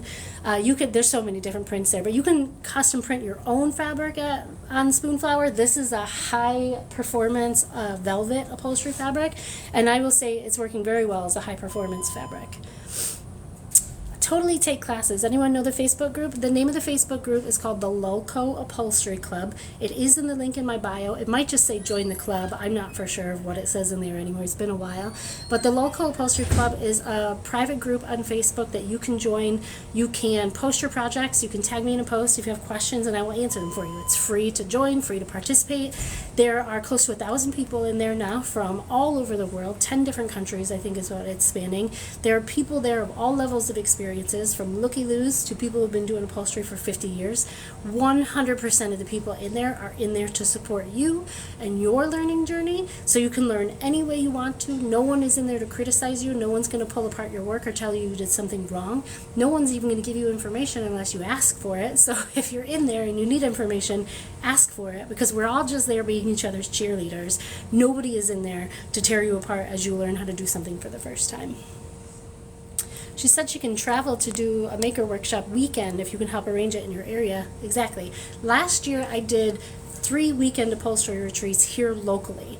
People flew in from all over the United States, 18 different states, and they stayed the whole weekend with me. We stayed at a local bed and breakfast, and then during the day we came here to the makerspace to do the upholstery workshops like 3 8-hour days.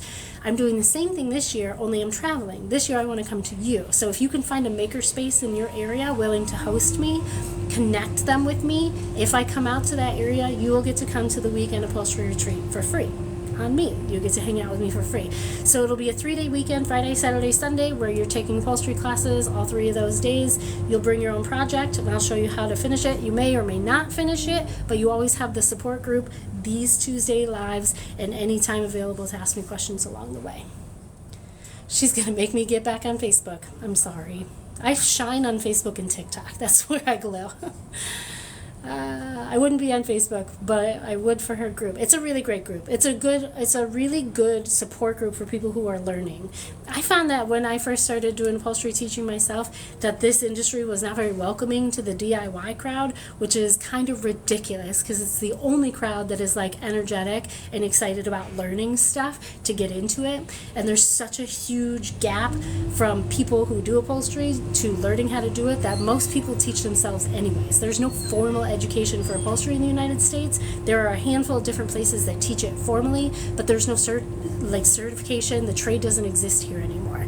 So if you want to learn, you either have to teach yourself or find someone to teach it for you, and you're not going to find someone to teach it for you for free. Besides me, I'm trying to teach as many people as I can in as little time as possible because I would love to start my business back up again and do this. What is a difficult fabric? What would you stay away from if you're a novice? If you're a novice, I would stay away from velvet, vinyl, and leather.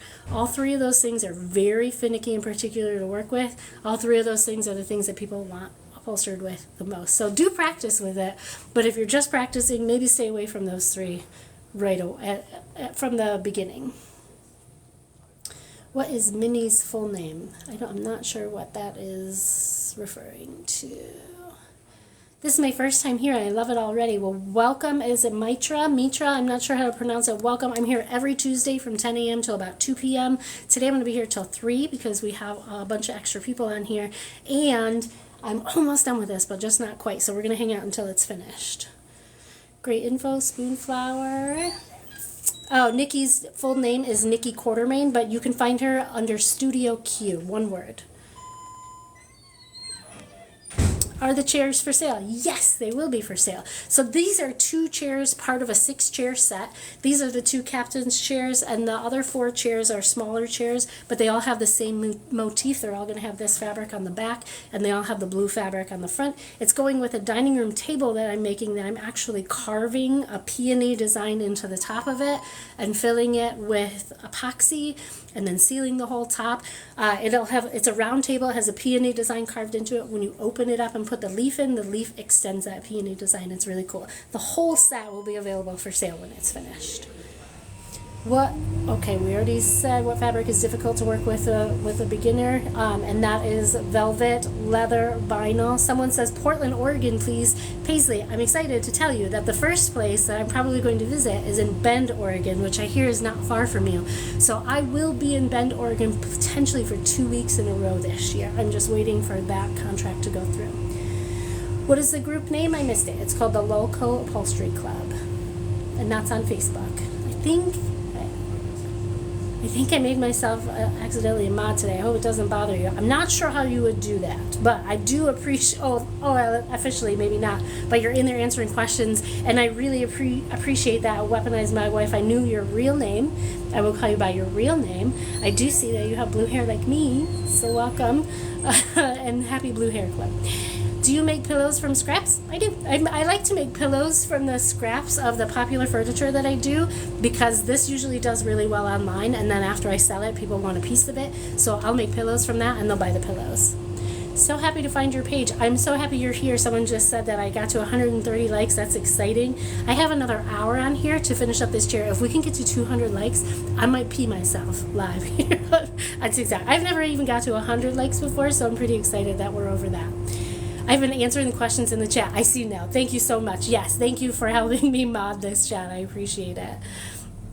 Let's see. I can get there. I live in Bend. Oh, that's so exciting, Amy. Make sure you call DIY Cave and let them know that you want me there. The deal is if you connect me with your local makerspace and I come out to that makerspace to teach this class with you, then you get to attend that workshop the whole weekend for free. So contact your local makerspace. Ask them if they teach upholstery workshops. If they don't, send them to the link in my bio that says Weekend Upholstery Camps and send them to me and we'll get something set up. If you're the one that connects me to your makerspace, you get to come to that Weekend Upholstery Retreat for free.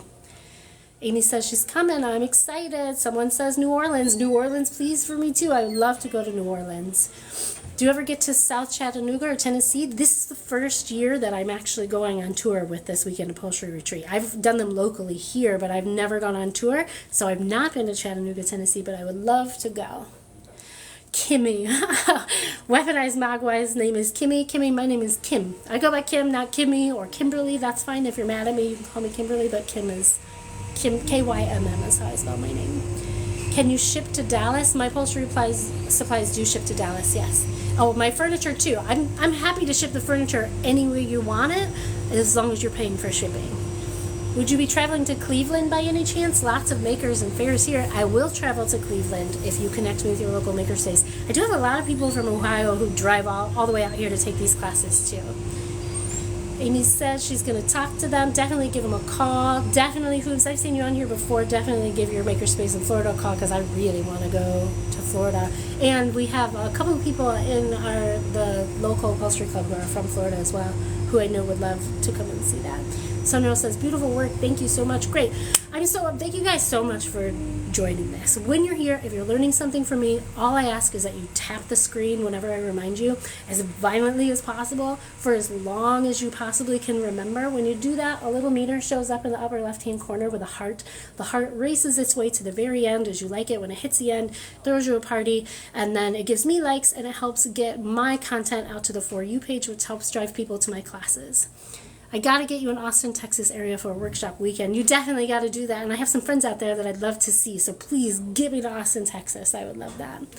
All right, so let's finish this off. The next step is trimming back all of the extra fabric before we staple everything in. I haven't stapled anything really to the bottom yet except for in the middle here. So before I cut off this fabric and enter a point of no return, I want to attach everything at the bottom to make sure that it's stapled on there good. So I've got everything stretched around. I've only got 1 or 2 staples on the bottom here. I want to just go ahead and fill those gaps.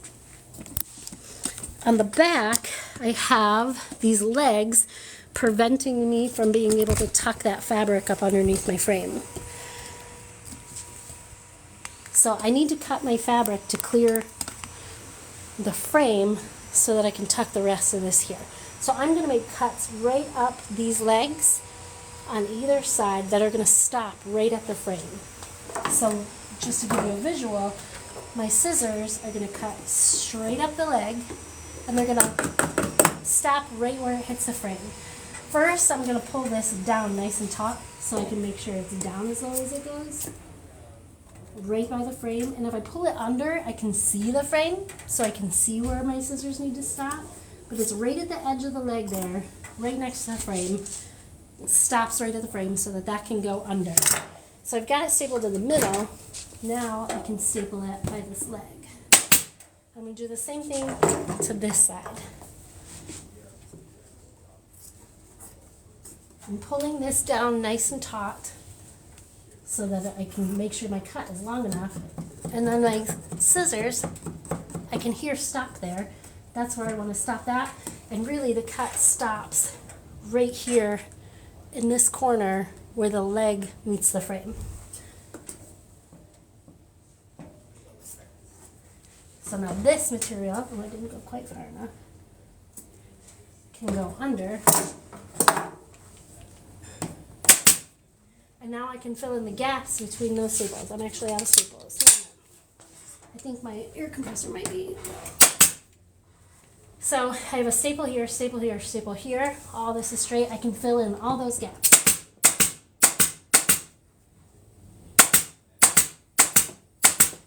And those staples are only about like every ½ inch apart.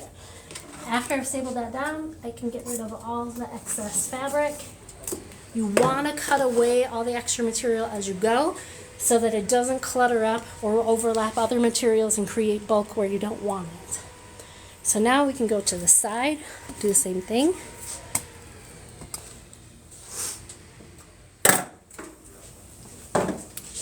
Here, you guys can see that channel at the bottom of the leg.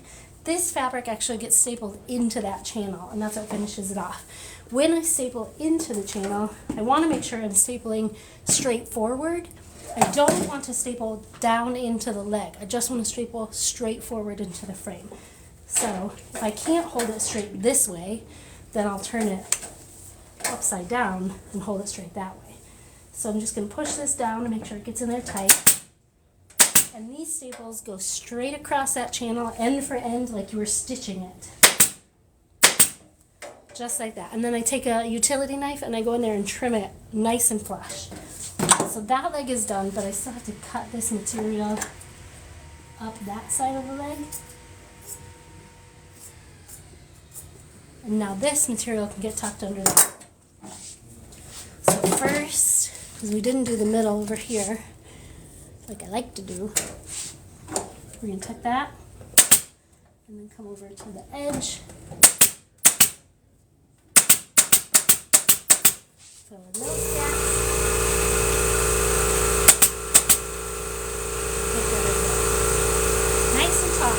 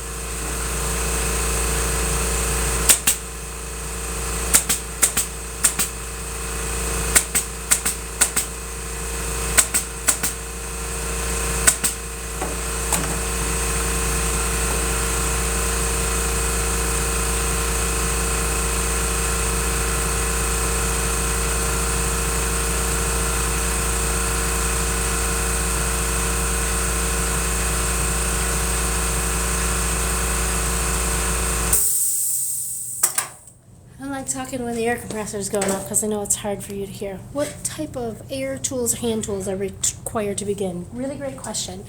You do not need all the fancy tools to get started. You need a staple remover, a pair of scissors, a stapler of some sort, or a hammer and some tack nails, a sewing needle, and thread.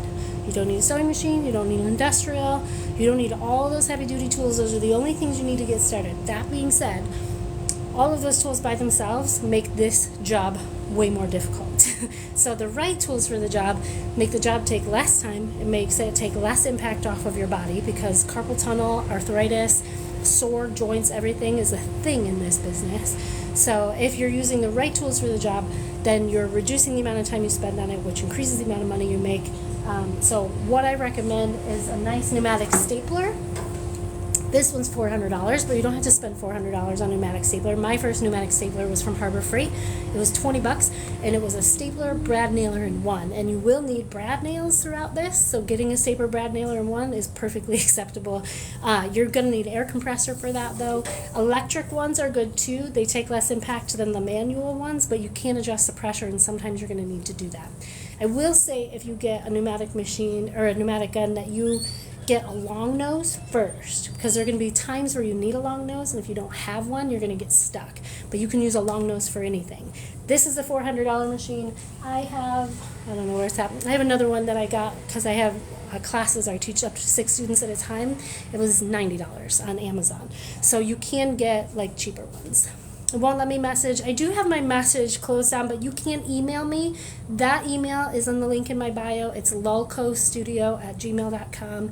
That's LULLCO studio, STUDIO, @gmail.com, and you can email me from there. We're at almost 138,000 likes. I want to get to 200 in the next hour.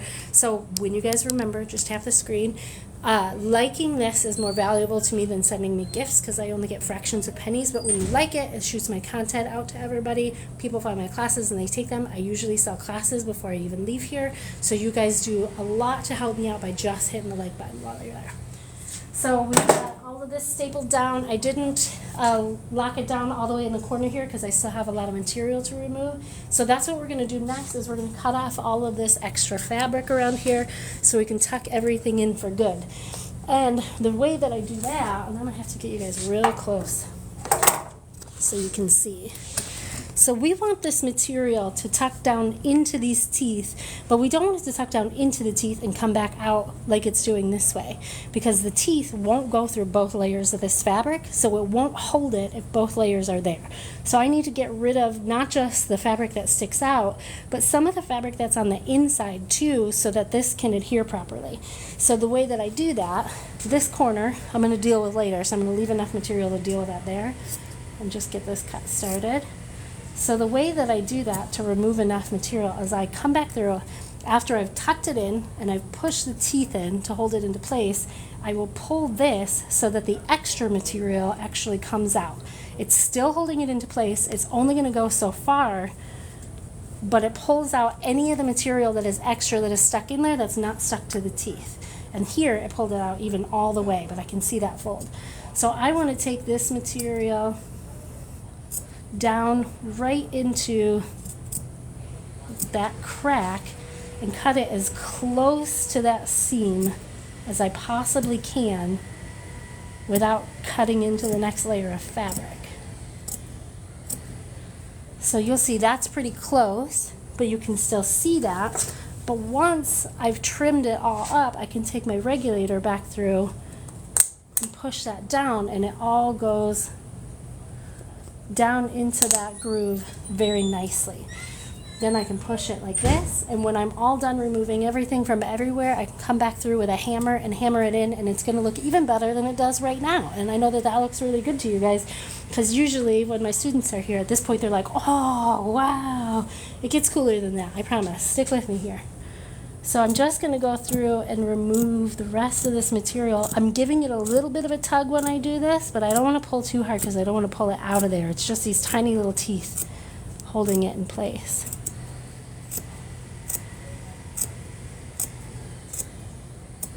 Okay, this is the money shot. So we've done this whole arm, and now I can take from this area and just run that whole thing back. Those are just fuzzies. And then push this in, and it makes it nice and smooth. And you guys think that looks great now, but wait till it gets hammered. The hammering part is the best part. So that part of the arm is done. Now we can come back through and we do this one. I'm just going to run that through to make sure it's in there tight before I start tugging on it. Now I need to leave a little bit of extra material here in this corner. It's got to fold up under and make that nice and clean. So I'm going to actually start removing material down here. I'm going to pull this out just a little bit. Not a lot. And follow right up that channel.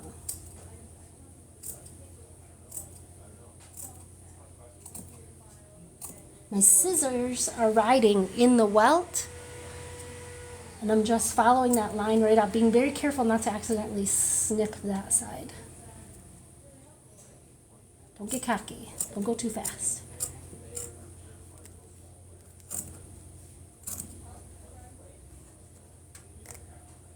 Came out too far that way. Very important not to trim it too short when that happens. I can see the fold, so I'm just cutting near that fold. I'll leave that long for now because I can trim it up here in a minute, and then come back through here with my regulator to tuck all that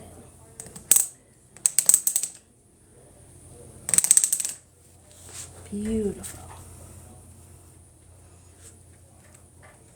Push all these teeth down to really lock it down.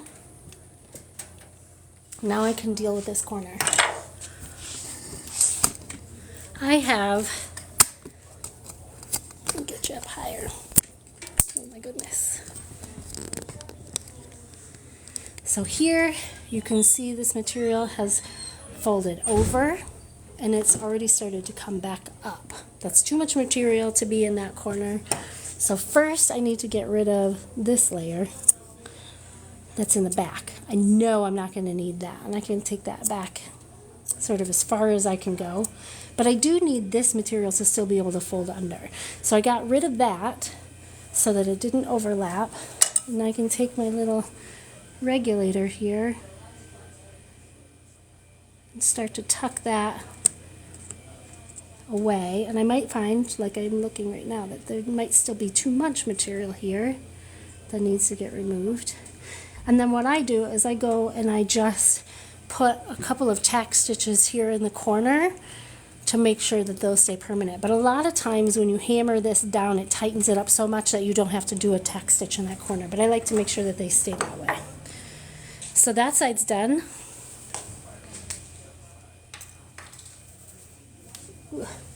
I just have to put this staple in down here to finish it up along that corner. Looks good. Now we can come back and look at that. That's that whole side that we've done already. Come around to the back up here.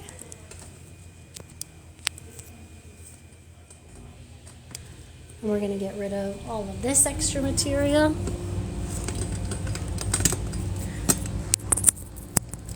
It's still tethered to my phone cord here, my charger. I'm going to put my scissors.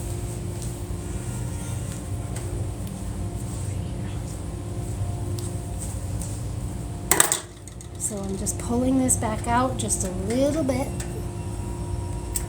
so I can cut it as short as I need it. I don't want to make the mistake of cutting that side too short, so I'll tuck that back in.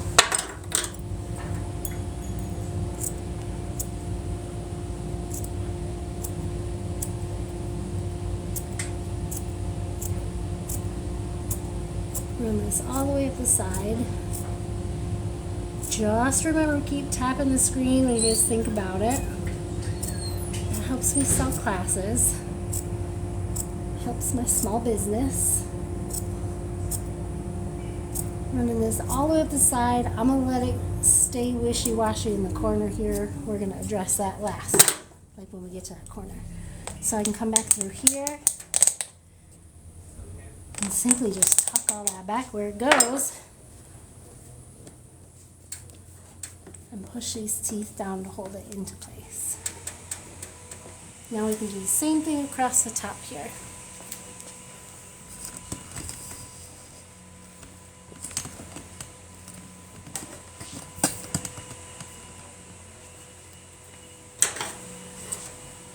I'm going to leave a little bit of extra material on that corner for now because I'm going to come back and fix it.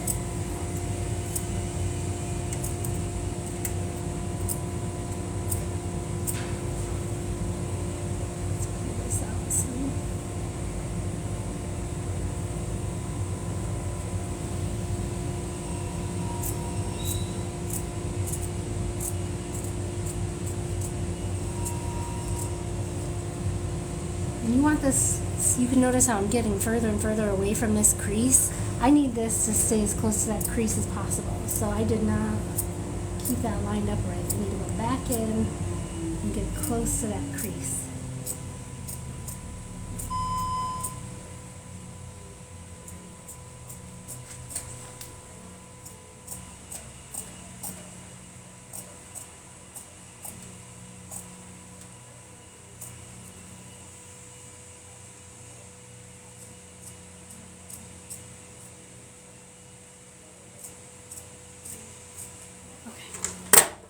So now for the top, we can come back through.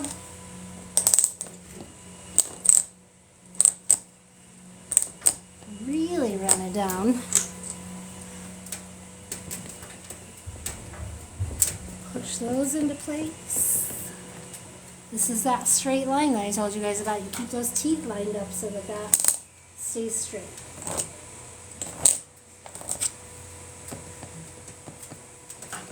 Aren't regulators the best? Literally are the best. Oh, let's work on this corner before we forget. So I need to take the back part of this that's folding down out so it doesn't overlap.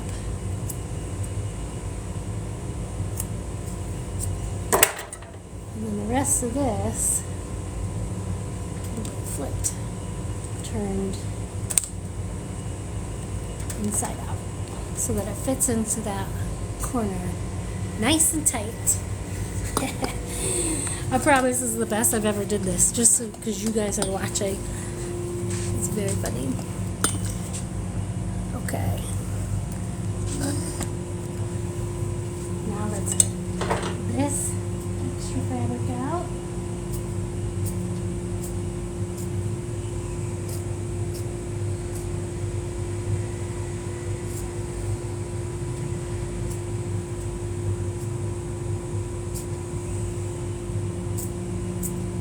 Leave a little bit of extra at the corner here. We can fix that in a minute. Come back down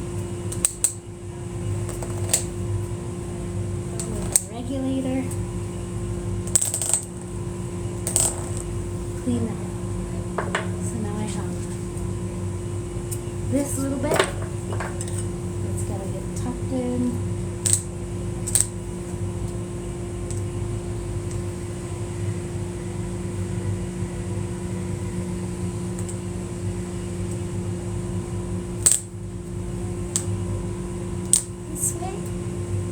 Teeth pressed up.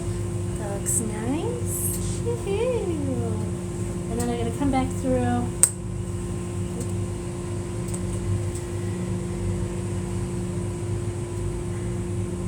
Too close here. And we just got to remove this fabric on this side. And then we hammer.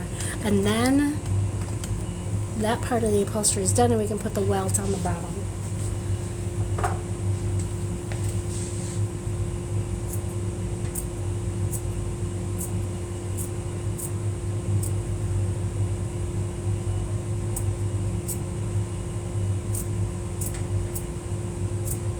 Remember, you gotta pull it out a little bit before you cut. Sometimes I pull it as I go, sometimes I pull it in advance of cutting. Right now I'm pulling it as I go.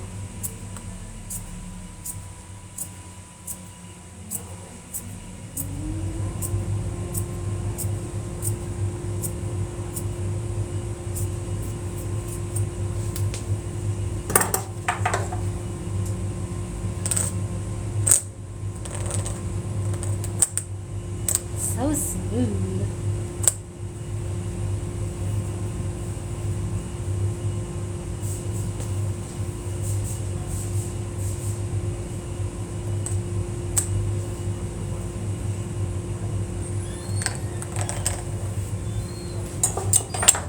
Push these teeth in. I haven't hammered it yet, so we could still undo it at any time and redo it if we had to. Of course, now our fabric is cut so short that we probably don't have enough to do that, but that's why we haven't hammered it.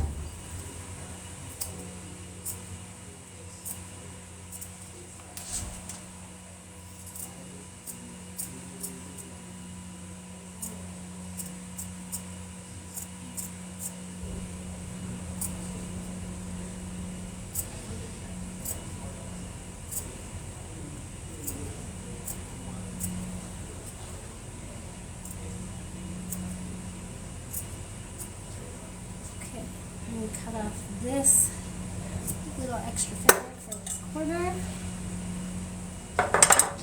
Snip it.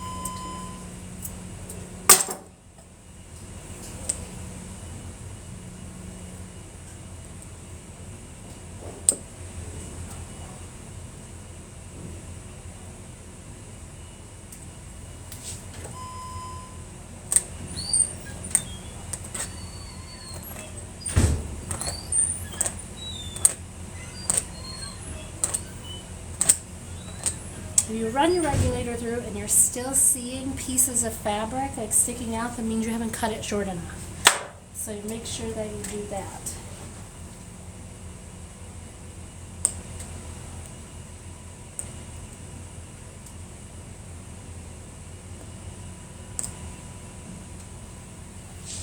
corners giving me trouble.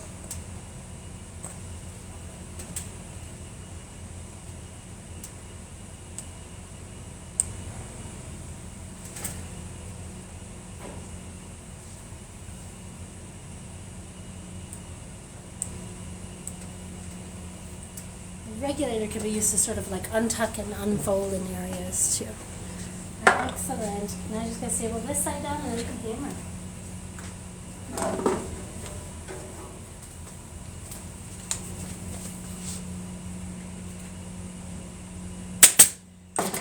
Cool, guys, we did it. Okay, so next step is hammering it. Before I do that, I'm going to answer any questions we might have, just in case we don't want to get too far off into the woods. Let's see.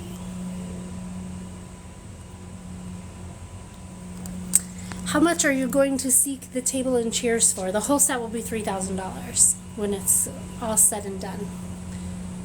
Almost 150K. Oh, it looks like we've surpassed it since that point. Let's see. And it's 6 chairs and a full dining room table that it's like a 42-inch table with an 18-inch leaf, so it extends to be 50 inches long when it's done. 6 brand new reupholstered chairs. I wish there was someone who taught how to do this in my area. I don't know your area, so I don't know if there is anyone, but I do teach virtual upholstery classes live, so you can join me for a 3-hour class and I will personally walk you through reupholstering your piece. So you can check the links in my bio. Ray's Revitalized Furniture is here. Hello. Only thing is space for a workshop, community center. So that's what maker spaces are. Community center would work too. If you don't have a maker space, any place that allows you, there's some like art studios that allow you to rent space in there too. That might be worth it for you. Here, I don't have my own workshop. I don't have my own garage. I don't have a place. I have a storage unit where I store all my furniture, but I do all my work here in my local maker space, which I pay a monthly fee to access. I have no idea. I'm over in Lakeland. It says here there's a hacker space at Polytech. Yeah, so Ray's Revitalized Furniture, she's in my local upholstery club too. She lives in Lakeland, Florida. If you guys can get together that way, I'd love to come visit. This explains so much. I have cane and upholstered chairs and could not figure out the teeth thing. Well, I'm so glad that you're learning something from this today. Sounds like we can get a couple of workshops throughout Florida. Yeah, and I'm not opposed to doing multiple weekends in a row. I will be doing 2 weekends in a row in Bend, Oregon at DIY Cave. At a business level, approximately how many chairs would you make per week? Depends on the project. Every chair is different and every chair takes a little bit different amount of time. If I wasn't here with you guys doing these, because I only work on these 3 hours at a time, I could have finished most of these chairs in one day. So it would have been a much faster turnover, but it's been like 4 weeks here of doing 3 hours at a time, also explaining to you guys the whole time, so it takes it a lot slower. I can do a wingback chair in a day, and I could probably turn over a wingback chair in a day, charge about $1,300 for the wingback chair, and it costs each one about $150 in materials, not including fabric. So if I turn those over in a day, I would say I could make about $800 a day. Verified to continue. We got it. TikTok makes me verify after a certain amount of time. So thank you guys for getting me close to 200,000K. We're almost there. Keep going at it, and I'll keep answering questions and showing you how to do this. If you are a mil spouse and have base access, military spouse and have base access, they usually have Arts and Crafts Center and loaner tools. Good to know. There are some military spouses here. What is the price for your classes? My 3-hour group workshops, my virtual and in person, are $75 a class, and it's a 3-hour class. So basically you're paying about $25 an hour. When you're here in person, you have access to materials that you can purchase from me for your piece. You can order materials from my website if you're doing it virtually. Here in person, I have all the tools I can give you. If you're doing it virtually, I can tell you what tools that you will need to get started. But for right now, if you haven't taken a virtual class yet, if it's your first virtual class, you can take it for just $1. You just have to enter the code FIRSTCLASS at checkout. Good afternoon, Debs. Welcome. I am in Ann Arbor, Michigan. Okay, we're ready to hammer. We're ready for the end of this. So I want to get this close so you can really see the transformation from hammering to just being pressed down. So this already is looking really nice right now. It's pressed down nice and tight. It looks clean up against that welt, but it's not permanent yet. It hasn't been hammered down. And in order to make it permanent, you have to hammer it down with a mallet. I use a mallet that has a layer of batting and fabric. This actually has several layers of batting and fabric over the years. This metal can sometimes damage your material if it's like hard wood to metal that you're hammering, so I always pad out my mallet. You can get rubber mallets too and hammer or cover those up, but basically I'm just going to go through and beat the hell out of this now to get all of that into place. That pushes the teeth back into the welt where I had arranged it when I did it, and it makes it push down nice and tight so you can't get your fingers under there anymore and take it out.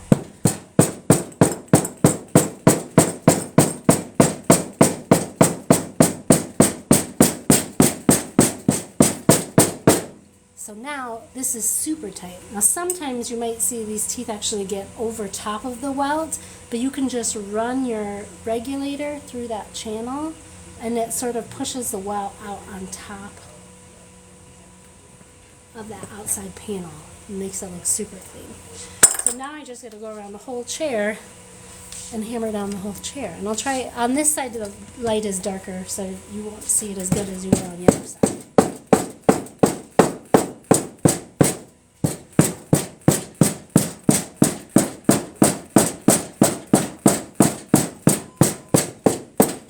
Now that's all permanent. If we were to take this out now, we would not be able to replace it in those teeth.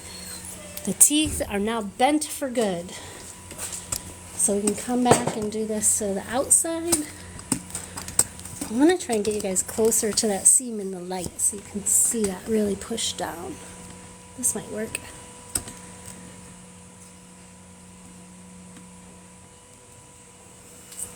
Okay. So now I want to go across this whole top.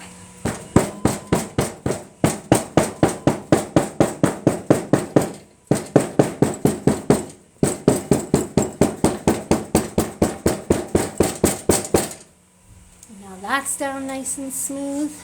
I'll do this whole thing at the side too.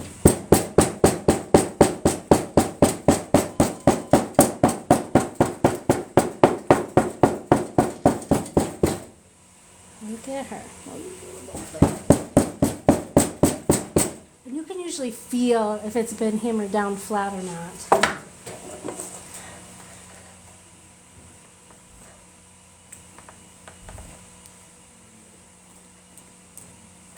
And that just pops that rope right back onto the outside edge of that. Looks good. Okay, let's do the other side.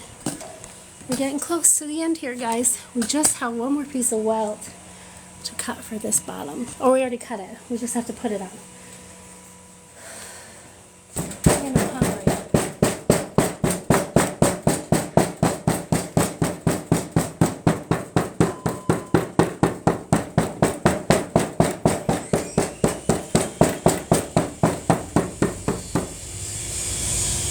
Oh, we're in some chair.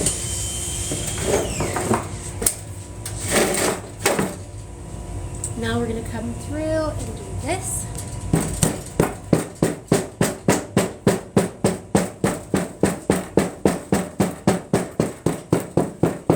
And the last part down here.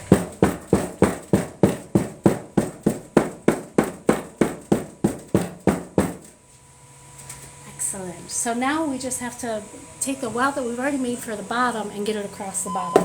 But first, I have a little bit of extra fabric I got to remove here.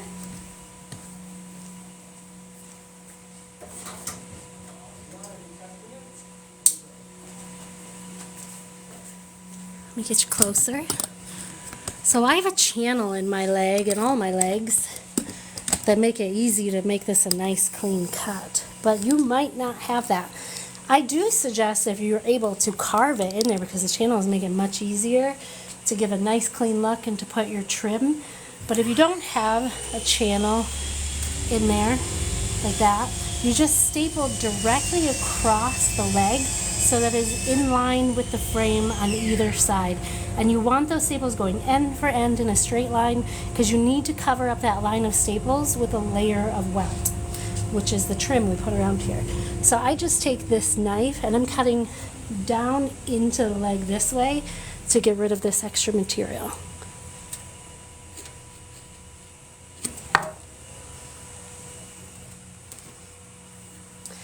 And I need to do that on all the legs before I put the welt on.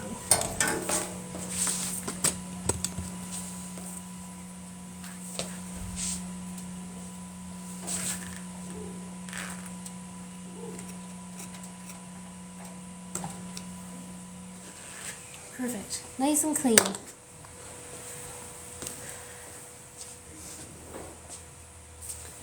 So the last and final step is putting this bottom welt around the bottom edge of the chair all the way around.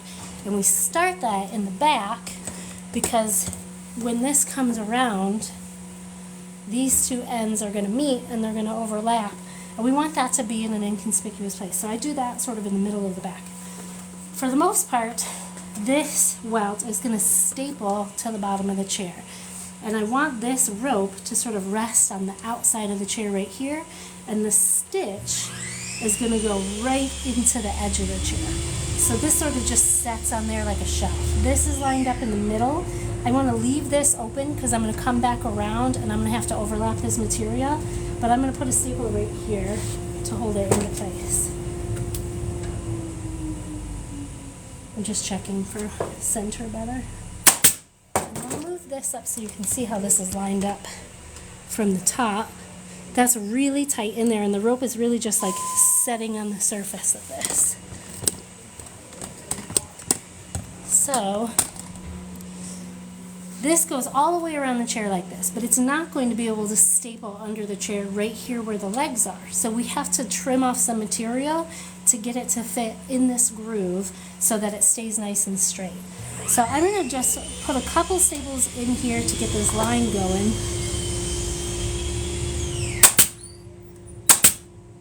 Closer to the leg. I'm going to look and see where the material has to be removed around the leg. And I'm going to make a snip on this side of the leg. And I'm going to make another snip on this side of the leg, because that's what has to happen to get around that leg. And before I put it in here, I want to get rid of all this extra material.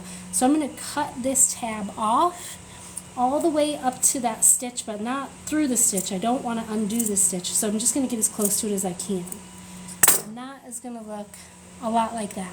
So now this part can go inside this groove, and it still continues a nice straight line. If you don't have a groove here, that's fine. Make sure that this is still trimmed nice and clean, and then you can put hot glue on this edge and glue it to that area. But I have a channel here. I don't need hot glue to hold that there because tension is going to hold it all by itself. So now I'm just going to start stapling it around the chair in this direction. And every time I get to a leg, I got to make a cut like that.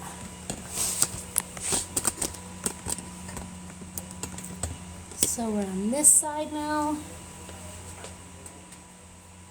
I'm just starting to curve here, but I drop one staple here and then I'm going to pull this almost all the way to this leg, kind of tight, and I'm going to drop a staple in here.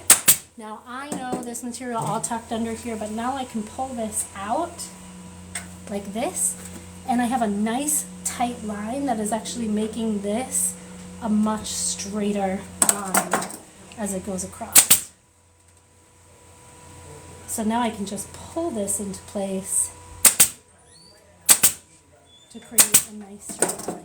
And if you remember, we removed the rope here so that when those cross, it makes a straight line and it doesn't leave a lump.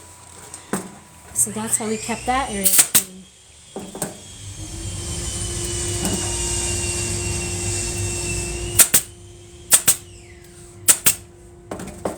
Now I need to go around this leg, so I need to do the same thing. I make a snip on one side, and then a snip on the other, and then I can take this out and remove all the material between these snips right up to the edge of that stitch. But I don't want to cross the stitch because I don't want this to come unsewn. So just as close to it as I can get before crossing it. And that's why we only staple the fabric material in these channels, so that we don't fill this channel up with batting and everything else, and this welt won't end up sitting nice and straight like it's supposed to. I have a staple sticking out here. So now this can go around this way, and that creates a nice straight line around my leg. Let's see what I got for the front now.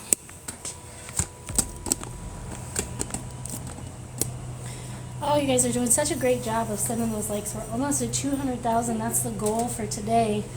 I missed a staple here. Let me staple this down first. Keep that line straight. Pull this into my channel.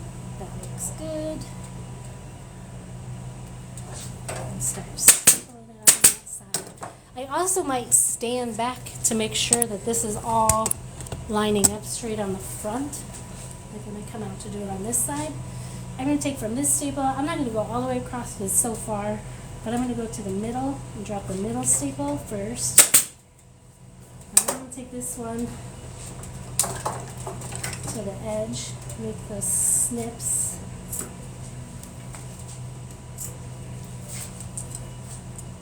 Cut this material off.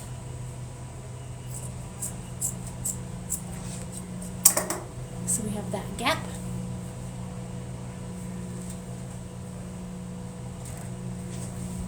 And then run this along the chair in this direction. Keeping this line as straight as possible. It's a high contrast welt, so you can really see it if it's not straight. I'm going to come around the other side of the chair because I'm starting to tie this cord in knots.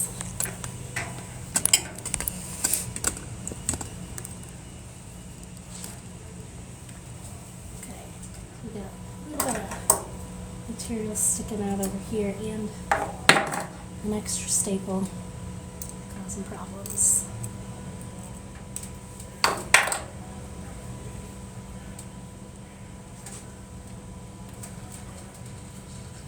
How's that look? Good. There's some blue sticking out here. I can get rid of that with a X-Acto knife later on.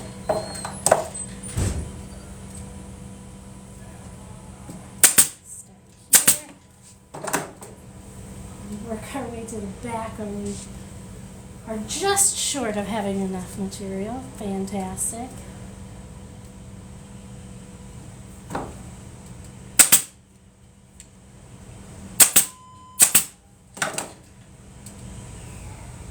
I'm going to take this to this straight part before it starts to curve. Lock it in there.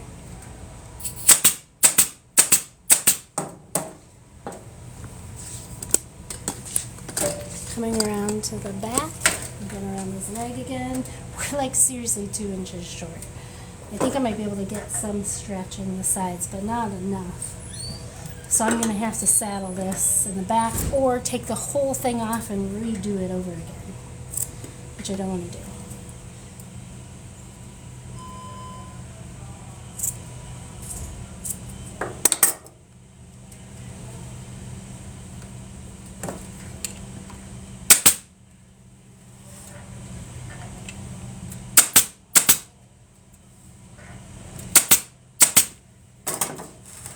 Let's get to the back so you guys can see what I'm working with. We used the excess of the material that we had from before, I think, which is why we're short, because we should have been just enough, but we're this short. So we actually have to cut a little bit of this material to sort of like bridge that gap, and we're going to need to put some welt in it too. So in order to do that, I'm going to cut this trim because there's no rope right at the edge of it. I need to get to the rope edge. I'm going to need a piece of rope. And the other thing I'm going to want to make sure that I do is make sure that the velvet is going in the same direction. First, I got to cut off a bit of this. Now, usually when you go to overlap this, you meet the two ends of the rope together, and then this folds over to create a nice clean edge like this. Let's get it on this edge. So one end is covered like this. The other end comes around and folds over like that. But that can look real lumpy. This velvet doesn't fray, so you can actually cut it nice and straight, and I cut it at a bevel going down so the hairs cover up the cut. And you can overlap it like this, and it is way less conspicuous. Now, that being said, these two pieces of velvet are on in the opposite directions, so they appear to be two different colors, which is the problem we're going to have here. So we need to make sure that the velvet is going in the same direction so that bare minimum the color matches up. And we need to make sure, let's get it locked into place as far as we can go.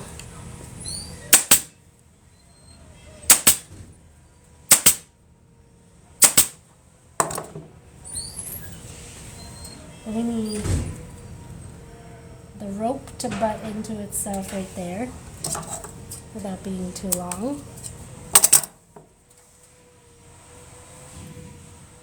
We need the velvet going in the right direction. And I'm going to stick that, overlap that there, stick it down and staple it on one side because I'm not sewing this. And I'm going to do the same thing on this side. I don't need this much material though. This is way more than I need.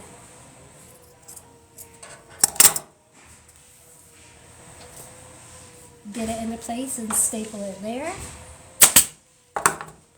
So now we've got a straight line going.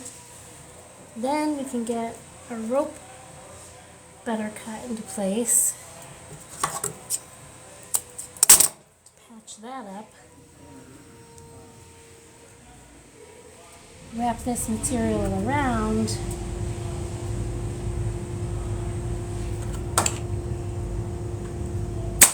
And patch that area up so that you can't even see that we added an extra piece of fabric to it.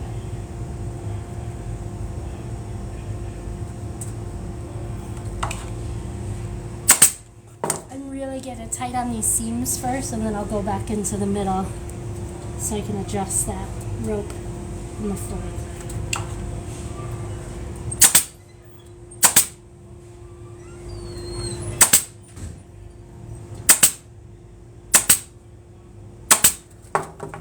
Perfect. Now you can't even tell.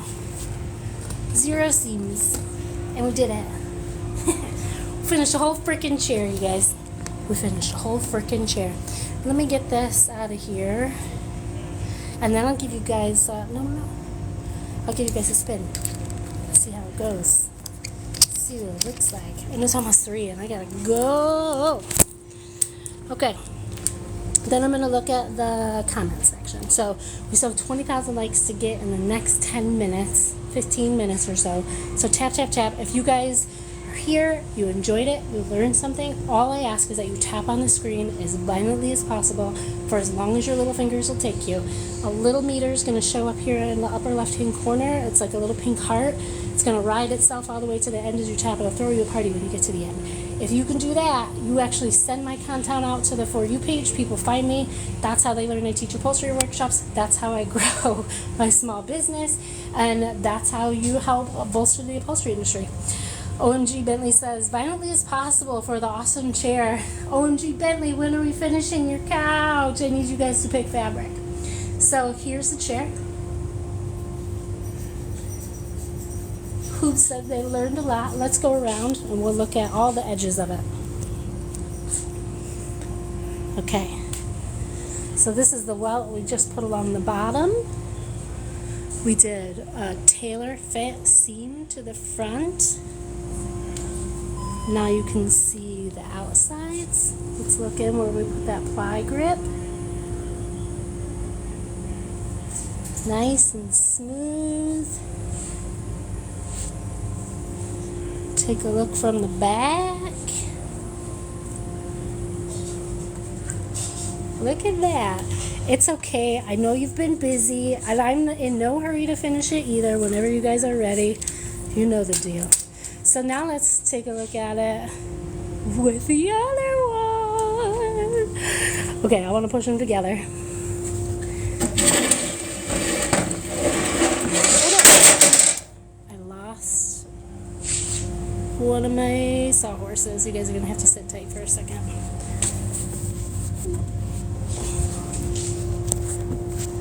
I'm holding a chair up with my phone.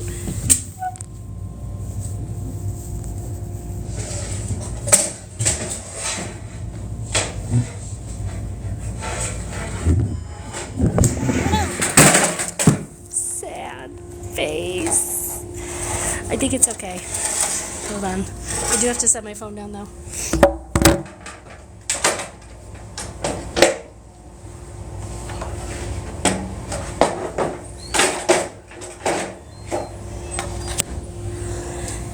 Okay. Oh, my goodness. Sit tight. Hold on.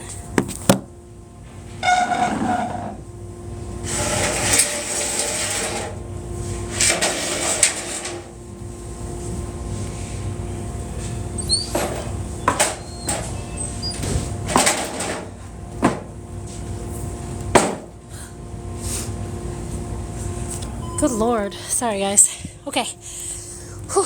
Let's talk about both. So the pattern isn't like perfectly the same on both of them because one of them starts at the top of the pattern and the other one works its way to the bottom. But that pink flower, this, lined up in the center here, also lined up in the center here. And I would say they both look like they go together. If you ask me, for 199,000, you guys, before today, I never even reached 100,000 likes on a live before, so you guys are killing it. Look at them. They really did turn out super cool. And I don't know if you guys saw the befores on this, but they used to have a little scroll that went around that I sawed off because I wanted more real estate for this furniture back here, for the fabric back here. I wanted to be able to see that. So I'm going to flip this around, answer any questions. Whew, it's hot and I'm sweaty. What do we got? Please be all right, chair. It's okay. The chair's fine. I didn't even scratch the paint because I did such a good job painting it. Thank you. You did a great job. Amazing. Thank you so much. And we have surpassed 200,000 likes. You guys are amazing. I can't wait to see what that did to my profile page. Last class, we got 30,000 likes, and I got 300,000 followers in 3 hours, which was really cool. So I can't wait to see what that looks like after I get out of here. The fabric layout was perfect between the two. You get to enjoy the whole design. Yeah, exactly. That's what I like to think, too. I only got 3 yards. If I would have got one more yard of fabric, I could have done both of them in the same exact way, because I also have these chairs that are going with those chairs that will get that fabric design in the back. Now on those 4 chairs, the fabric design is the same on 2 chairs and it's the same on the other 2 chairs. Basically the same idea though, it spreads the design out. They are definitely sisters for sure, like maybe like paternal twins for sure. Where's this fabric from? The fabric is from Spoonflower. It's custom printed. I had it printed at a 21-inch pattern repeat so that the pattern was big and bold on the back. I think it normally comes at an 18-inch, which is still pretty big.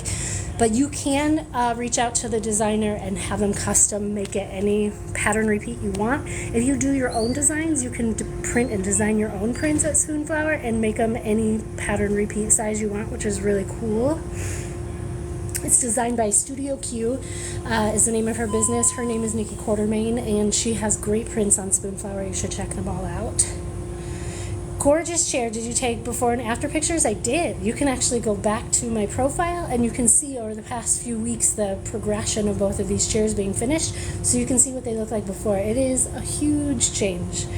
Have you shared info on what paint you used for the legs? I did when I did the legs. I used Sherwin-Williams enamel acrylic enamel paint on my legs. It's an indoor flat paint, and I use a wax on top when I'm done. I did sand the legs down all the way. You don't always have to do that, but when I went to scuff sand the legs, all the stuff came off, so I just sanded them down all the way. I learned so much from you today. Now I totally want to take classes. So beautiful. I'm so excited. That's the whole point, right? I come here and I give you the juice for free so that hopefully you can come and take one of my classes. I teach in-person workshops 4 days a week. I teach 2 group virtual upholstery workshops on Monday evenings, on Saturday afternoons, but I also do private lessons. So if you have a project you need personal help with, you can book a private lesson with me and we can get started whenever you're ready. You can come to any class too at any time. You don't have to start at a certain point, end at a certain point. You can come into any class as you go, work on your project at your own pace, any class at a time. So you can do 1 class, you can do 3, 4 classes. All my classes are buy 3, get 1 free. That's true for virtual and in-person. And all my in-person classes are bring a friend free. Although if you're at home doing virtual and you have a friend with you, working on your piece with you, that's fine too. I won't show you how to do 2 pieces while you're in there, but I will show you how to do 1 so you can have a friend help you work on 1. Make it a whole watch party. It'll be fun. But you do get to work with me directly live during those 3 hours, even if it's virtual, so I am helping answer your questions as you go. I'm excited to see how you coordinate the whole set. Me too.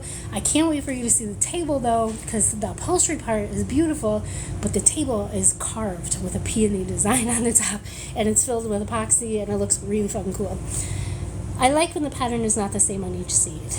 I would have loved for them to be identical because I feel like that's impressive to get the pattern to match in that way, but I'm kind of glad that it's a little bit more flexible than that. I gained an appreciation for the labor that goes into reupholstering furniture, and you guys get to see the easy part. Removing staples is definitely the hard part. You are amazingly talented. Thank you so much. I really appreciate you guys being here today and supporting me.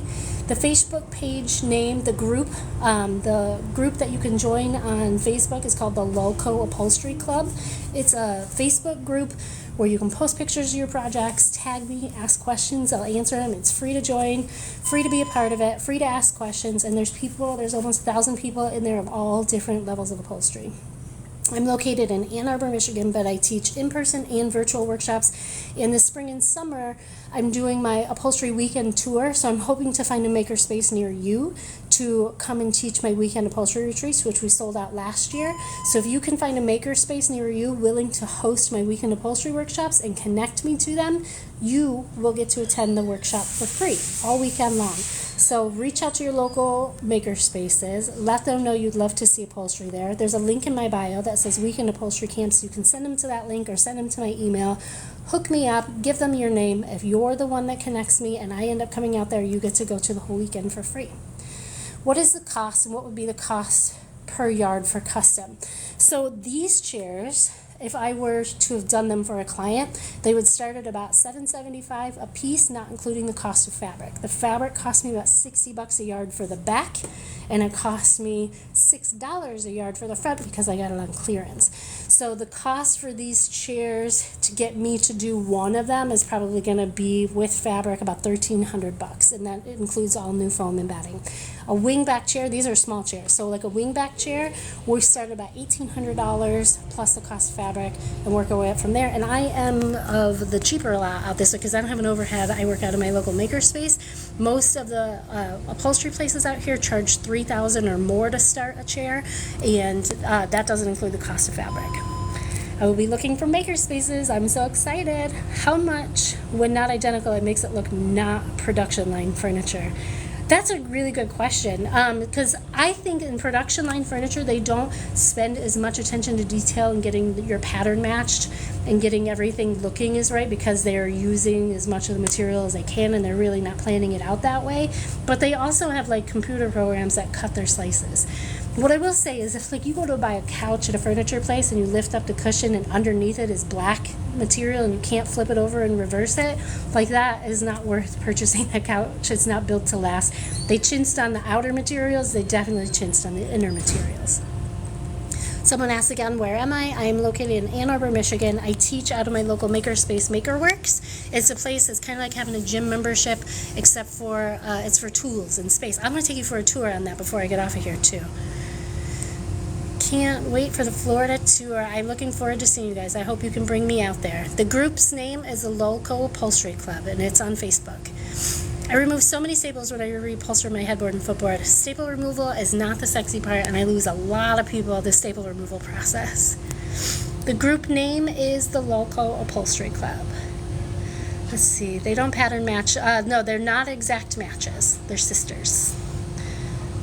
Do you mean that black backing material? So black backing material, like it's a different material. On the bottom it's called cambric, it's a dust cover, but it comes in thicker pieces, and a lot of mass production furniture places use it for pull-through fabric or for underneath fabric so that they don't use expensive fabric for that.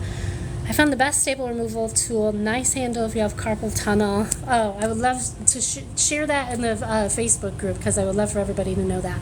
All right, I'm going to take you guys on a quick tour of this maker space before I get off of here, and then I gotta go get my kids from school. So the room that we're in right now is a common area conference room. Anyone can sort of reserve this room to teach classes or to work on their projects. I'm coming into the front of the shop here.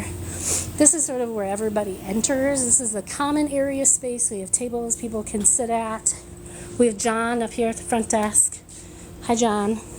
Say hi to TikTok. And then up in the front here we have computers. These all have design programs on them like Fusion 360, Adobe Illustrator, Inkscape, things that you use to design things on CNCs and like 3D printers, things of that nature. We have Form 2 3D printers. We have filament 3D printers.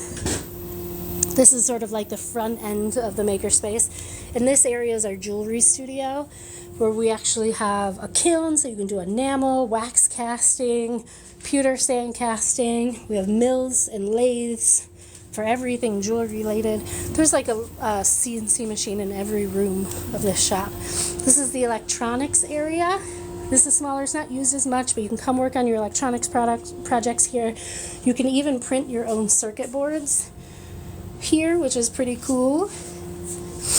I've lectured live so many times, I'm hoping it will come up on my feed again. Excellent instruction. Thank you so much, and don't forget to follow me everywhere because you'll definitely see it if you engage with it. We have a large format vinyl cutter, so you can purchase materials here, cut vinyl for HGV. You can do heat transfer vinyl, make t-shirts, hats.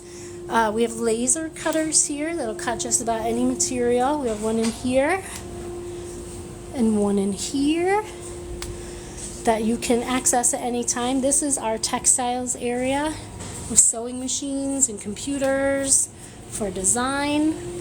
We have a lot of businesses that rent out spaces here. So these are doors of some businesses of people who pay a monthly fee and then they are able to access the space. So this hall is full of those doors. These are all businesses that have their own offices here. There's Alan, say hi. Hi. And this is like what you would see in one of these offices. People just store their projects here. Hi, Woody. We have another one over here. So when you come through the hallway this way is when we start getting into the storage areas where you can store your projects. We have these lockers and some temporary storage against the wall so you don't have to haul your stuff out here and take it home every time. Back through this way, we have a metal shop. Hey, how's it going? Oh, hello. The metal shop has got a plasma cutter. I think that they're in there now. Let's see if I can peek over. And then we have the welding area. That's all behind these walls. We have all the saws, drill presses, band saws, mills, lathes, anything you potentially need for metal is here. We have shears, presses. We even have a powder coating booth where you can powder coat your metal. Sandblaster. This is really great if you fabricate your own stuff. My husband and I fabricated furniture. We had all these tools in our workshop and our overhead was like $18,000 a month. I paid $200 a month here, $220 for access to the space whenever I want. It's the wood shop.